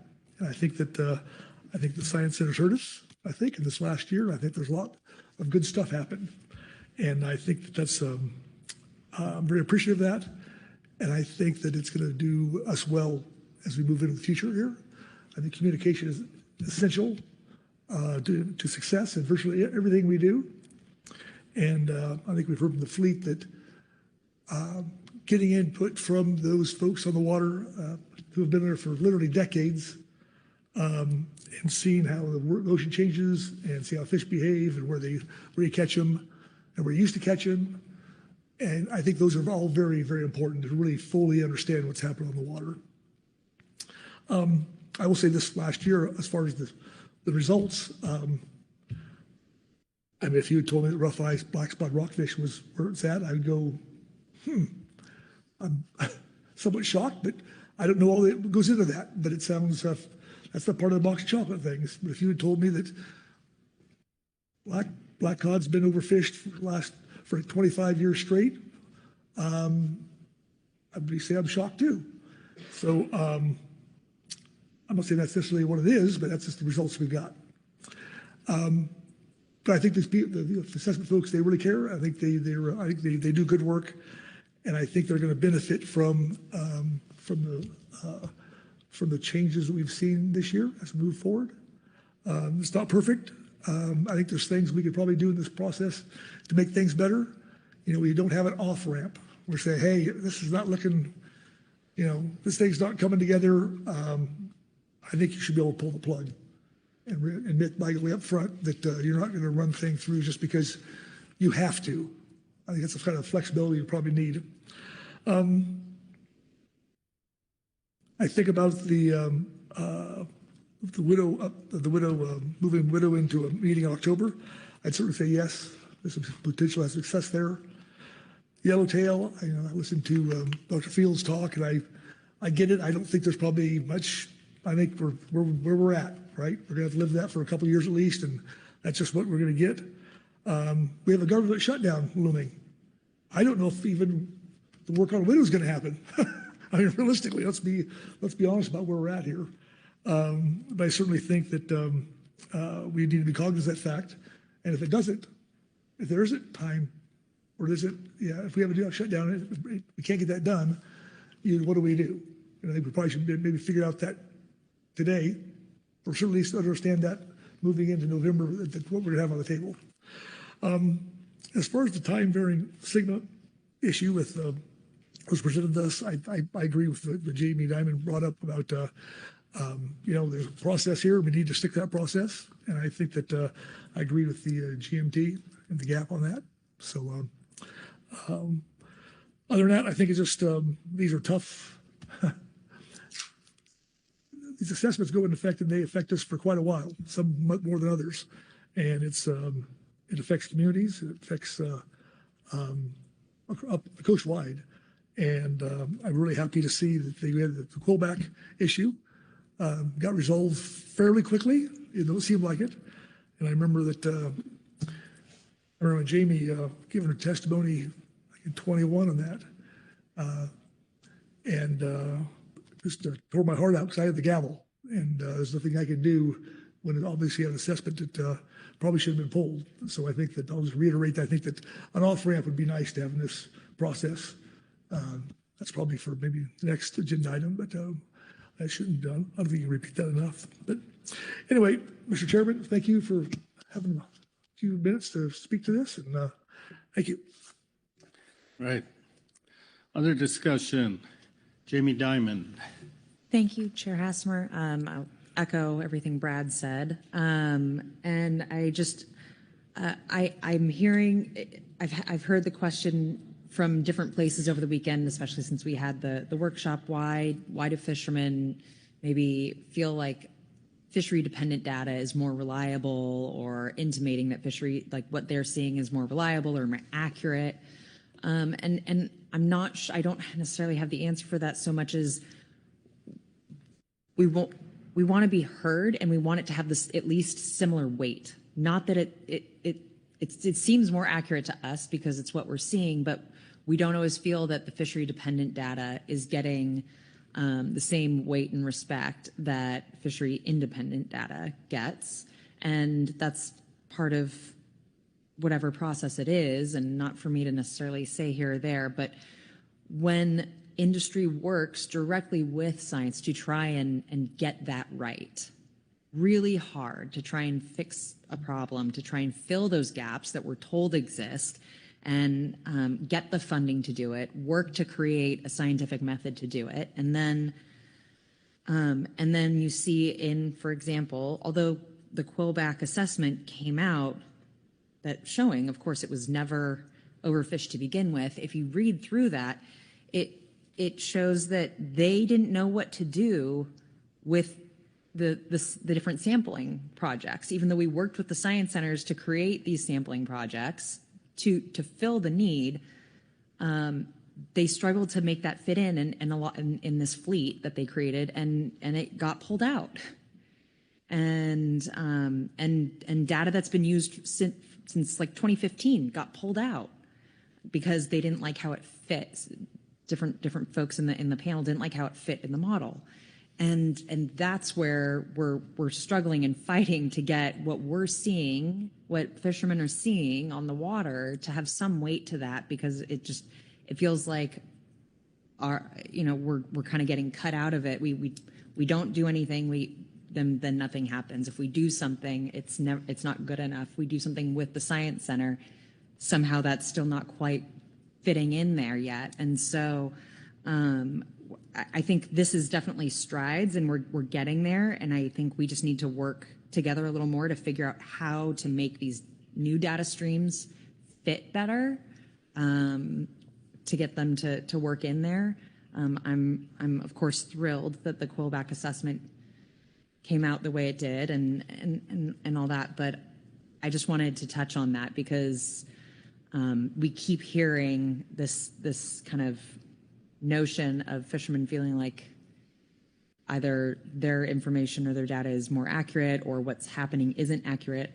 And I just need to put it out there that we're trying, and we're trying to help fill the gaps that exist, and we're trying to work with those that take the information and do something with it. But when you see that even then it's still not quite good enough, that's where we kind of keep feeling put down. That's where fishermen's voices keep saying they're feeling put down. So thanks. Thank you. Keely Kemp, and then Corey Niles. Thank you, Mr. Chair. Thank you for the comments, Mr. Pettinger and Ms. Diamond. It's really helpful as I was thinking about this process and frankly the past couple cycles, like everyone else. Have also been on this journey for the past couple of cycles, and it has been a challenging one. I have seen some, I think, helpful changes this cycle. I do also want to emphasize and recognize I thought and I don't know if we would call it going back to what we used to do before, but the presentations I thought were really helpful, right? Working at chipping away at those pieces. But I'm trying to think through some of what we seem to be caught in a reactionary pattern on some of these things, and trying to figure out how do we gather some of this information from the fleet before we start, because it seems very challenging, the timing of when it's coming in. And I recognize that as in my own job of saying, oftentimes it feels like things are too late, and that is really challenging. So I have been trying to think about how could we harness that information, and, I'll share, this is the germ of an idea that I'm happy for people to tell me is the wrong one, but almost an information bank, right? Because when these, I agree that sometimes we're waiting until we get a result to know how we feel about it, and then we hear about it quickly, and then it is challenging, right? because we have these timelines that often feel unmovable. And so I'm thinking about what are the opportunities even before the pre-assessment workshops to have that information on hand? And could we harness the information and experience from the industry and building like an information bank for the species that are going to be assessed so that it is there before we start the process? And perhaps the industry would like to nominate 2 to 3 people that are the best contacts initially when there are questions, and so that we can help the process by having that information already available, right? So we're shifting from reacting on what is the result look like and where does that concern us to having that ready. This is, again, a germ of an idea. I will be wrong if this is the wrong way to go, but that's what I'm trying to think through, is like there's an energy and a need here, and I think there's a way to look at it, and how do we pull those pieces together? How do we create something tangible to respond to this moment that's been happening now for many cycles? I want to work with you all on that and work with the industry on that, and so those are the kinds of things I'm trying to figure out. Could we build something there? Thank you. Corey Niles, then Lynn Mattis, then Asia Shumalo. Yeah, I think that's really interesting. I mean, I hope that's what we talk about in the next agenda item, Keely. And so much to respond to already. I'll try to keep it brief, but I hope we all just acknowledge how much work goes into it from the science centers, from how many weeks Marlene and Todd spent in star panels and GMT and GAP. And so thanks to everyone for the effort. And Jamie, I'm hearing so much good willingness to work constructively, and witnessed you all from afar and what happened with Quebec and all the efforts. I'm hearing the same thing from the science centers. I've seen it for years. I remember Brad. So it's people with good intentions on all sides, and how do we do it better? And you're making us think we spent, I don't know how many hundreds of thousands of dollars, millions on our black rockfish tagging project, and that got thrown out at the star panel.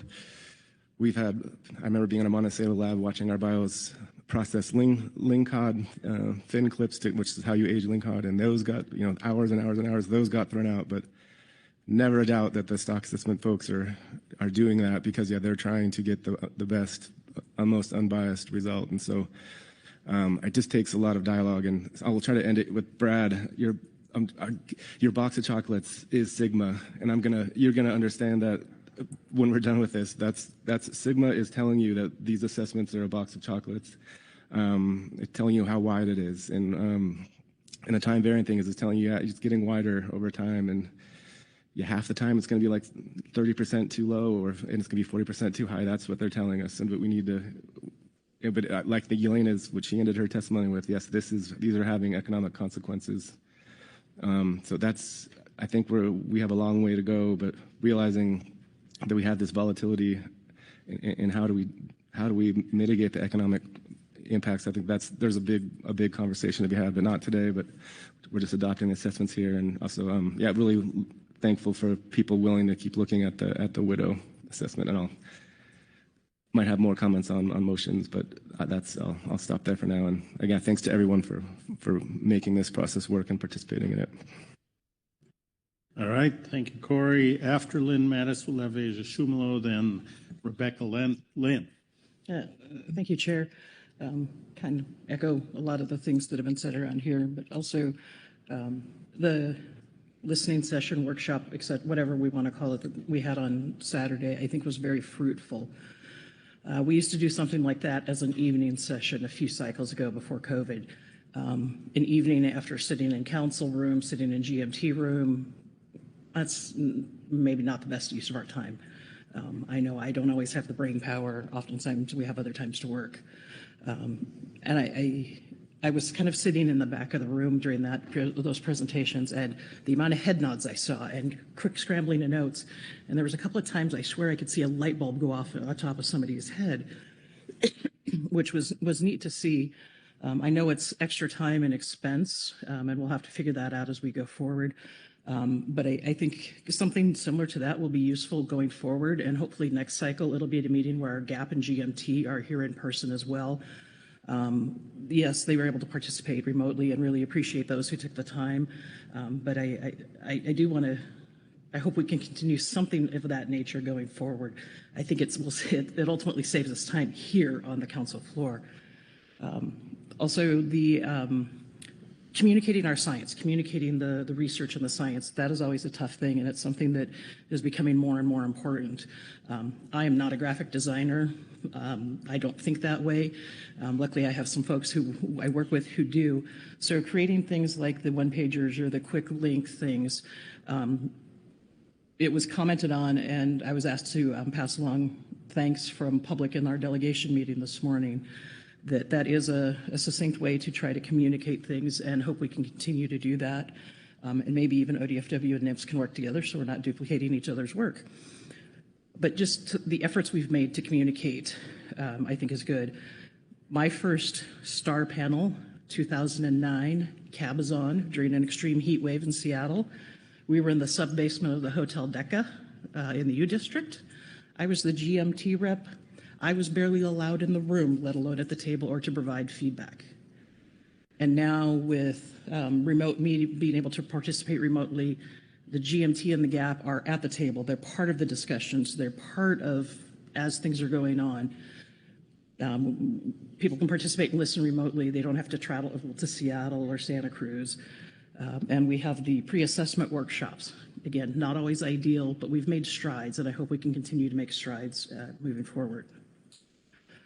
On the time varying sigma new methodology, I'm all for improving our science, improving the way we estimate things, but I think it needs to get vetted through the correct process.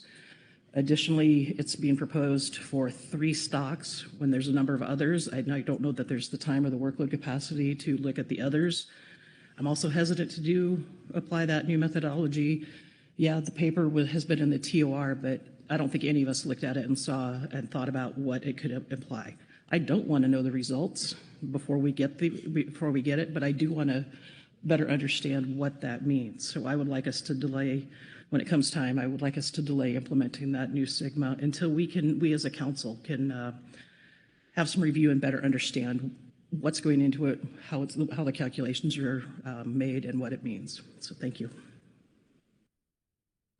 Thank you, Lynn. Asia? Thank you, Chair, and I'll try to keep it brief. A lot of good things have been said. I just want to echo the sentiment of good intentions on all sides. I remember when I worked at NOAA and being in the situation of having to share with industry that there was really challenging news coming from the assessment. I just want to emphasize here that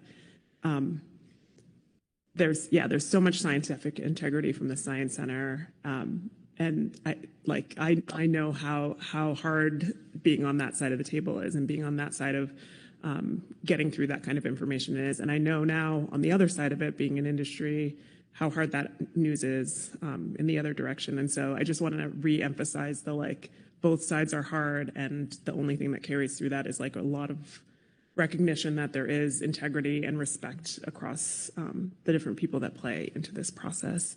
I'm really appreciative of the willingness for the Science Center to look harder at Widow, and I want to really appreciate, I think Keely was a really strong voice in asking for that pause, and I just, I know that it was probably not it was probably not easy to say and probably not easy to hear that that was what was needed right then, but I think that was the right thing to do. And so I keep saying see something, say something, but I appreciate you using the role that you're in right now to see something, say something about this, and for all of us to sit back a little bit and really think through this. I've had experiences in New England where that council, when I was over there, was a little bit more willing in situations where there was a tricky answer from an assessment to take an alternative path. And so I've been trying to think about those situations in comparison to what we're dealing with out here a lot as we've been moving through things.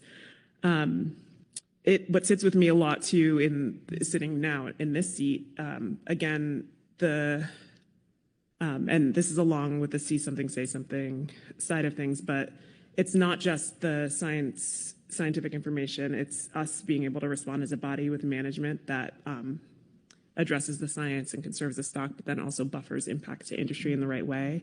I heard a lot more discussion this time around, or sorry, I was not here during Quillback, so I don't know what you guys talked about, but I don't know that people as quickly talked about like, okay, what are phase-in options? What are, what is the bag of tricks that we have to deal with things? And then, so yeah, I want to say I'm happy that that is coming up like today, well in advance of us getting whatever the outcome is later with the adjustments to the widow assessment. And then with that, I will put a plug into tying this to the Specs Flex action. This is exactly why we need those measures. It's like now, I mean, I think before we were doing the assessments, I don't know if there was hesitance to, I sensed some hesitance from people to spend the time in that space, especially, I still hear a discussion of like, well, why are groundfish things an emergency? Why is this troublesome this time? But I, having been in this fishery for a long time, have seen this come up over and over and over and over again. And we did it. It came up again this year, once again. And if we had not been, industry was really courageous in asking for that set of solutions over patches that could have dealt with what happened with the 3 stocks that we're considering an emergency for right now. But I just want to make that through line for people that like, that is why the tools to address management or as the management body to address the scientific information that comes up in a flexible way are so important. So just reminding people not to forget the through line there, and that our job is the management and our job is to take the science that they so carefully put together and make sure that industry can get through all of it at the end of the day. Thank you. Rebecca Lent and Caroline McKnight. Thank you, Chair. And a lot of smart people stole my talking points, but I'll just add a couple things. First of all, I remember being on my West Coast tour last summer, hearing from a fishery participant who was part of the survey, the regular survey, and saying, well, why won't they let me go over here and survey over here? Because I know there's fish over here. That's difficult to understand. And it reminds me of what Andre said. Andre Punt on Saturday says, we're doing stock assessments and we don't always have survey data. Sometimes we're using fishery-dependent data. It should be possible. But the one thing I did hear was definitely so important was getting those samples. And it never dawned on me, I've been 5'6" since I was in high school, but I'm getting older. But you can't tell that from my height. But you can tell it, I guess, if you analyze my ear bones or something. That kind of thing you really need to know. And that's where the fishery provides so much important information. Quillback, we all learned, and California pitched in and went in there. I think there's just been some great things at this council. I can't imagine how it could be improved, but it sounds like we've got some ideas. The pre-assessment workshops, the monthly COPE calls, the Saturday events, the at a glance, all these are great things. And I've seen people stop and say, wow, you're right. We learned from that. People are willing to turn around and look at what were you saying 3 years ago and why, and learn from that. So I really appreciate it. Thank you very much.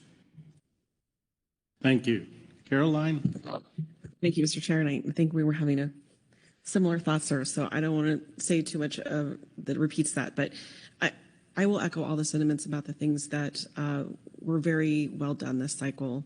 The new one-pager, the 1 p.m. meeting on Saturday. It's a little unfortunate that because of unforeseen circumstances, that our GAP and our GMT couldn't be in here in person as well. But I think there was a lot of benefit to that. And I just wanted to take a moment to say that we are going to continue to learn and adapt every single cycle from something. And, hindsight is always 20/20. And right now, I think what I'm focused on as the action before us is these time varying sigmas and the application of some mathematics that was not clear to me was even a possibility. And unless it was somewhere overt that I missed and can be, I stand corrected, it sounds like it has not made it through any kind of methodology or is not anywhere that our GAP or GMT had any benefit of. So I'm going to echo Lynn's comment as well, that I'm not comfortable moving forward with the information or the mathematics that have been applied for those 3 species. At least under this agenda item, it sounds like it's the 2 catch-only projections. And then just to make a comment relative to quillback rockfish, I believe deeply that our science staff are always endeavoring to provide the best quality product they can. I will again echo the appreciation for putting forward a full benchmark assessment for quillback rockfish, and I believe that that produced a much higher quality output and set of parameters with some flexibility to put them through a very rigorous and robust review process that has created a whole lot more confidence. And I sure don't want something like time varying sigma math that wasn't maybe as widely publicized to diminish that. Anyway, I think that I agree also that Widow is a good candidate for supplemental review. I'm hearing there's not a lot of benefit for Yellowtail to continue moving forward. So I could, stay neutral on that one as well. And I think that covers it. Thank you. Thank you. Covered a lot of discussion. Anything else? Lynn Mattis? Thank you, Chair.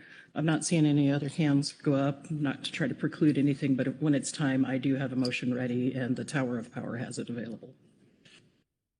We've had a lot of discussion. Let's see the motion, and that could stimulate more. Okay. Thank you, Chair. There we go. So I move the council adopt the following stock assessments, stock categories, and sigmas for use in 2027 and beyond, provided in the council's September 2025 briefing book under agenda item G3, as recommended by the SSC.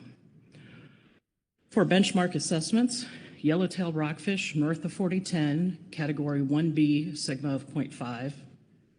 Chili pepper rockfish coastwide, category 1B, initial sigma of 0.5. Quillback rockfish off of California, category 1B, sigma of 0.75. Sablefish coastwide, category 1, sigma 0.5. Rough-eye black-spotted rockfish coastwide, category 2, sigma of 1. For update assessment, yellow-eye rockfish, which was coastwide, category 1, and sigma 0.5. Catch-only projections, and all of these are coastwide, petrale sole, canary rockfish, short-spine thornyhead, and dark-blotched rockfish.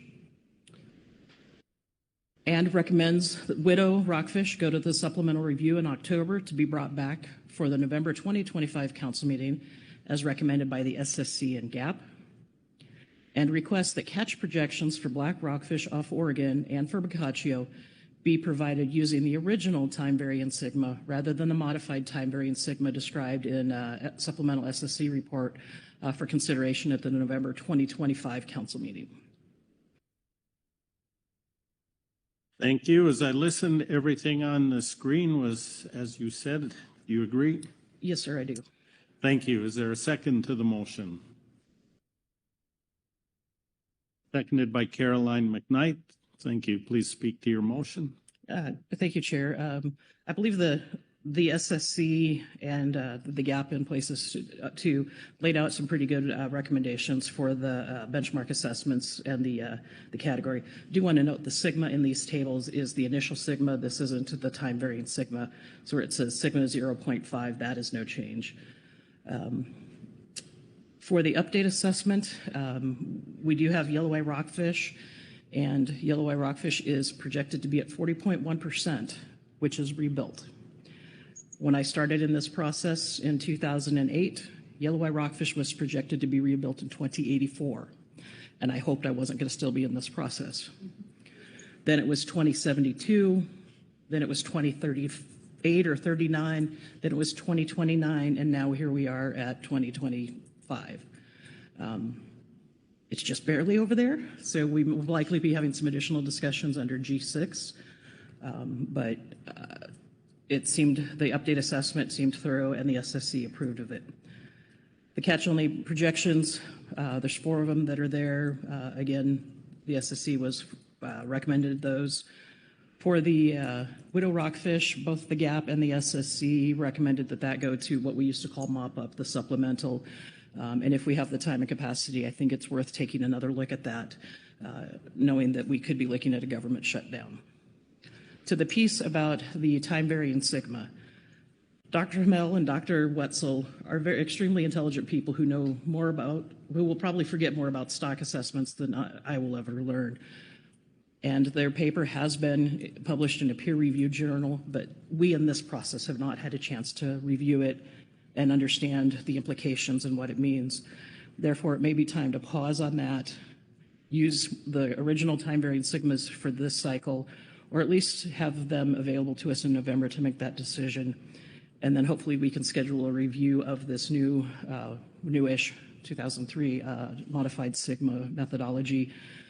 Maybe it's the better way to go. I don't know what the implications are going to be, but I would like to understand some of the math and put it in a spreadsheet, et cetera. And I think that's all I've got for this. Thank you, Lynn. Any questions for clarification on the motion? No clarification questions. Discussion on the motion. Corey Niles.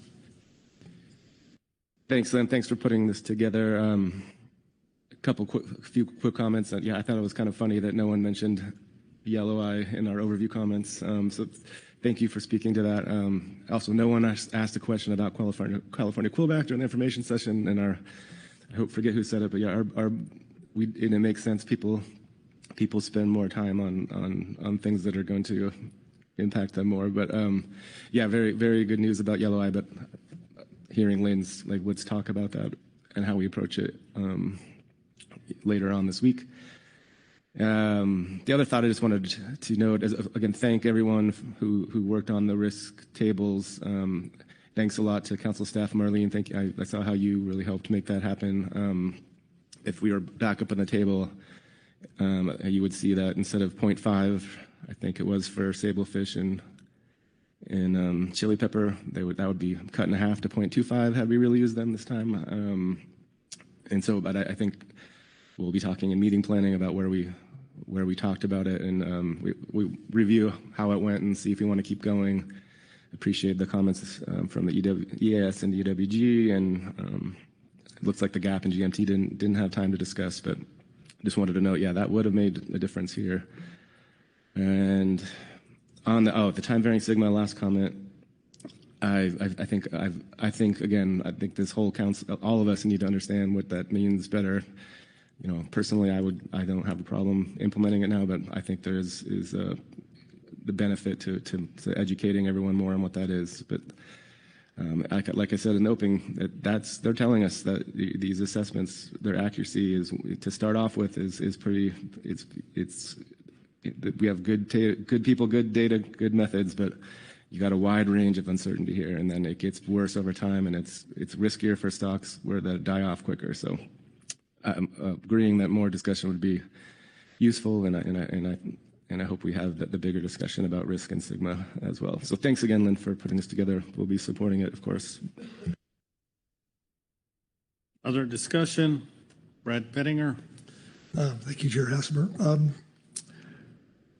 As to yellow eye, I'd just like to say that it's been off the overfish list for a long time. It's just been rebuilt.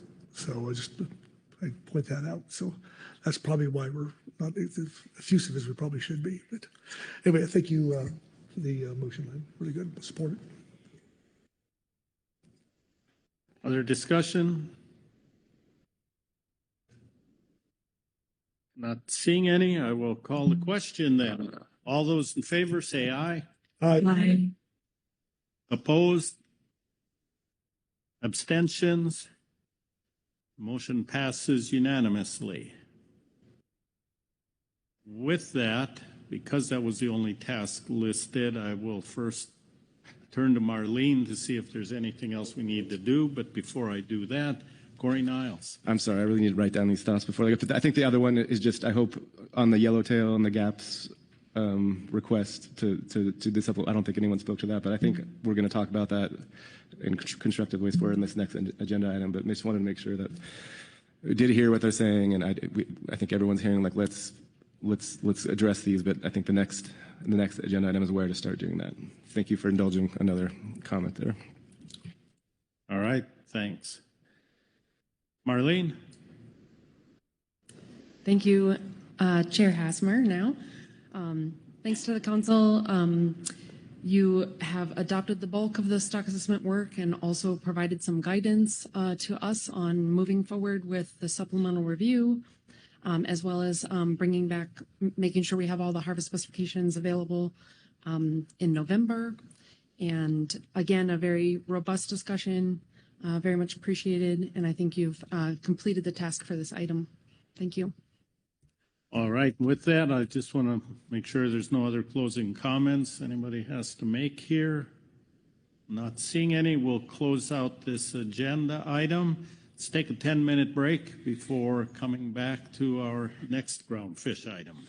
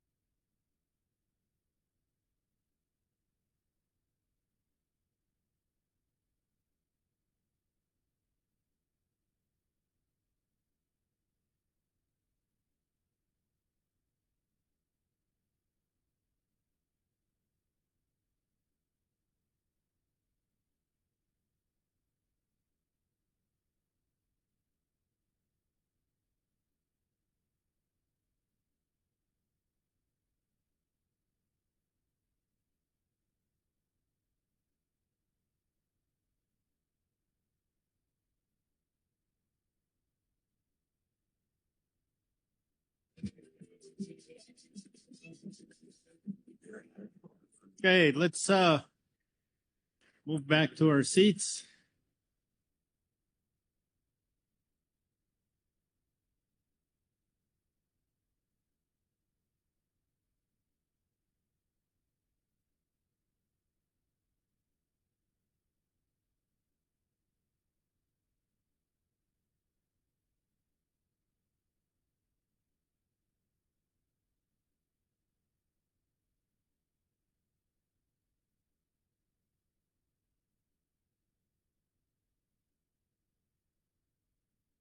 All right, we're ready to resume our work here on groundfish items. Move on to G4, and I will turn it over to Marlene Bellman for the overview. Marlene. Thank you, Chair Hassemer. This is agenda item G4, stock assessment methodology review topic selection, final topics. Council Operating Procedure 25 specifies the council process for reviewing proposed new groundfish methodologies to inform management decisions. There are two types of methodologies that are considered in COP 25, and those for use in groundfish stock assessments are the ones that are proposed in September of odd years. Yes, it's September 2025. This agenda item concerns those methodology topics that would be used potentially in future stock assessments. The council should consider the recommendations on any new proposed assessment methodologies and adopt those topics which merit a formal methodology review. The methodology review of final topics will be scheduled sometime during 2026, and if endorsed, these new methodologies would be available for the upcoming cycle of stock assessments in 2027. We have one proposed topic that was submitted by the Northwest Fishery Science Center and is found in their supplemental report 1, and they are available to answer questions if you have on the proposal. You also have reference materials for advisory body reports from the SSC and the GAP. And with that, I'll take any questions. Thank you. Questions on the overview? Seeing no questions, as Marlene stated, there's a Northwest Fishery Science Center report that it will not be read, but we'll make sure there's no questions as there are people here to speak to that. No questions on that report. Then we'll go to the Scientific and Statistical Committee report. And it looks like Dr. Field is solo on this one. This one's a little shorter and a little easier, so I didn't feel like I needed a show of force. The SSC reviewed a proposal for groundfish stock assessment methodology review from Northwest Fishery Science Center for commercial fishery-dependent index standardization using spatial temporal modeling methods. The primary goal is to develop methods that can account for the non-random nature of fishery-dependent information for use in stock assessments. There's concern about using fishery-dependent data for mobile and aggregating species given spatial variability and hyperstability and catchability. A hyperstability term can be developed to address concerns about fishermen being able to change locations to find fish. Effects of regulation on targeting, bycatch avoidance, and other considerations such as markets and impacts of processor locations relative to fishing grounds may also impact commercial catch per unit effort, and additional analyses will be needed to address these factors. These methods may complement data from fishery-independent surveys that use gear that does not sample semi-pelagic species effectively, such as the West Coast Groundfish Bottom Trawl Survey.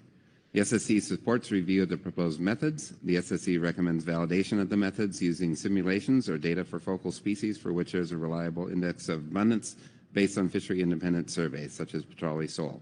Species proposed for assessment in 2027 should be prioritized to allow application of the methods in the coming biennium. Communication with industry about markets, effort, gear modification, and targeting changes over time would also be beneficial in developing the filters and adjustments to account for changes through time within the analysis. That concludes our statement. Thank you. Questions for Dr. Field on the SSC report? Corey Niles. Thanks, John. And I guess well, first I'll start off with, I think I heard a similar idea come come from in one of your groundfish subcommittee discussions this summer, and it was Andre talking about how it's been a long time since we've had a workshop on this topic, and what I liked. So what I'm hearing here is I'm gonna say this in a silly way, but is some of these methodology reviews are like you all speaking Klingon to each other, and no one else knowing what you're saying, really. For example, like, I don't know that people know what hyperstability means, but could this be combined with something which I was hearing Dr. Punt say, of like, it can also be used to as like an outreach explanation to managers and stakeholders on the general why fishery-dependent information isn't trusted as much as an index of abundance as. Did you guys talk about that, or do you recall that kind of discussion back then? And yeah, I'm wondering if there's ways of it could be more than just that focused on that one parameter kind of thing. Thank you, Mr. Niles, through the chair, for the question. I think I would hesitate to try and make this really an outreach event, but I certainly think there would be benefits in laying out the groundwork for better mutual understanding between assessment scientists and industry representatives about the strengths and weaknesses of fishery-dependent versus fishery-dependent time series. And I think we had a little bit of discussion about that. Fishermen go where there's fish. Surveys want to go where there is fish and where there's not fish to figure out how many fish there are. And so the hope would be that this would be a learning experience, I think, for everybody. Thank you. Other questions?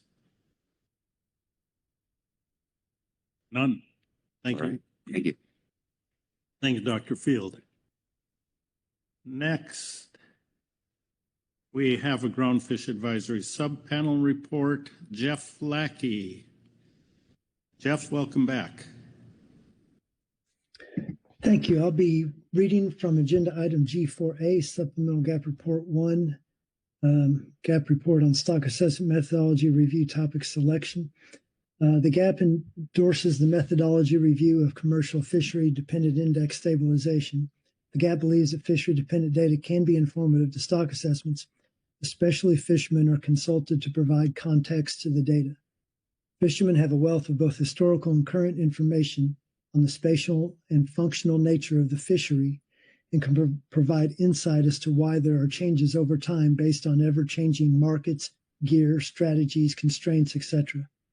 Many fishermen also have decades of experience fishing on grounds that are no longer fished, so they can provide insight to the spatial distribution and habits of stocks that cannot be gleaned from either the current fishery data or the bottom trawl survey. The GAP suggests that the development of this methodology include communications with individual fishermen. These communications could take place at different phases of the process, such as early on development and testing near the final finished product. This would be especially helpful for individual species such as canary and widow rockfish and petrale sole. And that concludes the report, and I'd be happy to take questions. Any questions for Mr. Lackey on the GAP report? I'm not seeing any hands here. Thank you, Jeff. That completes the reports. Takes us to public comment. I don't see any. There is one. Heather Mann. Good afternoon, Heather. Good afternoon, Mr. Chairman, council members. My name's Heather Mann. I'm the director of the Midwater Trawlers Cooperative.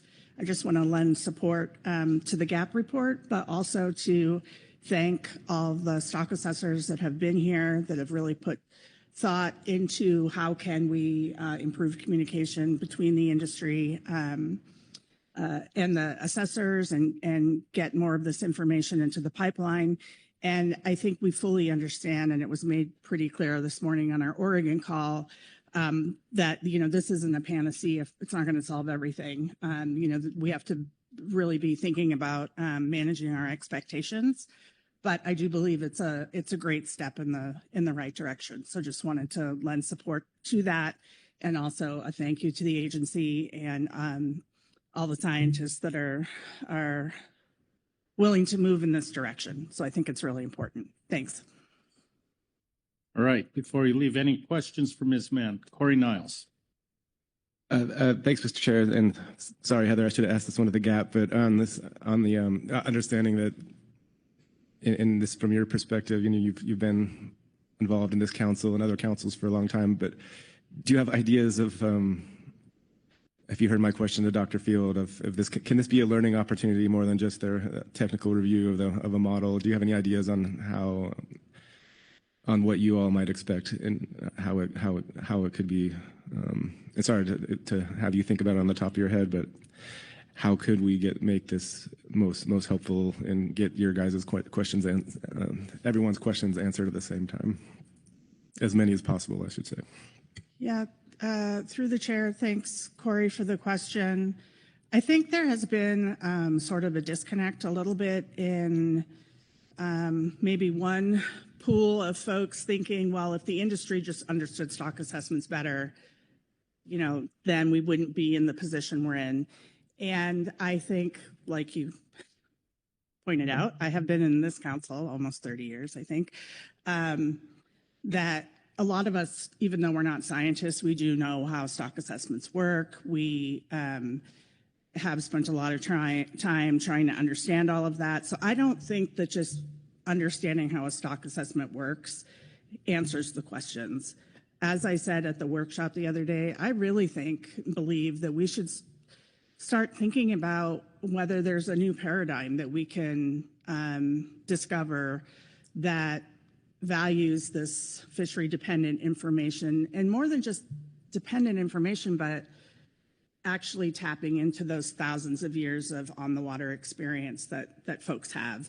I am willing to put some time into thinking about ways that we could have these types of learning exchanges. Off the top of my head, unfortunately, I'm a little caught off guard with that question, but it's certainly something I've been thinking about. I mean, I don't know if you even remember like the first project that we did 20 plus years ago with, it was with plant workers taking, biological samples, but it was really successful.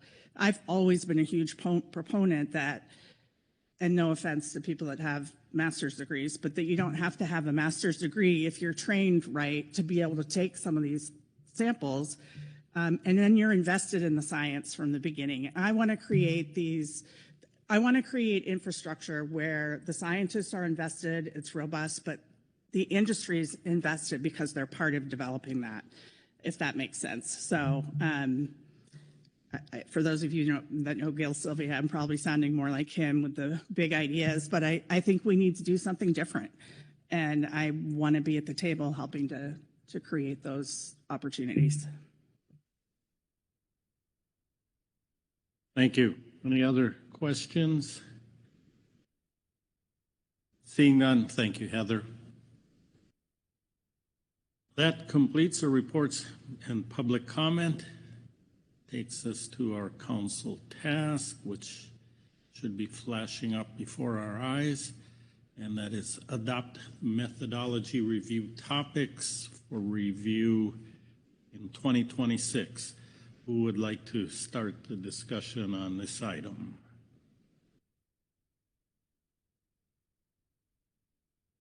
Not sure which side to focus on. Corey Niles.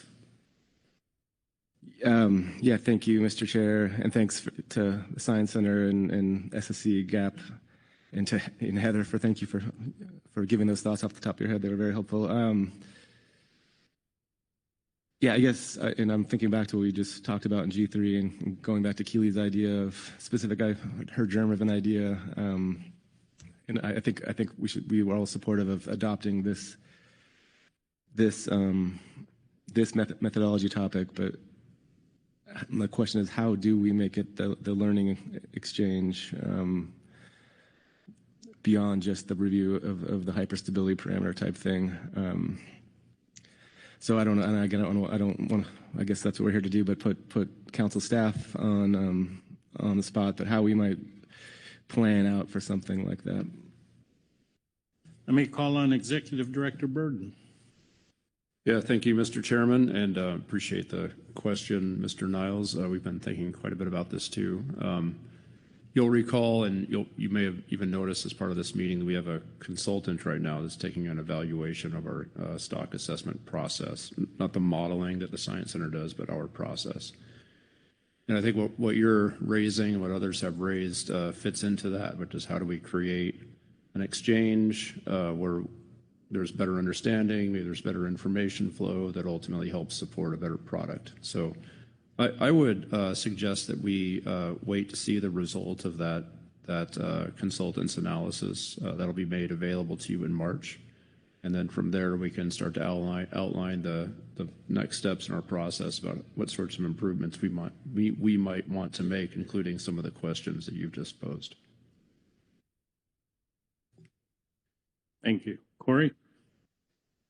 Thanks, Mr. Chair, and thanks, Merrick, for the reminder. And so what I'm hearing is, and I forget the exact timeline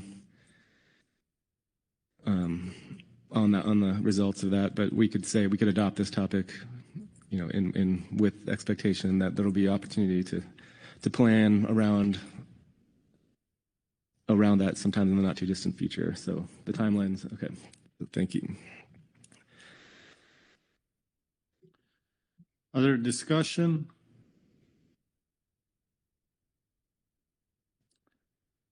My guess is this is going to take a motion. Corey Niles.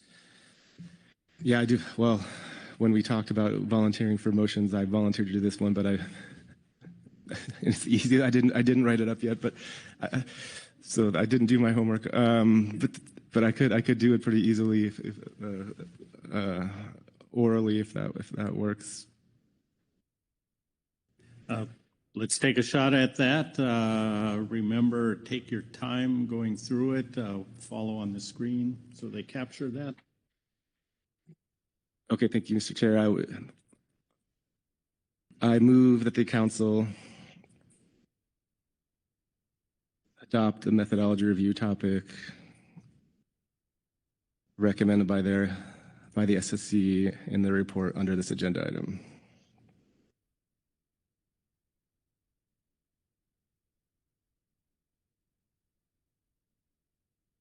And I suspect maybe we can get the specific report reference in there.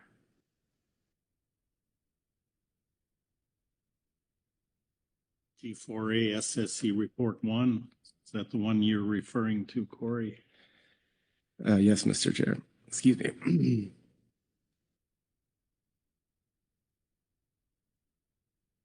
All right, I'll give you a chance. Look at that. Does that language appear accurate and complete?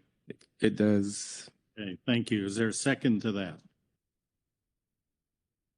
Trying to get your attention. Marlene's trying to get your attention. What's that? Marlene's trying to get your attention.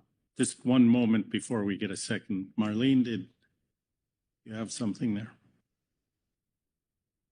Just for technical clarification, it's G4A Supplemental SSC Report 1. Thank you. Technical correction. Yeah, grammatical correction. I move that the council adopt the methodology review topic recommended. Is that accurate? Yes. Thanks. Corey, it's your motion. That looks correct now. Yes. All right. Is there a second? Seconded by Lynn Mattis. Please speak to your motion. Yeah, I don't think we need to speak long. Thanks to the Science Center for putting forward the idea and SSC discussing it, GAP supporting it. But I would point to the exchange we just had with Executive Director Burden about this is just kind of one step in planning for it's kind of a narrow technical review by the SSC, but will be part of a bigger dialogue that will follow from what we've learned this cycle, what we learned from the consultant report, and to be planned in the future. Thank you. Any questions for clarification on the motion? No questions. Any discussion on the motion? There are no hands. I will call the question. All those in favor say aye. Aye. Opposed? Abstentions? Motion passes unanimously. Thank you, Corey. Again, before we close out, I'll look around for any comments, but I just want to check in with Marlene, how we're doing here. Thank you, Chair Hassemer. The council has selected a topic for groundfish methodology review, and we will go forward with that guidance. Thank you. All right, thank you. Any other closing comments need to be made here? Seeing no hands, I will close out this agenda item. Thank you for your quick work on that. And I believe I am passing the gavel to our vice chair for the next agenda item. Vice Chair Smith, I turn it over to you. All right, we'll wait to get some chairs changed here and we'll proceed, Mr. Chairman.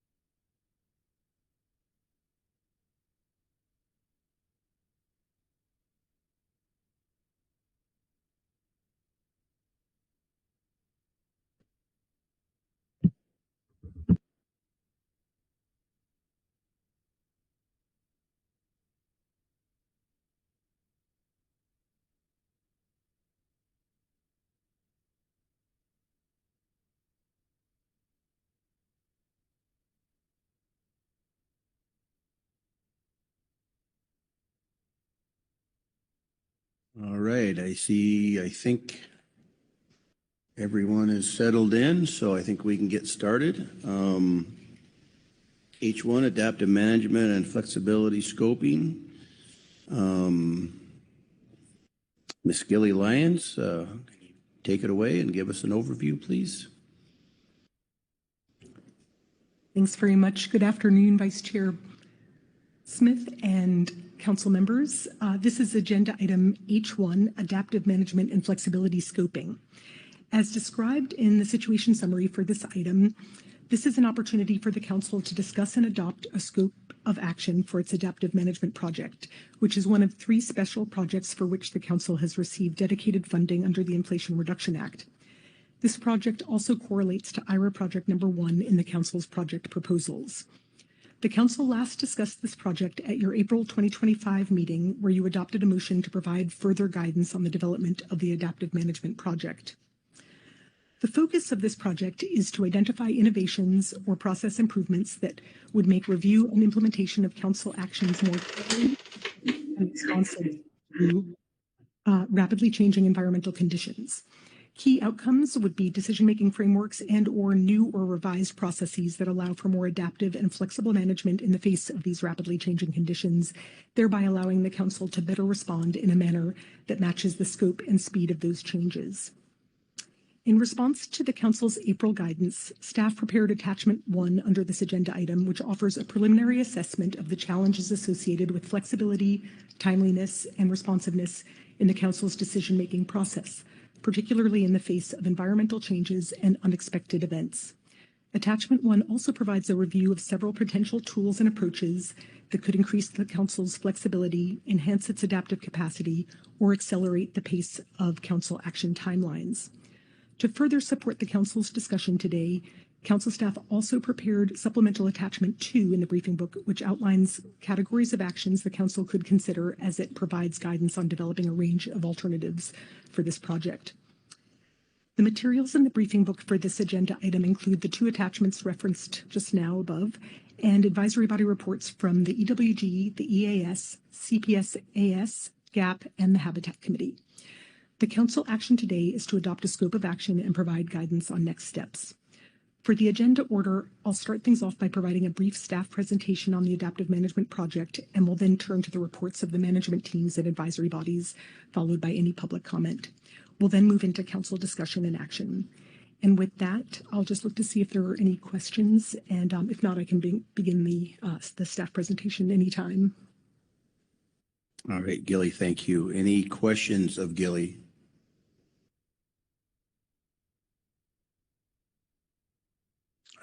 Seeing none. proceed with your presentation. Great. Thank you. Thanks very much.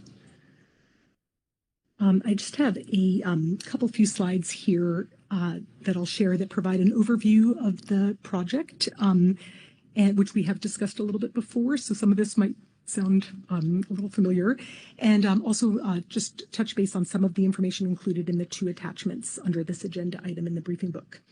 Next slide, please. Just as a quick refresher, this project's objective is to identify innovations to council decision-making processes and operating procedures that would allow the council to develop, analyze, and adopt management actions and recommendations on timeframes that are more responsive to rapidly changing conditions and unexpected events. These innovations and efficiencies could be focused on both on decreasing the length of time required to finalize key council actions and on increasing the council's ability to develop management responses that are tailored to and commensurate with the scope and speed of observed, predicted, and unanticipated changes in the marine environment. Next slide, please. This slide may also look somewhat familiar from earlier presentations, but I thought it might be helpful here just by way of grounding us in some recent council history to just briefly describe or redescribe the background of this project. The Adaptive Management Project has its origins in the Council's Fishery Ecosystem Plan, Climate and Communities Initiative, and the related scenario planning exercise that took place as part of the CCI. The Council's scenario planning effort, which took place between 2019 and 2021, was a strategic planning exercise where the Council explored and considered alternative plausible descriptions or scenarios for how climate change might impact Council-managed resources over the next 20 years, which is now more like, I guess, 16 years. A core theme that emerged from this scenario planning effort was interest in building more flexibility into the fishery managed process. This theme is also reflected in the Climate and Communities Initiative's overarching goal to consider, develop, and implement strategies for improving management flexibility and responsiveness to both near-term climate shift and long-term climate change.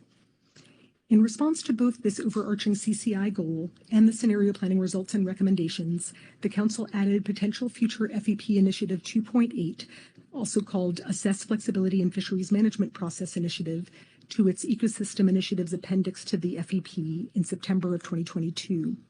Potential Initiative 2.8 asks whether council decision-making and NIMS review and regulatory processes should be made more dynamic in order to respond to rapidly changing environmental conditions. Initiative 2.8 serves as the foundation for the Adaptive Management Project. Next slide, please.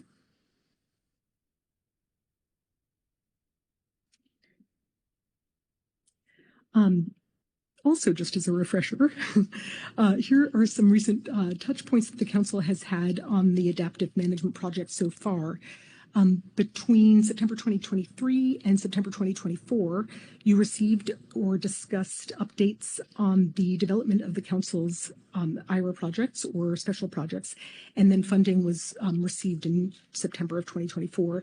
And then in December of 2024, so just last year, we hosted a series of all advisory body kickoff meetings for each of the Council's 3 special projects, including the Adaptive Management Project.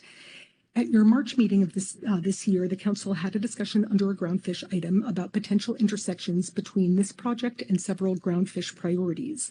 Also at that meeting, there was discussion of coming back to the Adaptive Management Project at the April meeting for a fuller discussion of opportunities to identify broader actions and next steps across all of the Council's FMPs. At the April meeting, you received an update on the project that was based in large part on a supplemental staff report in the April briefing book, which described existing tools and approaches to increase flexibility and responsiveness in council processes, including examples of challenges from each of the council's FMPs that new or expanded capacity for adaptive management could help to resolve or mitigate. As part of the April agenda item, the council adopted a motion providing guidance to staff for further developing the adaptive management project. Next slide, please. The components of the Council's April motion are shown on this slide here, and the primary guidance is to develop an action plan for exploring and implementing tools that increase flexibility and adaptive capacity across all of the Council's FMPs. And that plan should focus on increasing the Council's ability to respond quickly to environmental changes and unexpected or unintended events, It should also include an exploration of ways to improve the timeliness of data streams that are used to inform council management decisions, including through the incorporation and use of local and tribal knowledge. Finally, the motion prioritized the Groundfish FMP for this overall evaluation, and that work is currently being done via the Groundfish Harvest Specifications Flexibility Action, also known as SpecFlex, under Groundfish. And that's a separate but parallel effort here.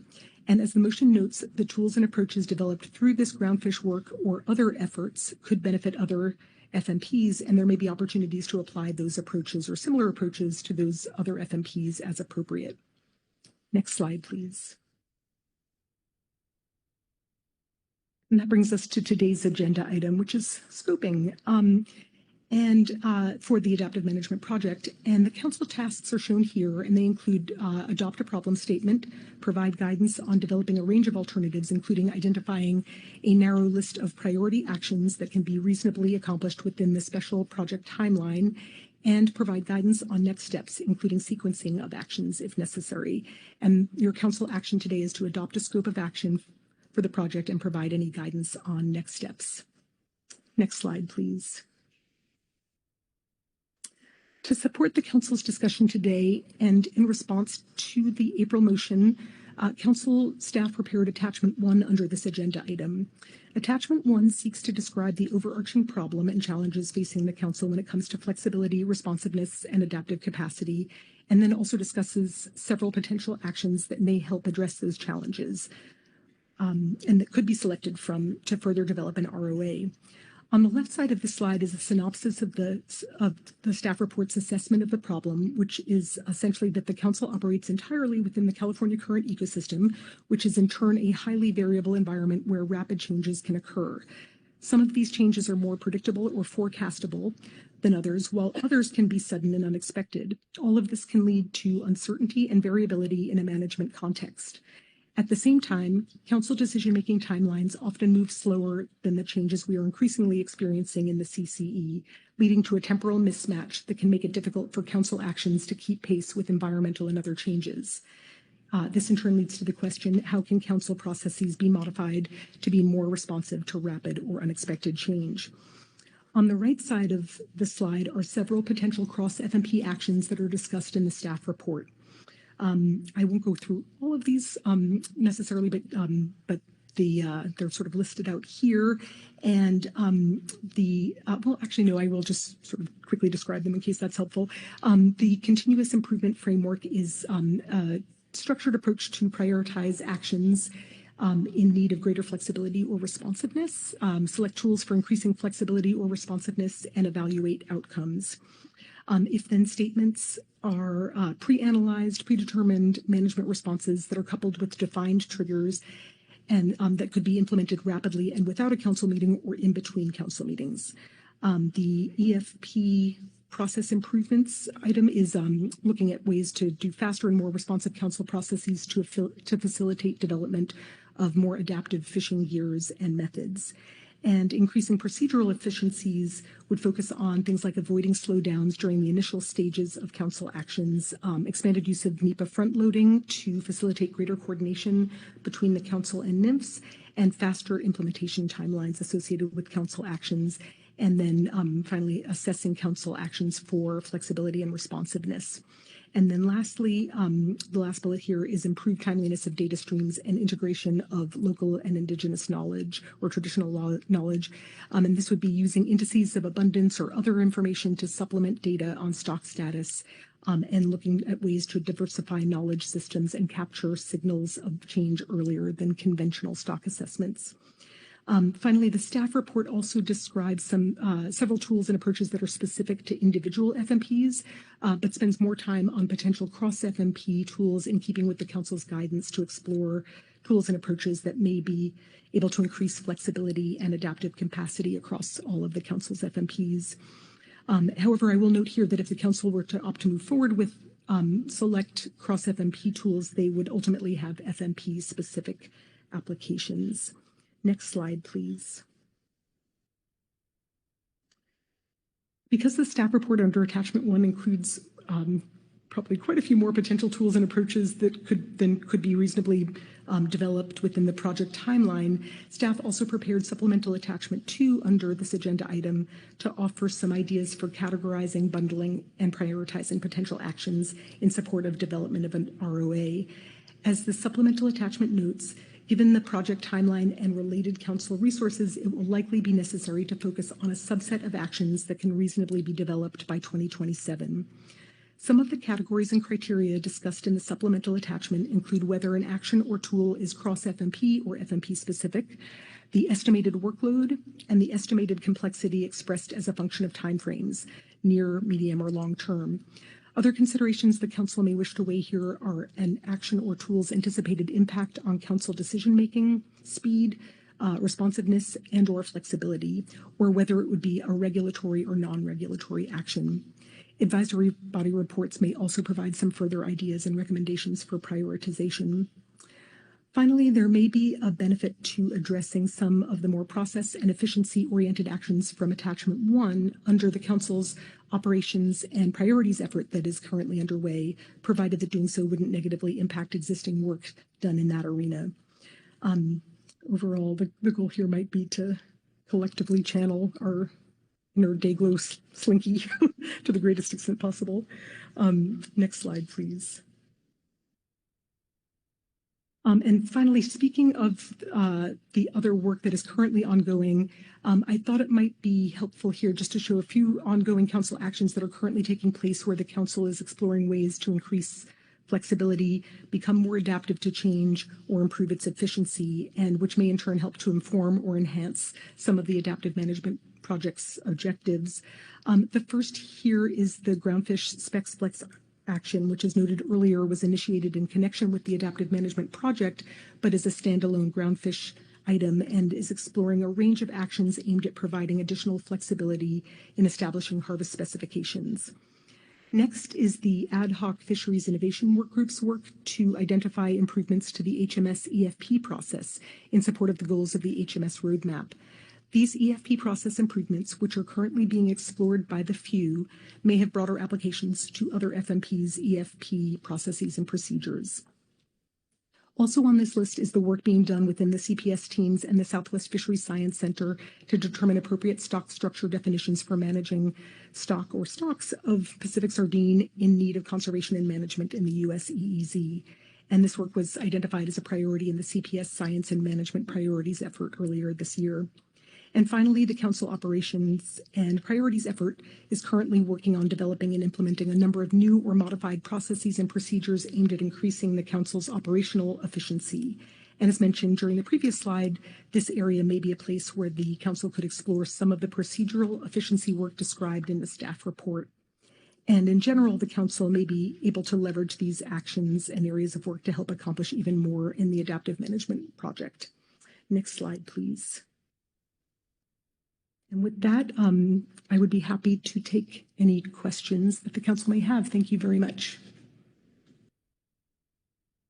Thank you, Gilly, for that nice presentation. Any questions of Gilly?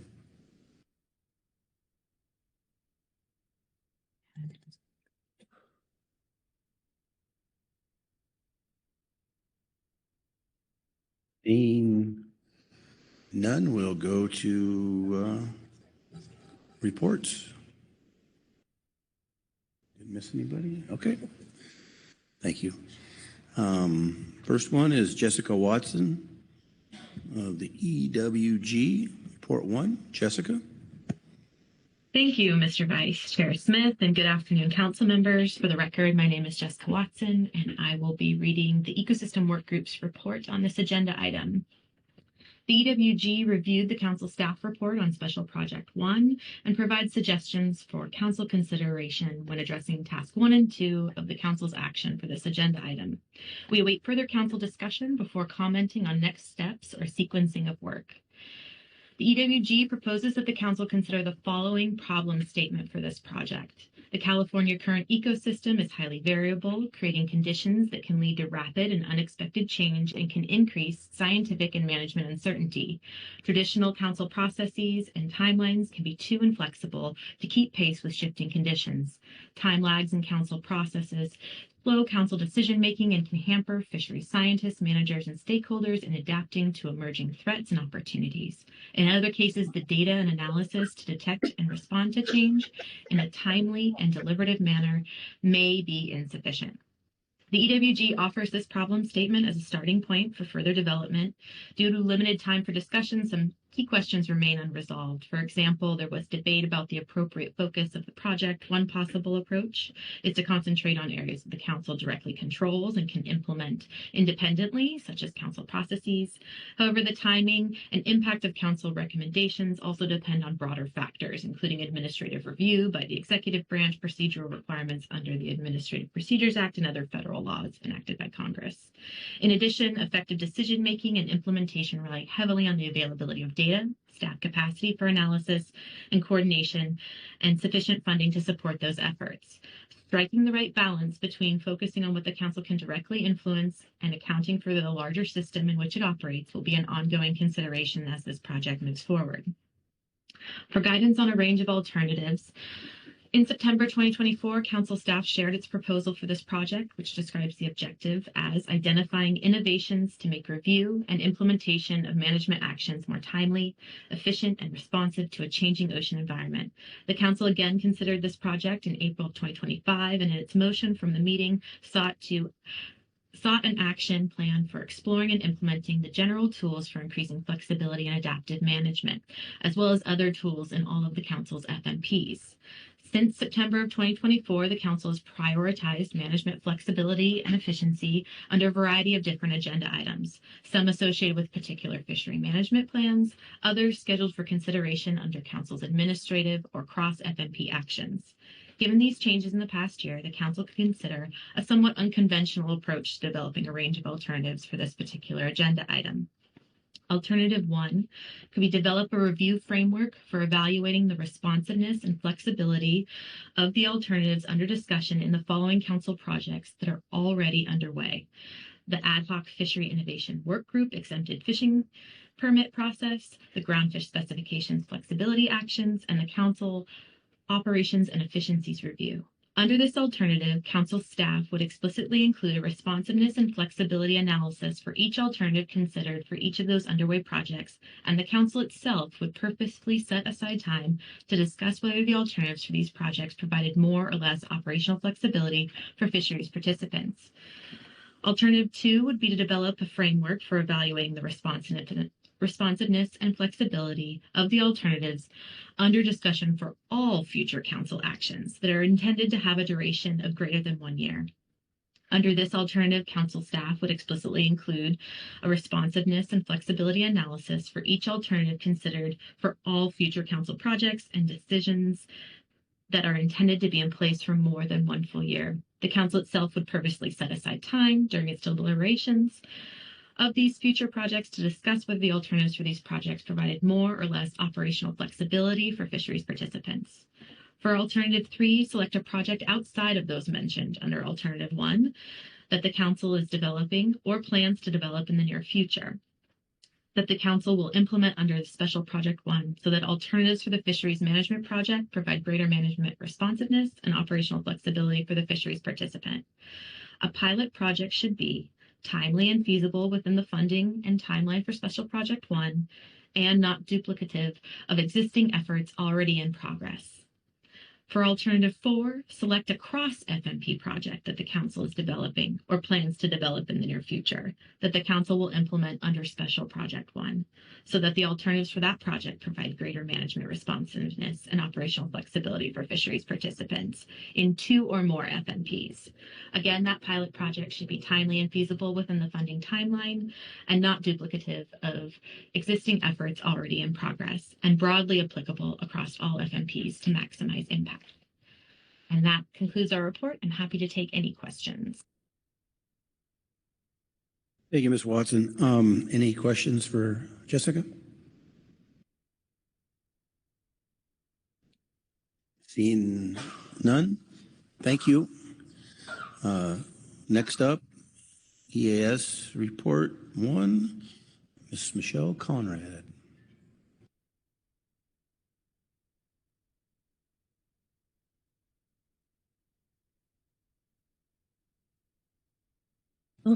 Mr. Vice Chair, and good afternoon, council members.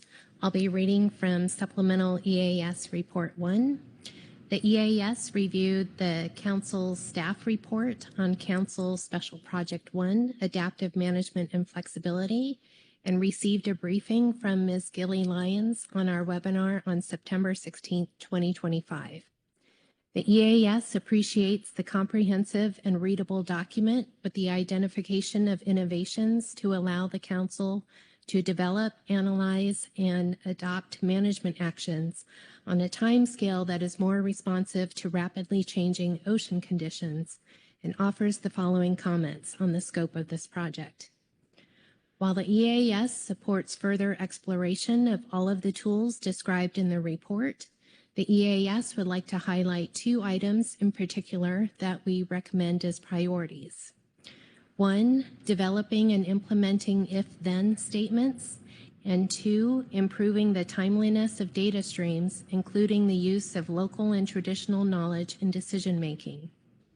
The EAS sees value in predefining triggers and actions that can facilitate faster implementation, and recommends that such actions be considered not just for the conservation of stocks, but also to provide increased access and fishing opportunities, utilizing a framework approach that allows actions to be taken without the need for a council meeting.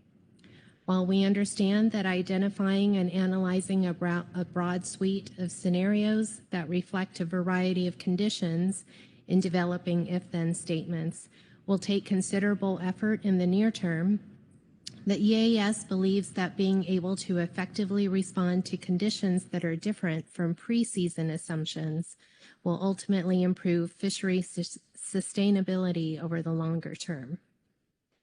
As the EAS has noted in previous reports, we recommend the Council and the National Marine Fisheries Services Northwest and Southwest Fishery Science Centers work with tribal, commercial, and recreational fishermen to collect and provide real-time ecological data.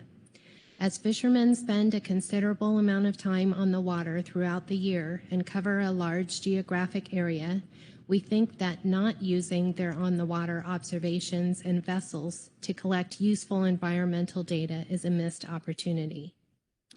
We also recommend working with fishermen to provide their knowledge and observations of how changes in stock abundance and distribution may have occurred over time or under varying conditions. While this may not necessarily lead to a faster management response, their observations may provide useful insight about ecosystem relationships that may not otherwise be documented or understood. Multiple reports from the fishing industry may signal changes that might otherwise be unseen or missed by traditional surveys. Thank you, Michelle. Any questions of Michelle? Corey. Thanks, Mr. Vice Chair. Thanks to Michelle, to you and the EAS. Maybe an unfair question, but I know I saw you were sitting back there, maybe not listening to the last agenda item, but if you were, that last paragraph seems very similar to what we were just dealing with or talking about in part in the Groundfish stock assessment and the methodology review. And it's only now that reading your last paragraph again there that there's a connection there. If you were listening, do you see how this agenda item might connect to this great interest in understanding what the fleets are seeing on the water versus what the stock assessments are? Yes, thank you. Thank you, Mr. Vice Chair, Mr. Niles. I was listening, and I really appreciate the report of the Northwest Fishery Science Center and the action by the Council to move forward with that methodology review. The EAS did not have an opportunity to have that discussion, but I'm sure they would have supported it as well, given the conversations that we had with regard to fishermen knowledge. Thanks. Any more questions? Thank you, Michelle. Next up would be CPSAS report, Mark Fina. Hi, this is Mark. Can you hear me? Can hear you loud and clear.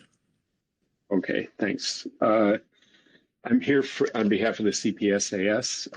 Our comments should be in a document that was distributed.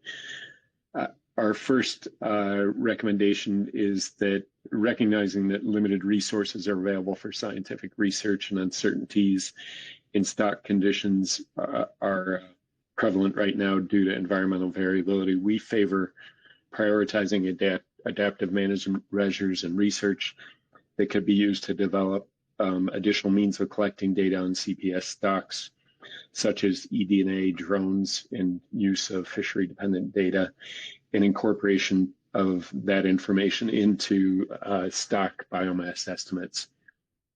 We think the current reliance on just annual surveys provides very incomplete information on CPS stocks, which are highly mobile and harvested throughout the year coastwide.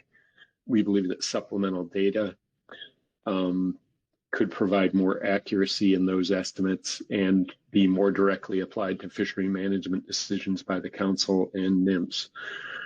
The additional data sources may provide more direct management uses and benefits when you compare them with longer-term modeling efforts that require substantial staff time for development and have greater uncertainty as they attempt to extrapolate conditions beyond those that have been observed in the past. And that completes our statement. All right, thank you, Mark. Any questions for Mark? Got tie ball game here, so Ms. Marcy, go ahead, and then followed by Dr. Lent. Thank you, Mr. Vice Chair. Thank you, Mark. Good to hear you.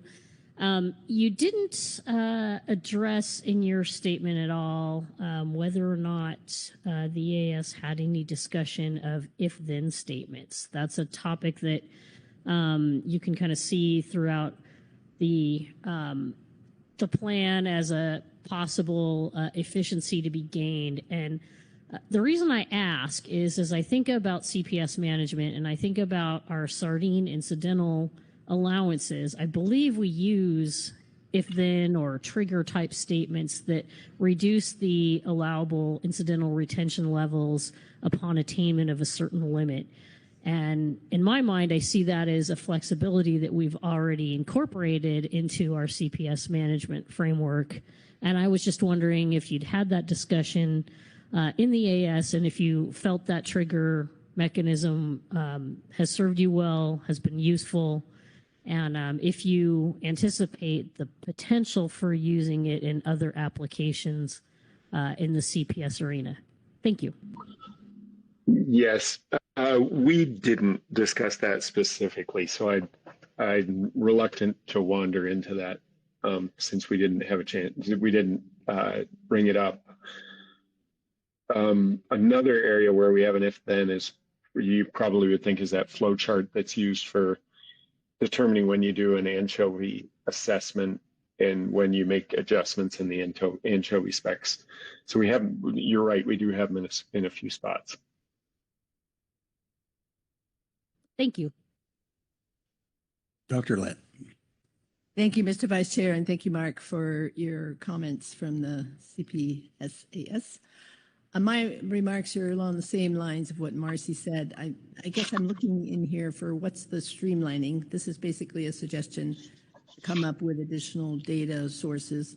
Maybe you can explain how that might make it more efficient and speedy to bring things up. And when I think about if-then, I think about if we hit the sardine quota and it's prior to the end of the fishing season. We had talked about this at the last meeting. Then you can consider attributing some of that catch to the southern stock, that type of thing. So maybe you can explain how this makes your management more efficient. Thank you. Yeah, I guess what we were thinking of probably relates to mostly the research efforts that are being undertaken now and in the long-term modeling and kind of looking at the needs of our fisheries. And what I think most of our participants are concerned about is that the current data collected in these fisheries, we measure stocks once a year. We do we use that survey, and the assessments that follow from the survey are the only sources that really get used for setting our catch limits. And we're just hoping that maybe as you think about prioritizing research dollars in work, that we focus a little more on things that'll give us a better understanding of the stock, particularly at other times of the year and across the coast. So it really was focused on the research side of things as much as anything in our discussions. Any other questions? All right, Mark, you're free to go. Thank you. Thank you. Next is Dr. Scott Appel. Good afternoon, Mr. Vice Chair, members of the council. For the record, my name is Scott Appel, and I will be reading Agenda Item H1A, Supplemental Habitat Committee Report 1, Committee Report on Adaptive Management and Flexibility Scoping. The Habitat Committee received a report from Council Staff Gilly Lyons on scoping for a council project funded by the Inflation Reduction Act to develop adaptive management strategies for council-managed resources. The Habitat Committee recognizes the need for adaptive management in council processes and stresses the importance of using habitat information to drive adaptive decision-making. For instance, identifying and characterizing periods of habitat compression along the coast as they're occurring could inform management measures, such as temporarily shifting fishery effort away from those areas to avoid or reduce bycatch. The Habitat Committee also discussed existing forecasting tools like the salmon stoplight indicators that could be integrated into adaptive management measures. For example, they could be a component of a salmon management if-then tool. Although the Habitat Committee would need more time to consider how best to do this, in general, those indicators could augment information from traditional stock abundance forecasts to establish adaptive management measures to access more robust stocks while limiting exposure to weak stocks. Going forward, the Habitat Committee will look to provide more input on potential adaptive measures that could be taken to conserve habitat. And that ends my report. Thank you, sir. Any questions?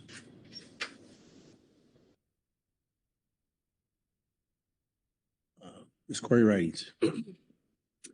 Thanks, Vice. Thanks, Dr. Happel. I'm looking at the report, and you noted things like periods of habitat compression as well as salmon stoplight indicators. And those popped out at me because I believe those are two things that the council receives annually as part of its ecosystem status report. So I was wondering if the Habitat Committee had any specific discussion around a way to use that information or how that fits into the work that we're doing here today. Just curious if there was more background to that or anything you wanted to share with us. Thanks. Through the chair, thanks, Ms. Ridings, for the question. We did have some conversation, particularly within the context of stoplight indicators, which in this report we mentioned for salmon, but of course could be developed for CPS or groundfish. And then as well as the habitat compression conversation that we had. As many of you know, California is dealing with habitat compression issues as it relates to state-managed fisheries with whale migration and the Dungeness crab fishery, and it effectively either redirects or is closing fisheries at the moment. And so that is effectively, my understanding is, an agreed upon if-then tool. And so with those types of indicators like the stoplight tables, if in the ecosystem assessment they indicated that conditions were going to be good this year, then we might move harvest management in one direction. If it indicates it might be poor, we might move it in another. But we didn't really have any very specific examples at this time. We're waiting for a little bit more development of the problem statement before we dig into that any further.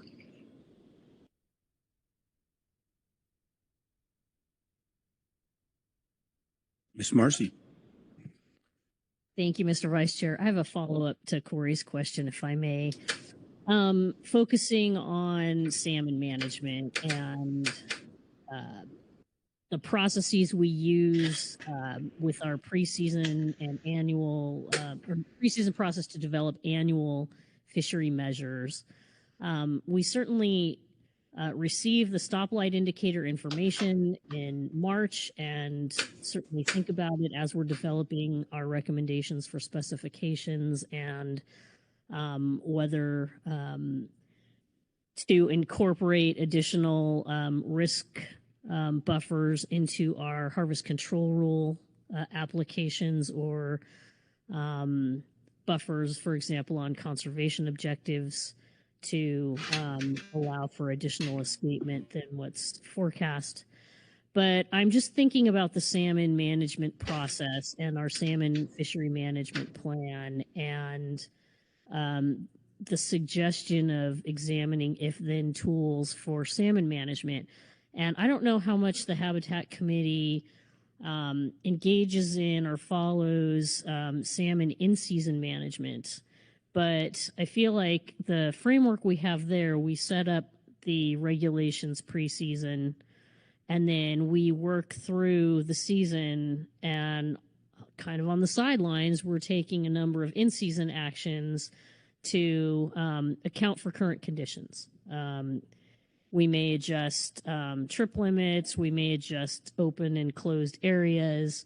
And most recently in California this past year, we implemented our recreational in-season harvest guidelines that allow us to close the fishery on attainment of those limits. And we have two different limits, one for summer and one for fall. And so we've kind of taken quite a number of actions to adapt our management and to have a flexible process that allows for kind of very real-time ongoing adjustments in salmon management. So I guess I'm really just wondering, does the Habitat Committee think that there's something better? Because kind of the way your report reads, you feel like there could be improvements, but I'm not really clear on what those would be. Thanks. Right. Through the chair, thank you for that question. I will admit to being not well educated on salmon in-season management, and so I'm not sure I can fully answer your question, but as you just laid out, that level of flexibility, as you described it, exists, may then serve as a model for some of the other fisheries. One of the advantages to the salmon stoplight indicators, in my impression anyway, is that they also give us a prediction for what is going on now and what it might mean for ocean survival in the future. And so perhaps the example that we gave of using salmon stoplight indicators to improve salmon management, if-then tools, isn't a good one, but maybe there's a way to adopt what you've just described to the other fisheries. I'm sorry if I didn't answer your question directly. Thank you, Mr. Vice Chair. Yes, thank you. You did. I appreciate the additional detail. Okay, any more? All right. Thank you, Dr. Appel. You've done a marvelous job. Thank you very much. The GAP report by somebody the name of Shems Judd. Yes. Good afternoon, Vice Chair and members of the Council. My name is Shems Judd, and I will be reading from Agenda Item H1A, Supplemental GAP Report on Adaptive Management and Flexibility Scoping. The GAP received a presentation from Ms. Gilly Lyons and offers the following comments and recommendations. In general, the GAP supports the effort to identify methods of accelerating PFMC decision-making and processes to better respond to unexpected events and changing ocean conditions, and to reduce the lag between when the data that informs a decision is produced and the implementation of that decision, which may be years later. As noted in the staff report on this topic, our current process poses both ecological and socioeconomic risk. More streamlined and adaptive decision-making could lead to increased fishing opportunities while minimizing risk to our fish stocks. Specific comments. The GAP supports the problem statement outlined in the staff report. The GAP also supports exploration of the framework and tools described in the document as they relate to groundfish. In particular, the GAP supports the exploration of process improvements to streamline management actions. These include front-loading, process efficiencies to avoid reconsideration of range of alternatives, and exempted fishing permit process improvements, among others. The GAP also appreciates the emphasis on exploring ways to better incorporate local and indigenous knowledge and expertise. The GAP has always believed that fishermen have intimate and documented knowledge and have the best understanding of what's happening in real time as they are on the water actively. As one example, the GAP believes the accuracy of the yellowtail assessment would be improved through greater incorporation of fishery-dependent data, as well as the expert information fishermen can provide on why catch per unit effort, for example, was low. Additionally, the GAP recommends that another avenue of sharing this knowledge could come through implementation of pre-assessment workshops or other information sharing opportunities for all assessment types. The GAP notes while this process may lead to more responsive management over time, the initial investment in building out tools to achieve that outcome, for example, if-then statements and programmatic EIS documents, will require a significant upfront investment of council and NIMS staff time, as well as significant input from advisory bodies and the public. The GAP is concerned about potential conflict and delay on other important matters and suggests further exploring the likely benefit as well as the time required to develop and implement the tools outlined in the staff report. Thanks. Thanks, Shems. Any comments? Dr. Lent? Thank you very much, Mr. Vice Chair, and thank you, Mr. Judd, for those remarks. The GAP has pointed out something really important here, that if we want to save time in the future, we have to invest time now. Particularly this idea of a programmatic EIS. It's a wonderful thing to have. You know, you just put the whole universe in there and you analyze the full range of alternatives. And then it's like having a credit card. You keep spending it in the future. But it sure is a huge effort.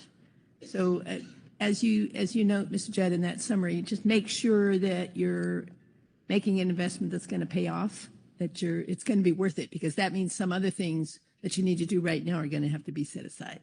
So it's like buying a fuel efficient car. The saying is, if you want economy, you got to pay for it. Thank you.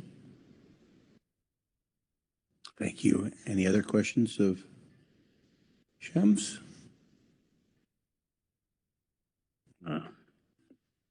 Thank you, Shems. Thanks. Great job as usual. Looks like I got one public comment, and it would be Michelle Conrad. I'm sorry. Yes, Miss Marcy. Thank you, Mr. Vice Chair. I was just curious. Is that a late hand, or did I just miss you? Because I thought I looked that way. No worries. Okay. If I may, I have a question for Gilly. I was just curious, did the HMSAS not discuss this agenda item or not provide a report? Thank you. Thank you, Mr. Vice Chair. Thank you, Mr. Remco, for the question. The HMSAS did discuss this at their pre-September webinar and did not submit a report, but did discuss the topic, and a lot of I won't try to characterize their conversation, but a lot of that conversation did focus on the work that is happening within the FEW's purview, the purview of the FEW, around EFP process improvements with a focus on HMS CFPs. Thank you. Thank you. All right, we good to go? All right, Miss Michelle Conrad.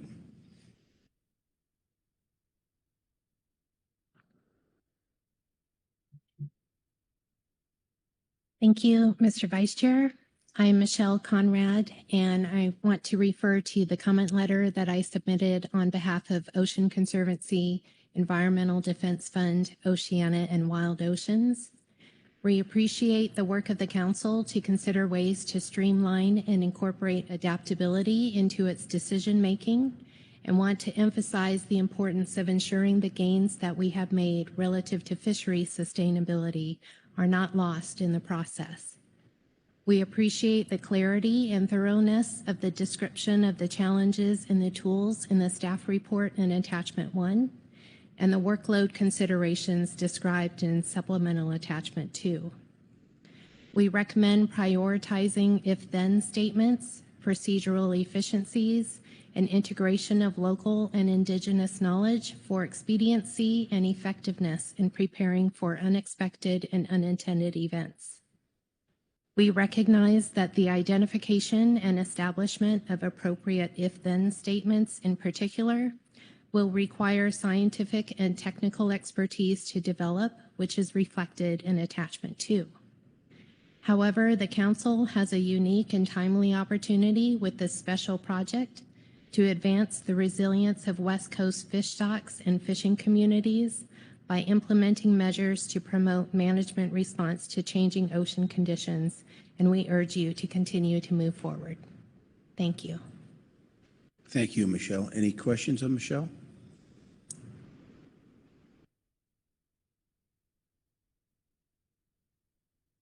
All right, thank you. All right, now we're entering in council discussion.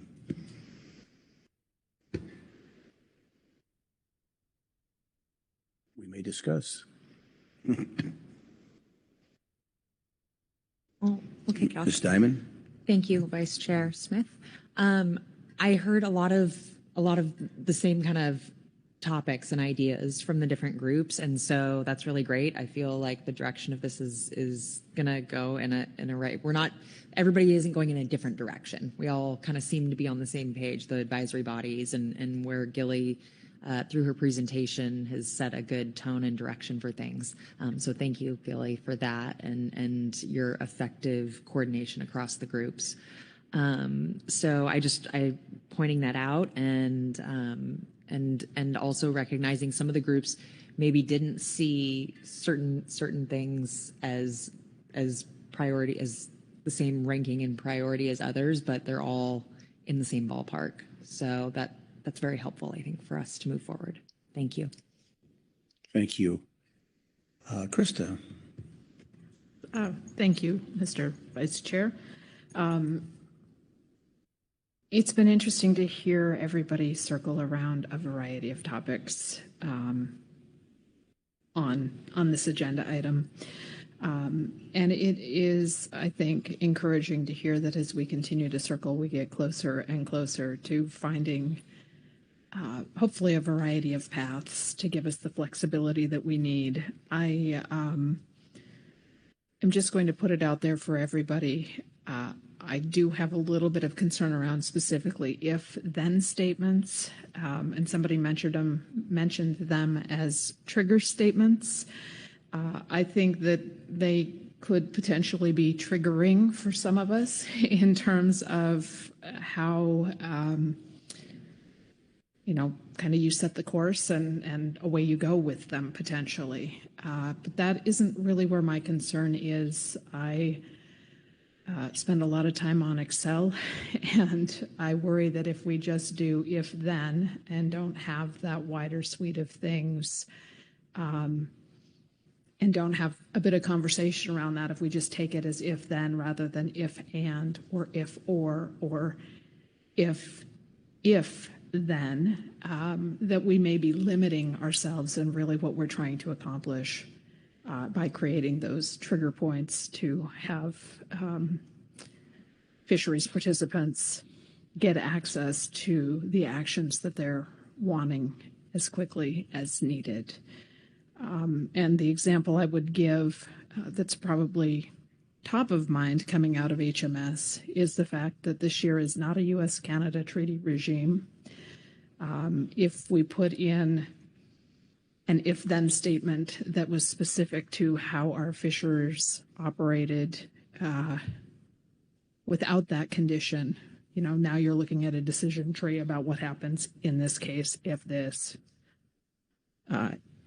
else, this other thing. So not opposed to using the language around if-then, but just wanting to remind everybody that there is probably a little wider application when we're developing if and then statements.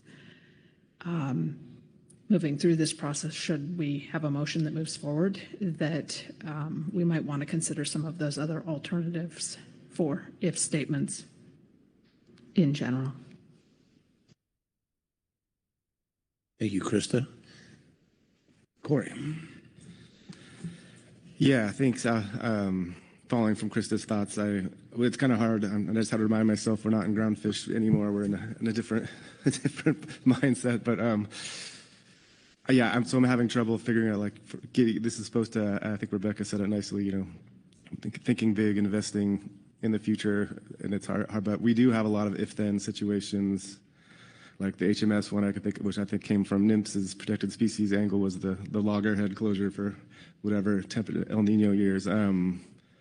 But in Groundfish, it seems like we're trying to get away from if-then statements, more like the at-sea set-aside as being one, for example, where it's, if the at-sea sectors exceed their set-aside, it used to be then they're closed, and then that didn't really make sense because everyone else was under.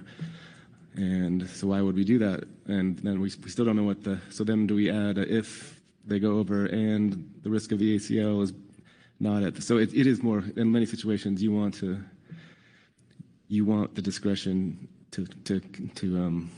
yeah, we're not computers like Krista says, we're super literal and have to follow if-thens, but they're good judgment as possible. But so again, what I'm just saying is, I don't know that asking everyone just to think about if-then would be the best use of time, but if-then as part of being creative in other ways. So I'm not saying it's not an either or, just kind of expressing similar thoughts to Krista, but how can we be more achieve these goals in our various FMPs and really we're just kind of setting course here and helping those working on the project use the time and resources constructively.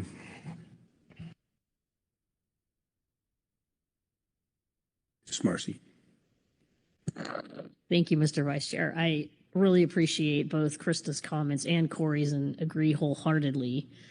And coincidentally, I too think about HMS. When I think about trigger mechanisms or if-thens, the one that comes to mind immediately for me is actually about bluefin and implementing the IATTC resolution on the commercial catch limit, and that an initial trip limit is set. And then if we attain a certain total level of catch, then that trip limit is sequentially reduced as we accumulate catch towards that limit. I think I remember back to the time that was developed, and what was exciting about it was through our HMSAS, and it came out of necessity, much like the CPS incidental limits for sardine.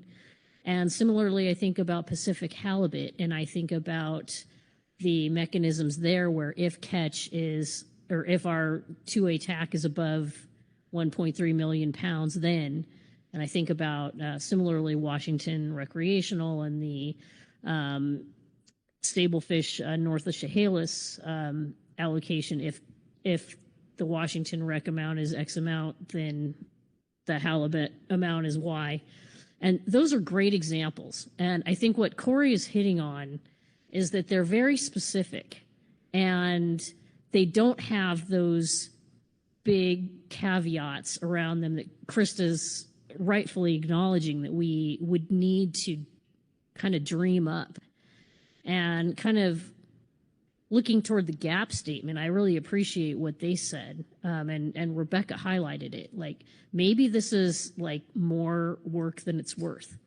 I think they're a great tool, but the situations kind of have to present themselves, and to try to dream up what if-then statements we might need seems like it might be an unproductive and not very effective use of our limited resources here. So just some thoughts. I really appreciate the gap, contemplating that, and the remarks around the table. Thank you.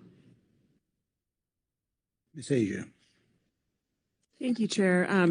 I have a comment and then a question for Gilly, but I'll start with my comment. I was raised in a fisheries region that uses a lot of if-then kind of statements, and I'm not as scared of them as everybody here is, but this council tends to, I mean, I need this council to acknowledge that you meet every council meeting for an in-season action for a fishery to like tightly tinker and monitor at every moment throughout the year. So that is the way that this council has functioned for a long time, and I see that there can be a lot of hesitance to going to a model that like has less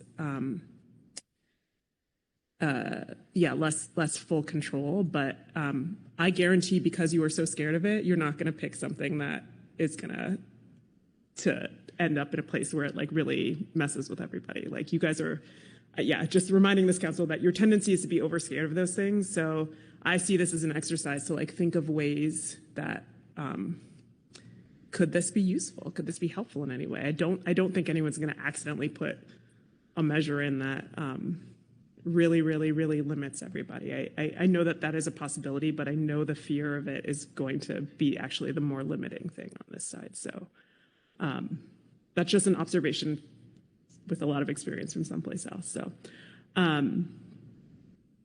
and yeah, with that, I don't think it's just this like wandering exercise of like looking out into the ether and thinking of options. There are a lot of options in other regions that are already tested and looked at that I think we can map over to situations that are similar. And I think it'll become really apparent which ones don't work very well. So I just wanted to offer the counter to like, I'm actually a little bit more optimistic about if-then statements, and I'd like to see what's out there. And if it's not a good idea, great, let's not do it, but let's at least think about it. And then my question for Gilly is, if-then statements are the only thing that I really see in the set of tools that you put forward that require council action. The rest of them I read as things that we can choose to do as a council community, or that the council staff can develop on its own, or that, I see a lot of things here that just like involve, coming together and deciding to change in some way as a group. So I see a lot of process things that aren't necessarily regulatory changes. So I'm curious if you guys discussed that part of the equation too, like how the council might motivate things that don't really require, one example is the EFP processes. We don't have to change the regulations to streamline the EFP process. So yeah, what is the intention around picking up those things that don't require regulatory change? Thank you very much, Mr. Vice Chair. Ms. Shimilo, thanks for the question. Excuse me. Yes, that's there are definitely, I think, a number of things in the paper that are more sort of council process and procedural in nature, for sure. And although I think there may be some that would require additional council action, if not a regulatory change, and I think perhaps the EFP process improvements would fall under that sort of slightly hybrid category in terms of being, there would be perhaps a need for COP changes, maybe even an FMP amendment if we're changing any language inside an FMP around the EFP process, but not in a regulatory sense. There may also be a couple of procedural or sort of COP related changes if the council were interested in looking at maybe trying to improve the front loading sort of collaboration process around regulatory amendments between the council and NIMS. And so there might be a change potentially to Council Operating Procedure 11, or there may be other COPs that I'm not thinking of, but there may be some things in there that would require some more some council motions and action. And then there are, of course, yes, many things that would be that could be advanced under, maybe sort of an efficiencies umbrella, or things that might be, a little bit more sort of the staff could perhaps advance and, of course, bring back in any way that would be desirable to the council. Thank you. So before I come to you, Mr. Redding, just to be thinking, as I'm not cutting off discussion, but I'm new at this, but task one looks like kind of a motion type task. So we'll be thinking about that when we're in discussion. Ms. Ridey. Thanks, Vice. I it was interesting hearing this conversation about if then, because I remember years ago on the EAS when some of these discussions were first happening, that Scott McMullen actually came up with that idea, and we were chatting about it and having discussions, and it's just fun to think of him and think about a conception and the discussions we used to have about that and the nexus there. And it reminded me just of how long this body of work has been going on. And so I just wanted to thank the EWG specifically and the EAS for all the work that they've put in that's gotten us here, and thank Gilly for a great report that really laid out a lot of things. And just recognizing this as kind of, helping us wrestle like just a big multi-year tuna down to the deck. So thank you. I thank you, Vice. Hopefully we'll have a motion soon. In lieu of that, I'm hoping that sort of whatever motion might come out of this, that this is, from my understanding, reading the report and thinking about where this goes, we'll have an opportunity, hopefully early next year, whenever council staff decides is right, to come back and look at this again. And this is an example, or this is a time to kind of further hone, get more ideas, talk to people, get some of the stuff that came into the advisory body reports, and then revisit it. So just putting that out as fodder. Thank you. Thank you. Ms. Diamond. Thank you, Vice Chair Smith. I appreciate the background on the if-then statements and kind of the history and the hesitancy there.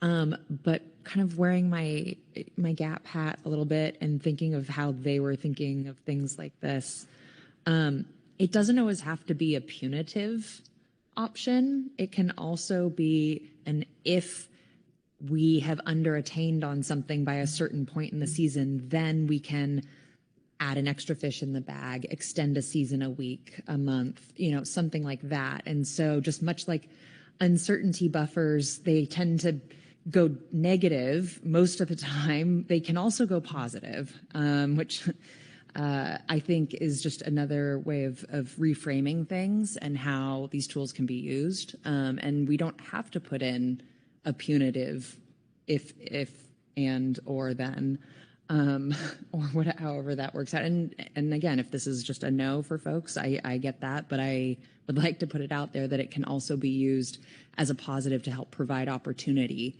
in those narrow spots.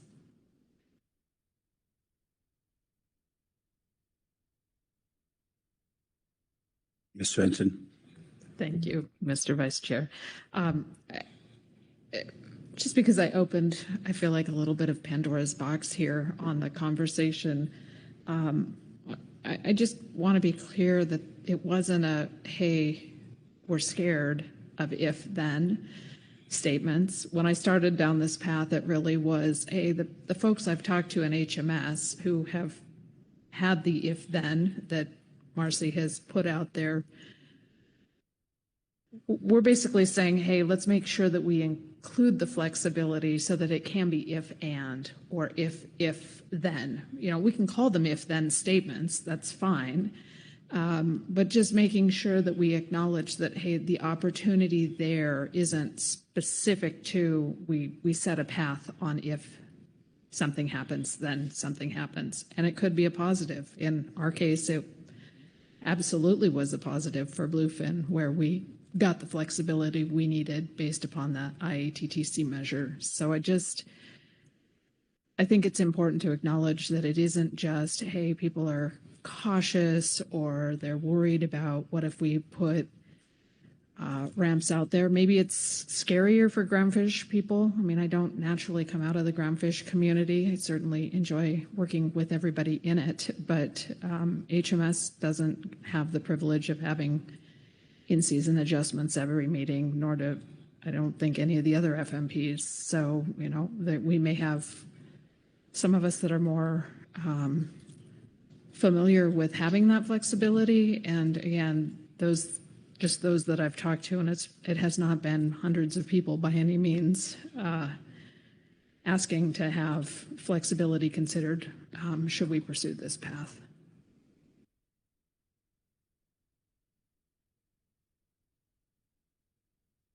Corey? I think and I don't want to get into a contest with Asia about who's thought about if-thens more than, but we think about it all the time, and we're not scared about it. It's just like we've, the green light and the groundfish is an if-then, but it's if this change is beneficial enough to make it work. But yes, again, same with Krista, not saying let's not do it, but it's like we've, and like, yeah, but like our vice chair is saying, like, let's get on to the task. But the So I got questions. We'll take them. Oh, okay. I just wanted to say that we're having a lot of good discussion, and it's kind of, I don't want to preclude discussion, but if we're having somebody that has a motion and somewhere rattling around the air, I'm going to take Ms. Sharon. Thank you, Mr. Vice Chair. I do not have a motion, but I'd like to ask a clarifying question of Gilly, which might assist with that process. Clarify away. So in your list of council tasks in the situation summary, you had adopt a problem statement. In your H1 attachment 1 report on page 3, you have an overview and assessment of the problem with some highlighted words about the objective of the project. I noted in the Groundfish report, they stated support for the problem statement in the staff report. Is that a reference to the highlighted information of the project objective on page 3 of your report 1? Thank you, Mr. Vice Chair. Thank you, Ms. Kiefer, for the question. I'm not 100% sure if it's a reference to that, or there's also on, I think, page 6 of attachment 1. There's some language about halfway down, a little more than halfway down the page, about the CCE being a very variable place and that changes are only constant, and all the various things that make this a very dynamic place in which to do our work, and that leads to the uncertainty that may require more flexibility and adaptive capacity. So I'm not sure if it's that or something a little further up. Thank you. I wasn't sure either. I should have asked during the Groundfish report. I apologize for not doing that. And I was just wondering if you maybe had some additional clarity. Thank you. Thank you. Thank you, Sharon. All righty. I think we're going to try this because there'll probably be just some discussion on maybe if there's a motion somewhere. Asia. All right. Go ahead. Thank you, Vice Chair. Okay. I move that the council adopt the following problem statement. Because management decisions in the council process often unfold over years, council actions can lag behind changes in the marine environment related to climate change and other unexpected events, for example, natural disasters and pandemics. We need to improve council processes and operating procedures to support timely responses to rapidly changing conditions. Then direct council staff within the timeline of the funding for this project to develop execution plans for if-then management actions for FMPs. Could you pluralize FMP? Where they make sense to allow for action to happen outside of a council meeting. EFP process improvements for all FMPs using lessons from the few and including pathways to efficiently move tested EFPs into regulation. And then improve processes for data streams and integration of local and indigenous knowledge.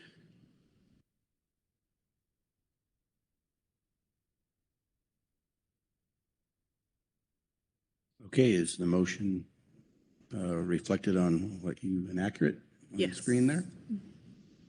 Okay. Can I get a second? Corey Writings? Thank you. You speak to your motion, please. Thank you. I'll start just echoing appreciation to the advisory bodies and to council staff on the really well-detailed report. There are a lot of options out there for of processes and things that fall under the label of adaptation. So I commend you for how you bin them. It made it easier to think through paths forward here. Those of you who know me know that this is a really important area for me. I always want things to move faster here, but I think that it's important because we have a lot of change going on. Just a personal story here. I was here when the pandemic hit. I was in Keely's job then when the pandemic hit, and I remember we were trying to do as much as we could to help industry. I remember Heather requested an emergency rule for the whiting sector. We were trying to use the in-season actions to move around the RCAs. We were trying any trick that we could to make things easier for everyone, and we're really stuck because we didn't do the work beforehand. We did not invest the effort ahead of time to be able to get ourselves out of these situations more easily. And so it made it harder for everyone. It made a lot more work. And so I see a lot of the projects that we're working on right now as representative of that investment, that initial investment that we need to make to get out of things faster later when they arise. And there are more messes that are going to arise really quickly. Sorry to tell everyone that, but that's going to happen. So the problem statement, I recognize that a lot of the advisory bodies offered forward problem statements. I hope that this captures the spirit of some of those, but I just tried to try to be more economical with words, but I'm open. I should say up front with this whole motion, I mean this to be collaborative. I do not mean to like steal the show on this. It's not, I'm just trying to move this forward. So I welcome changes if you have them. If there's something that's not reflected there, I welcome amendments. So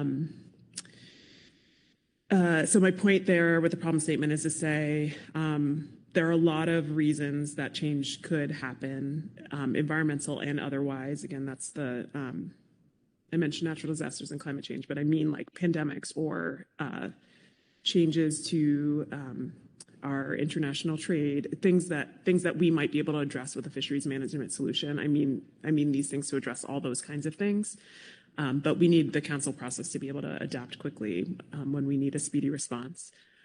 So with that, I selected 3 tools that I'd like to prioritize here. The question I asked Gilly earlier about, where does this come up? My old regs brain was really trying to narrowly focus on the things that I saw that could be adjusted in regulation, but I also recognize that there, and through a lot of conversations with people, that there are probably a lot of other ways to, the task at hand was more to just like prioritize what we need to focus on first. And so I'll give some justification for this set of things over the other things that are on the list, though I hope that we can get to those things too.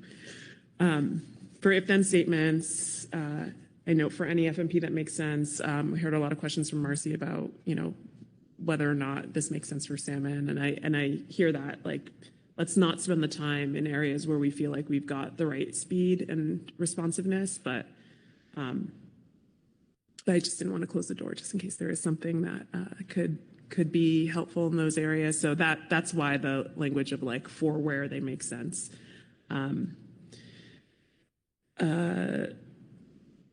I really like what Jamie Dimon said about if-thens that provide opportunity. I really, that might be an emphasis area to find things that like create space for people rather than things that constrain people, unless that constraint is really important for conservation.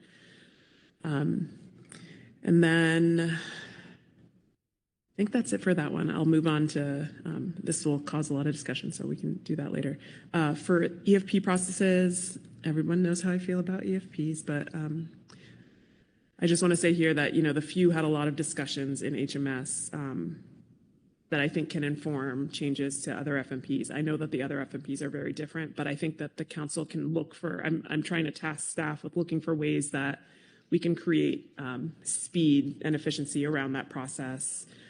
It is cost. I recognize the benefit of bringing EFPs into this process, but I also want to highlight how costly it is to meet in the way that we do for extended amounts of time. I mean, we don't even have our advisory bodies here for cost savings. And so then when I think about spending 2 council meetings worth of time and effort to review something that the council does not necessarily have to be involved in, I get very, that this is and I'll stop here. That's a pet peeve of mine. So we can talk at the bar later about that more if you'd like to.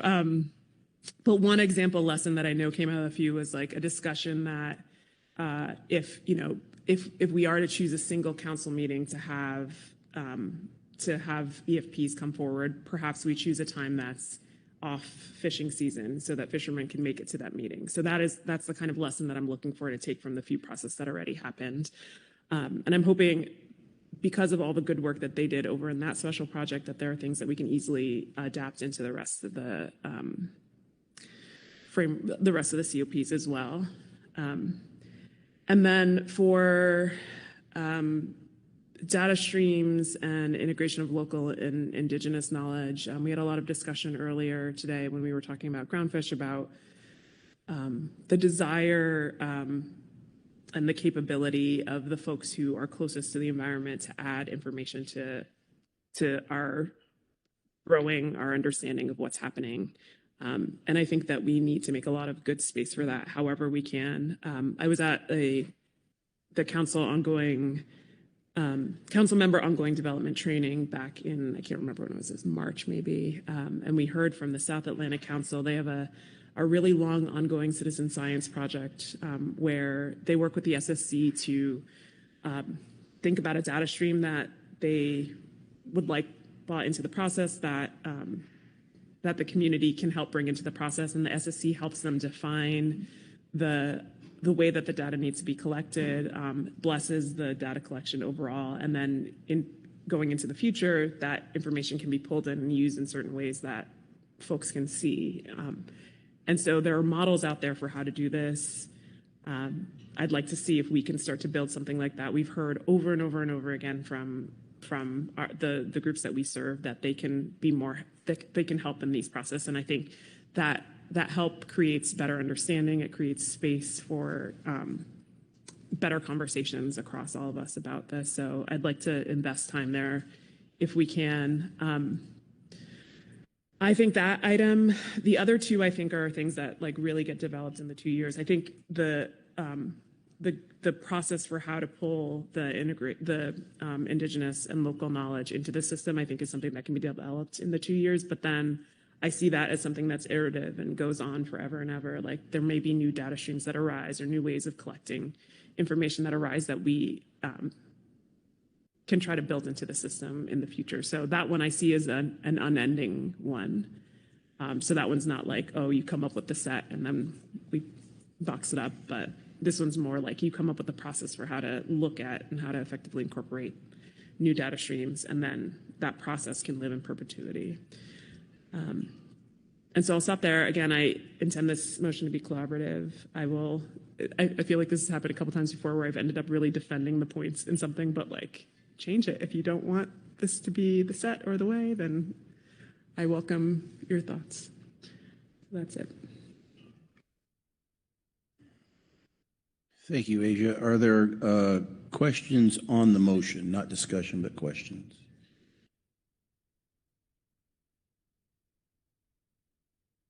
Corey? Yeah, it's kind of a fine line between, well, first of all, I don't, maybe it's just the screen, but didn't Corey second it? Okay, it's good. So on that, the bullet that reads, we need to improve council processes and operating procedures. I guess I would read that, because in hearing you talking, it's not focusing only just on the council process. It's dealing with the greater context of how the council process operates, including like that we talked about all the science that supports it, all the administrative requirements and such that we operate under. So I would read that to encompass kind of the context in which the council also operates. Am I interpreting that correctly?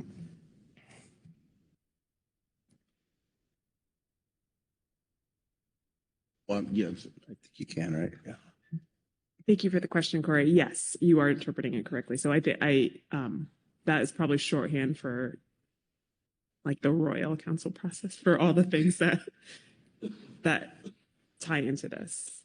So if there's a better wording that is more reflective of that to you, then I'm open to amending it. But yes, I'm meaning it to encompass the things that you're suggesting. All right. I see that Mr. Ryan Wolf has his hand up, and I hope you haven't had your hand up for like 3 hours, Ryan. So I apologize if you have. So Ryan, take her away. Thank you, Mr. Vice Chair. No, you're perfect. I just put it up. I had a clarifying question for the maker of the motion. Thank you, Mr. Millo, for the motion. Just to clarify here, right down there, we have a couple action items under this agenda item.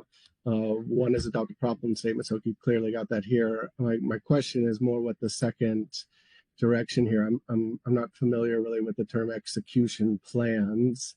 So the second action item we have is provide guidance on developing a range of alternatives, including identifying a narrow list of priority actions that can be accomplished within the special project timeframe. So my assumption here is the intent of your second bullet and the sub-bullets therein is towards that second action and essentially providing guidance that would help be developed in the range of alternatives to come back before the council. Is that correct? Asia?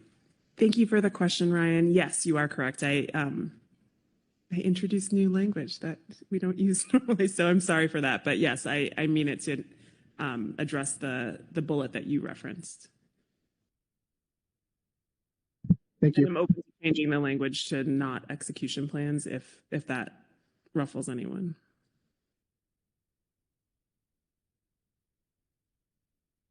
Ryan, is that?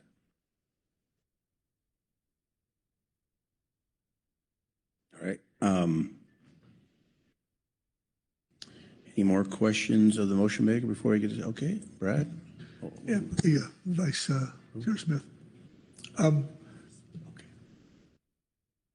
Maybe it'd be good to maybe take a break and just maybe talk offline and maybe figure out what's going to be, because it could be a long night here. I think it'd be good if we got people to maybe just stand down here for like 10 minutes maybe and figure out what that might be, or unless you're already there.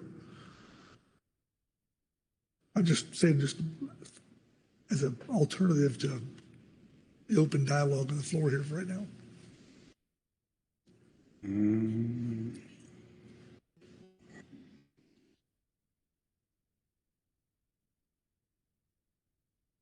Miss Marcy. Thank you, Mr. Vice Chair.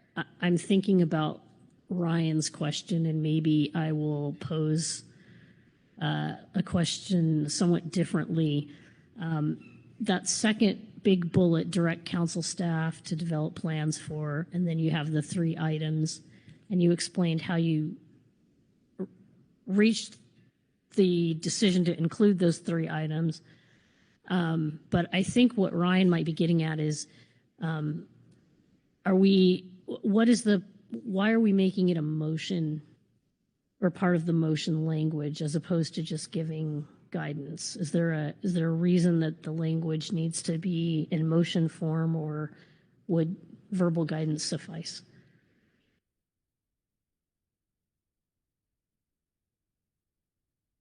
I'm going to turn this one over to our executive director, who is dying to answer that question. Thank you. Let's see, between execution and dying, I think we're in a theme here. Let's see, Mr. Remco, in response to your question, my personal preference is that the first major bullet, a problem statement, be made through a motion. I don't think that was your question, though. The second one, just council staff direction. If there's any debate about what you're asking us to do, I prefer there to be a motion. If it's guidance without consensus, it's just one person's opinion. So I suspect that there's a little bit of debate. I think either way, a motion isn't harmful. And I have some other thoughts when you're ready, Mr. Vice Chairman. I think we're ready for those thoughts. Let's see, some additional thoughts from me then on the second major bullet, just since it is directing staff. and there was a question about what the language here refers to. The way that I interpret this is that the execution plan is that we are time bound with this work. And so we would be, as staff, putting together a series of essentially proposals for you that we think are doable within the time bounds of this project or imminent right after the time bounds of this project. That's how I interpret execution plan. That's what a successful execution would look like. And then looking at the balance of the sub-bullets here, I interpret this to be giving us latitude to look across our various FMPs and our various processes to figure out where we can do these things within the timeline of the project.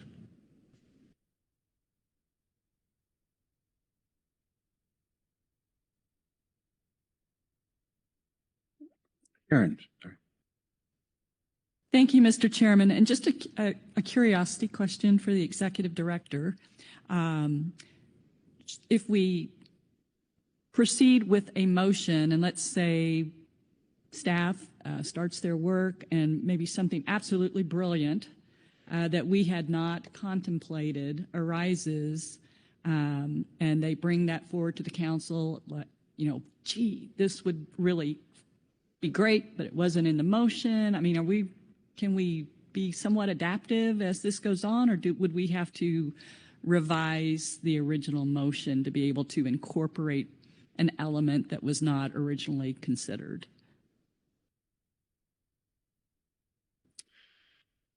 Through Mr. Vice Chairman, I appreciate the question, Ms. Kiefer. And if I interpret your question correctly, if we discover something brilliant, we'll find a way to get it on your agenda. We won't constrain ourselves.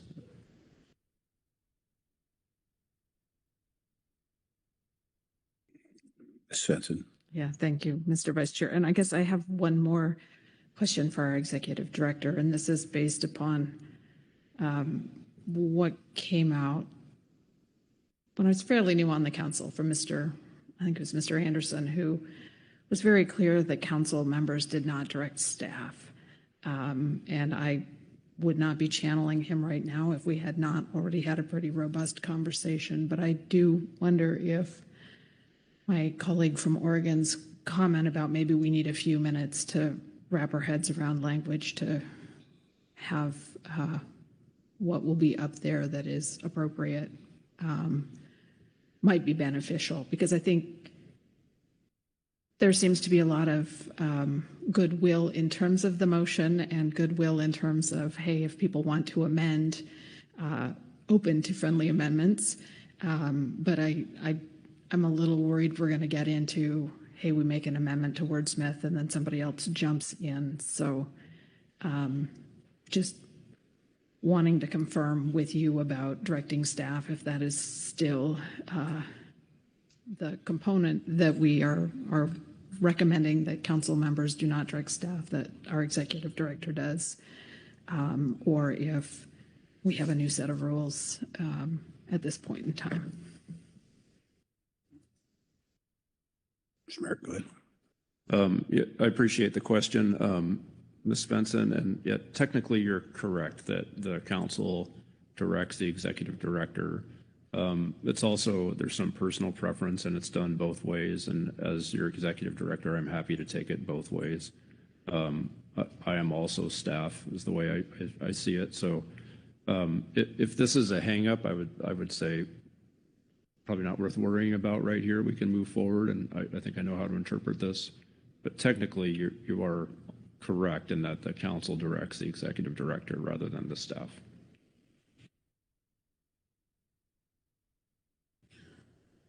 So what I'm going to do is hearing from some wise sources, I'm going to take a 10-minute break, huddle up. I might go get some Maalox, and we'll come back and finish this out. So, all right, we're going to take a 10-minute break. Thank you.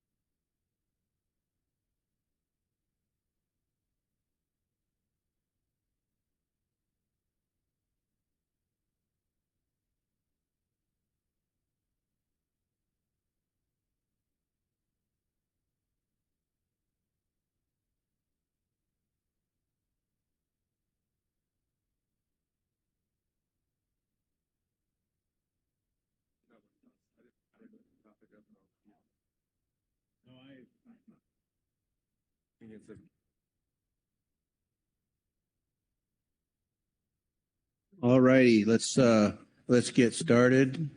Chris Oliver, have that book ready and keep me out of Robert's Rule jail, all right? All right, here we go. All right. So now we're back to more questions on the motion, maybe an amendment I'm hearing or discussion. What's the council's flavor? Miss Marcy I saw first.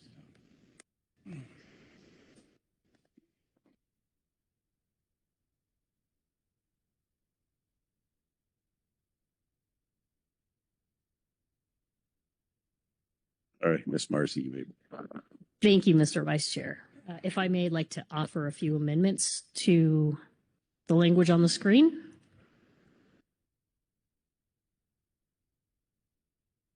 So at the end of the problem statement, nope, there. So after that parenthetical that says natural disasters and pandemics, and keep pace with the science that underpins management decisions.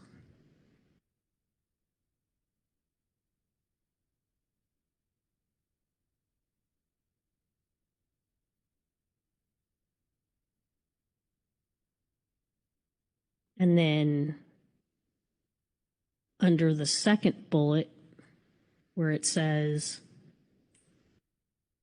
or I'm sorry, second bullet, first sub-bullet, if then management actions, after if then, add the words and in season.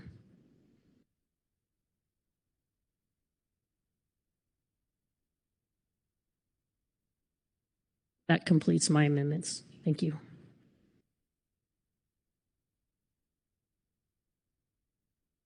Does the language reflect and look complete? Yes, Mr. Vice Chair, it does.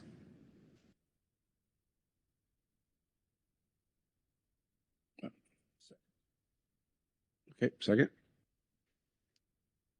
Thank you, Mr. Vice Chair. Speak on your motion, please. Thank you. I'm going to speak. Your amendment, excuse me. Yes, I'm going to speak to the second element of this amendment, the addition of and in-season management actions for FMPs where they make sense to allow for actions to happen outside a council meeting.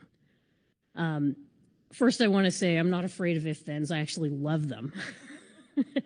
But the circumstances need to present themselves to develop them. So in-season management actions, I can't say enough about our salmon in-season process. And I'm looking around this table and I'm looking over at Butch because he's a friendly face on those in-season calls. I'm not sure how many folks have had an opportunity to join into them and to kind of get a breadth of the types of actions that are taken on an in-season basis and how they are published and how they are effectuated. So that's one area that I'd really love for staff to explore is the application of that process to other FMPs. And in particular, I'm thinking about Jamie's point about how do we do these actions to allow for more opportunity. And I'm thinking about our sablefish in-season actions that we do most meetings, and many times we're making those adjustments. The GAP is recommending to us that we go up or that we go down because we're tracking high or tracking low. In salmon, we do those all by phone call, by a meeting of the SAS reps, NIMF staff, agency staff, co-manager staff, and we take those actions on a very quick and easy conference call. And then NIMS publishes a notice and away we go. It works very, very well, and we achieve the objectives of the FMP. That framework of those in-season actions is well defined. So, I mean, there are still boxes to work within, but the types of in-season actions that we can take to move people around, to roll over impacts, so that if you're tracking low, or you don't attain a limit in a quota period, you can roll over that catch on an impact neutral basis and allow essentially full attainment of the limit. And so it's kind of a constant process. I mean, year to year, we might take 40 plus in-season actions. So in terms of it being efficient and allowing, attainment of the FMP objectives and providing, or accounting for current conditions, it's really, I think, an excellent example that we might look to for other FMPs. The other thing I was thinking about with regard to the if-then statements, again, I love them. Maybe one little bit of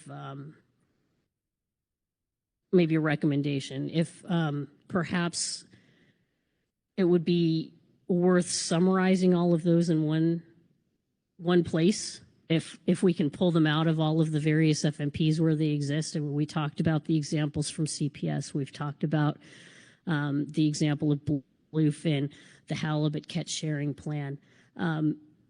Sometimes these circumstances present themselves and the solutions are there. They're just in other FMPs that, were developed years ago. And I'm thinking about the bluefin example that we have today. And then I'm also thinking, Jamie, you may not have been around for this, but when we were talking about bluefin bag limits, we actually talked about a trigger type of mechanism that if catch was tracking at X level in season, and if it was below that level, then we could go from 2 to 3 or 2 to 1. And so I think the applications are there. They're just kind of buried in various nooks and crannies of different FMPs. So that's just one suggestion. Maybe pull together a list of them, and they might make a nice handy cheat sheet. So with that, I will pass the baton. Thank you, Mr. Vice Chair. Thank you, Ms. Marcy. Any questions on, I'm sorry. Go ahead. Sorry, Mr. Vice Chair. To be efficient, we kind of tag teamed on the amendment. I wanted to speak to the other one that's up there, speak to that. Because of the virtue of my position here and also on Pacific States Marine Fish Commission, I've had the opportunity to hear the director of NOAA Fisheries, Mr. Henio Soler, speak twice. At the May Council Coordinating Committee, he gave us some opening remarks, and one of his statements was, the councils are where science meets reality. And I mean, you think of, that meant a lot to me, and you think about it, what we did here even today with stock assessments and some of the other things, the science centers bring that science to us, and we convert it, translate it into a management decision process. The work is important here. 2 weeks ago at the Pacific States annual meeting, he gave some opening remarks there. One of his statements was, the science has far outpaced the management and our ability to make management decisions. So I put those two together, and I thought that's important to capture here. We're not just talking about climate change and all of those things. We're talking about management response to those things. I think that statement, adding it in there, relates to the first bullet under the second major bullet there about decision making. And I think it applies to the last one. I think an example of it is 2 agenda items ago, we talked about a new time-varying sigma approach that apparently got way ahead of the council's headlights, and I don't know when we'll take it up again. That's just an example of that. So I think it's important here, the thinking of the current administration, at least the director of NOAA Fisheries is the science, and that the councils are this base where we translate science into management. So we should capture that in the problem statement. So thank you. Thank you, Mr. Chair. So are there any questions on the motion? Seeing none? On the amendment, sorry. Chris, I need you.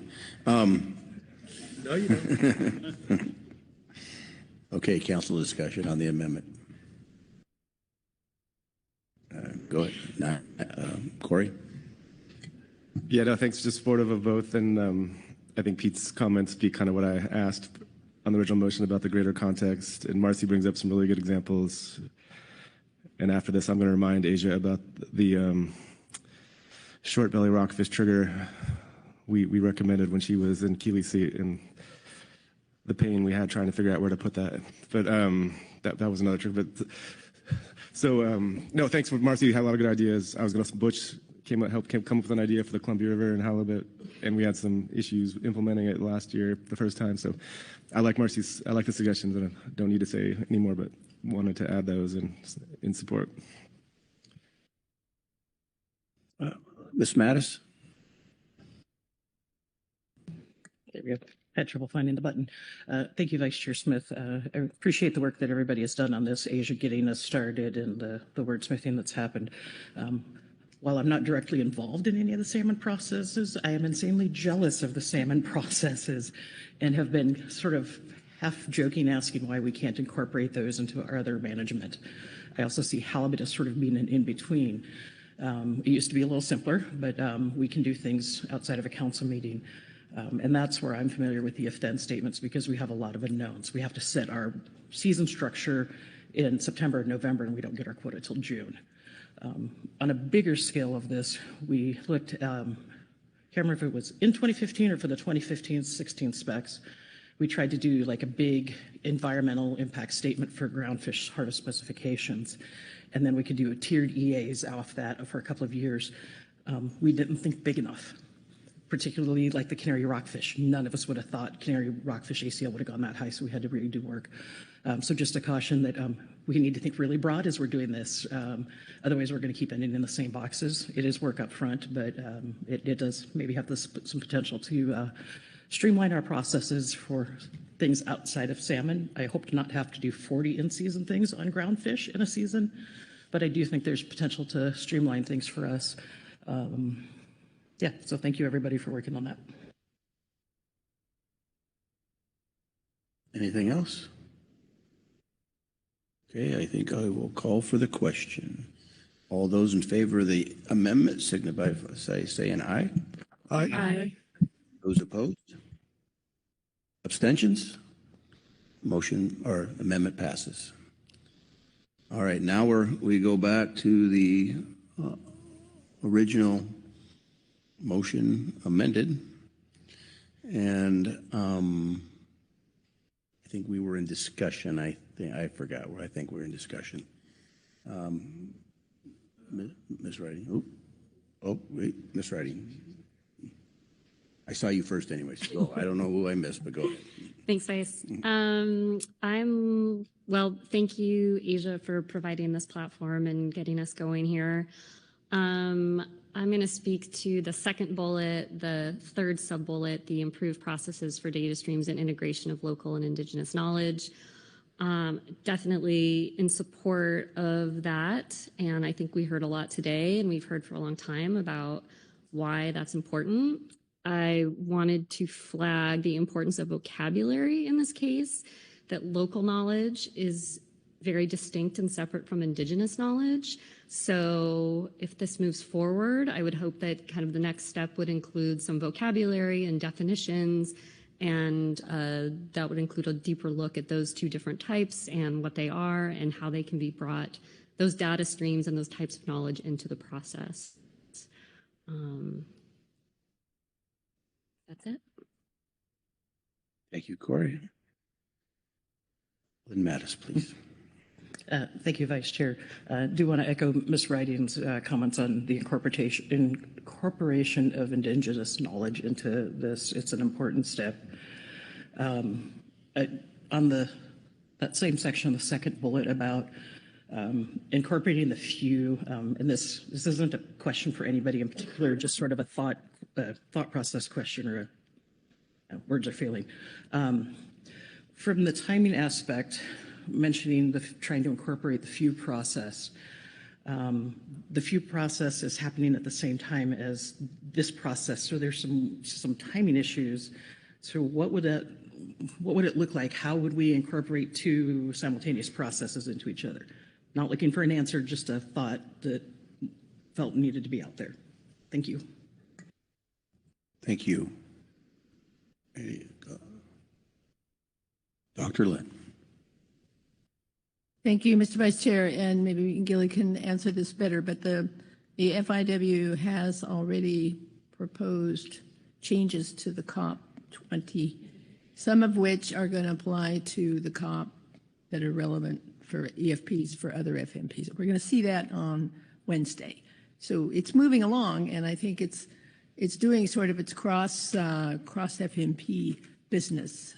So I just want to point that out. It is moving. It's simultaneous.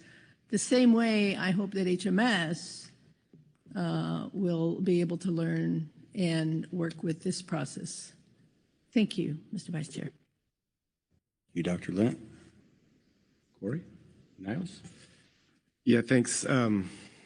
Vice Chair. And yeah, thanks for all the thought. The one question I have left in supporting is the one that Sharon asked about, does this preclude brilliant ideas from coming forward? And Merrick's answer was, no, we won't. Yeah, I just think there's other ideas out there, like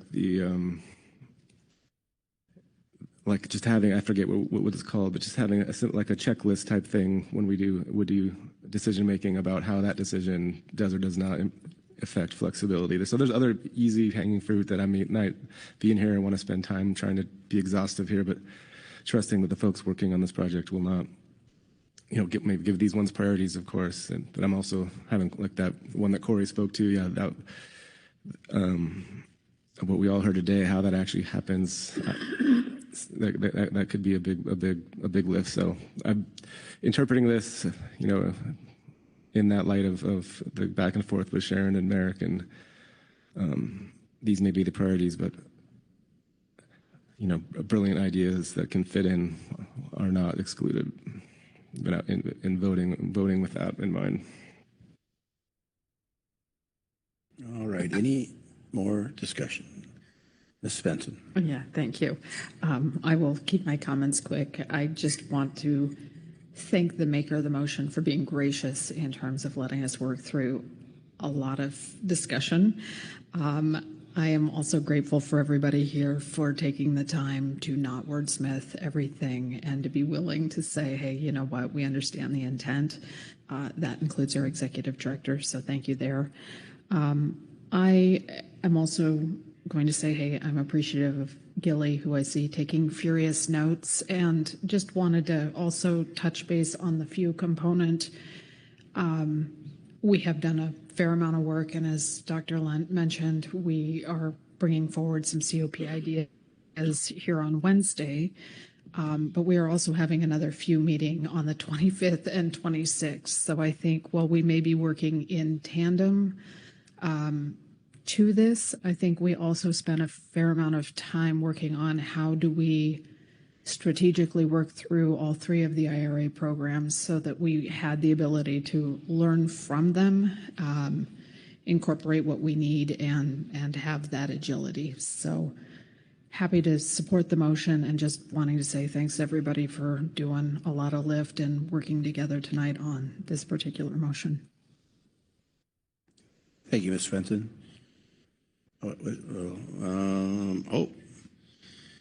Mr. Ryan Wolf. Yeah, thank you, Mr. Vice Chair. Appreciate the comments just made by Ms. Simpson. I bit my tongue a little bit there, as I tend to pay very much attention to words and wanted to wordsmith. first sub-bullet, I still struggle how council actions can lag behind, but also keep pace. But I think Pete explained that in his intent and justification. So I think that's clear, similar to the language around execution plans, which Asia already explained when she initially made the first motion. So obviously understand this is scoping, support that Merrick also has stated he kind of has what he needs regarding to work with council staff. The only thing I wanted to add to the discussion, and I was thinking about it, looking at some of the alternatives that were put forward by the ecosystem groups, that of how we might look at other projects and other things that were also using the same funding and timeline, and just noting that while one of the other IRA projects has focused pretty heavily now on the EFP process and the few, it did also call out the potential for looking into dynamic ocean models or dynamic ocean management, and maybe that could be in something that council staff kind of think about when they're looking at the final sub bullet here for improved processes for data streams. Maybe that's something that could be captured or at least thought about in their takeaway from here as well. That's just the last piece I wanted to add. Thank you. Thank you, Ryan. All right, so we're kind of winding down here, I think. Any more discussion on the main motion? Seeing none, hearing none, I'm going to call for the question. All those in favor, signify by saying aye. Aye. Aye. Opposed? Any abstentions? Motion passes. Thank you. So, Ms. Lyons, have we completed our work here, or do we still need to tackle 2 and 3? Thank you very much, Mr. Vice Chair. You have had a great and robust discussion about all the various aspects of this council action, and you've adopted a problem statement, and you've also provided guidance on developing a range of alternatives through the motion discussing developing time-bound plans for advancing priority actions under this project. So I think you've definitely tackled number 2, and you've also provided some great guidance on next steps through sort of just general discussion. I think there were some great ideas that came out in the conversation around the motion, just other things that council staff can be thinking about as we move forward on putting together some plans to bring back to you at a future meeting. So I think with all of that, your work on this agenda item is complete. Well, thank you, Ms. Lyons, for your guidance. Asia? Thank you, Vice Chair. I'm so sorry. My intention was to ask if there was a possibility for some of the other items in your report to be eaten by the council efficiencies process. And I'm wondering how to accomplish that. Maybe that's a question to Merrick. That would be a question for the executive director. Executed but eaten? Okay.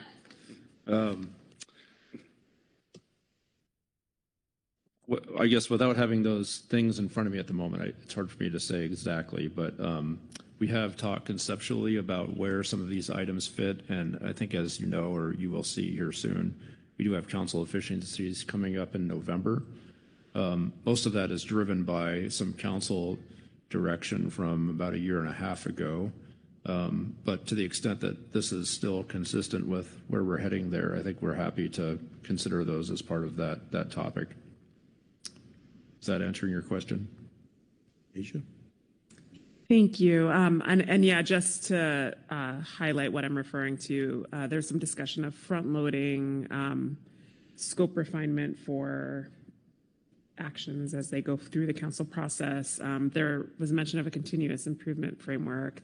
So there are, I think, a number of things that can be handled that we didn't prioritize in the motion that may fit well there and that don't require, in my view, council action as a body beyond maybe them coming back through the efficiencies process. So yeah, perhaps the best path is like when we discuss it in November to just reference back to this then. I don't imagine that anything will happen on those items between now and then anyway, so.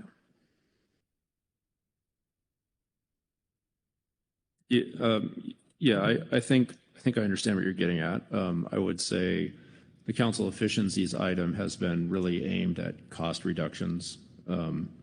And so to the extent we want to expand that and say it's about not only efficiencies, but also effectiveness, which is where we started. Like originally we were thinking that that would be about efficiencies and effectiveness. Let's talk about that in November, about how to make that happen. Ms. Writing, I see you up and down. Let's go ahead. All right, thanks, Vice, if you're going to call me out. I was just thinking about what Asia just brought up and thinking about the report as a whole, and I'm just, I think, agreeing with her and agreeing with that. There were definitely some things in the council staff report that jumped out as maybe not the priorities that we just had in our motion, but were good ideas, and I think things that fit within the bucket that Director Burden just described, which was that they fit more in this efficiencies or what did you say, effectiveness of potential effectiveness side onto that bucket. Something that came to the top of my list, I was thinking about the continuous improvement framework and about flexibility assessments and how those things might fit in there. I think Asia already said it, just thinking about the front loading scope refinement. So just adding that I think that's a great idea and very open, and we'll bookmark this to discuss in November. Thank you. Making one more look around the tables here. Okay. All right, so Ms. Lyons, without further, if you are satisfied, I think I will close this agenda item and hand this very warm gavel right back to the chair and let him take us where he's going to take us.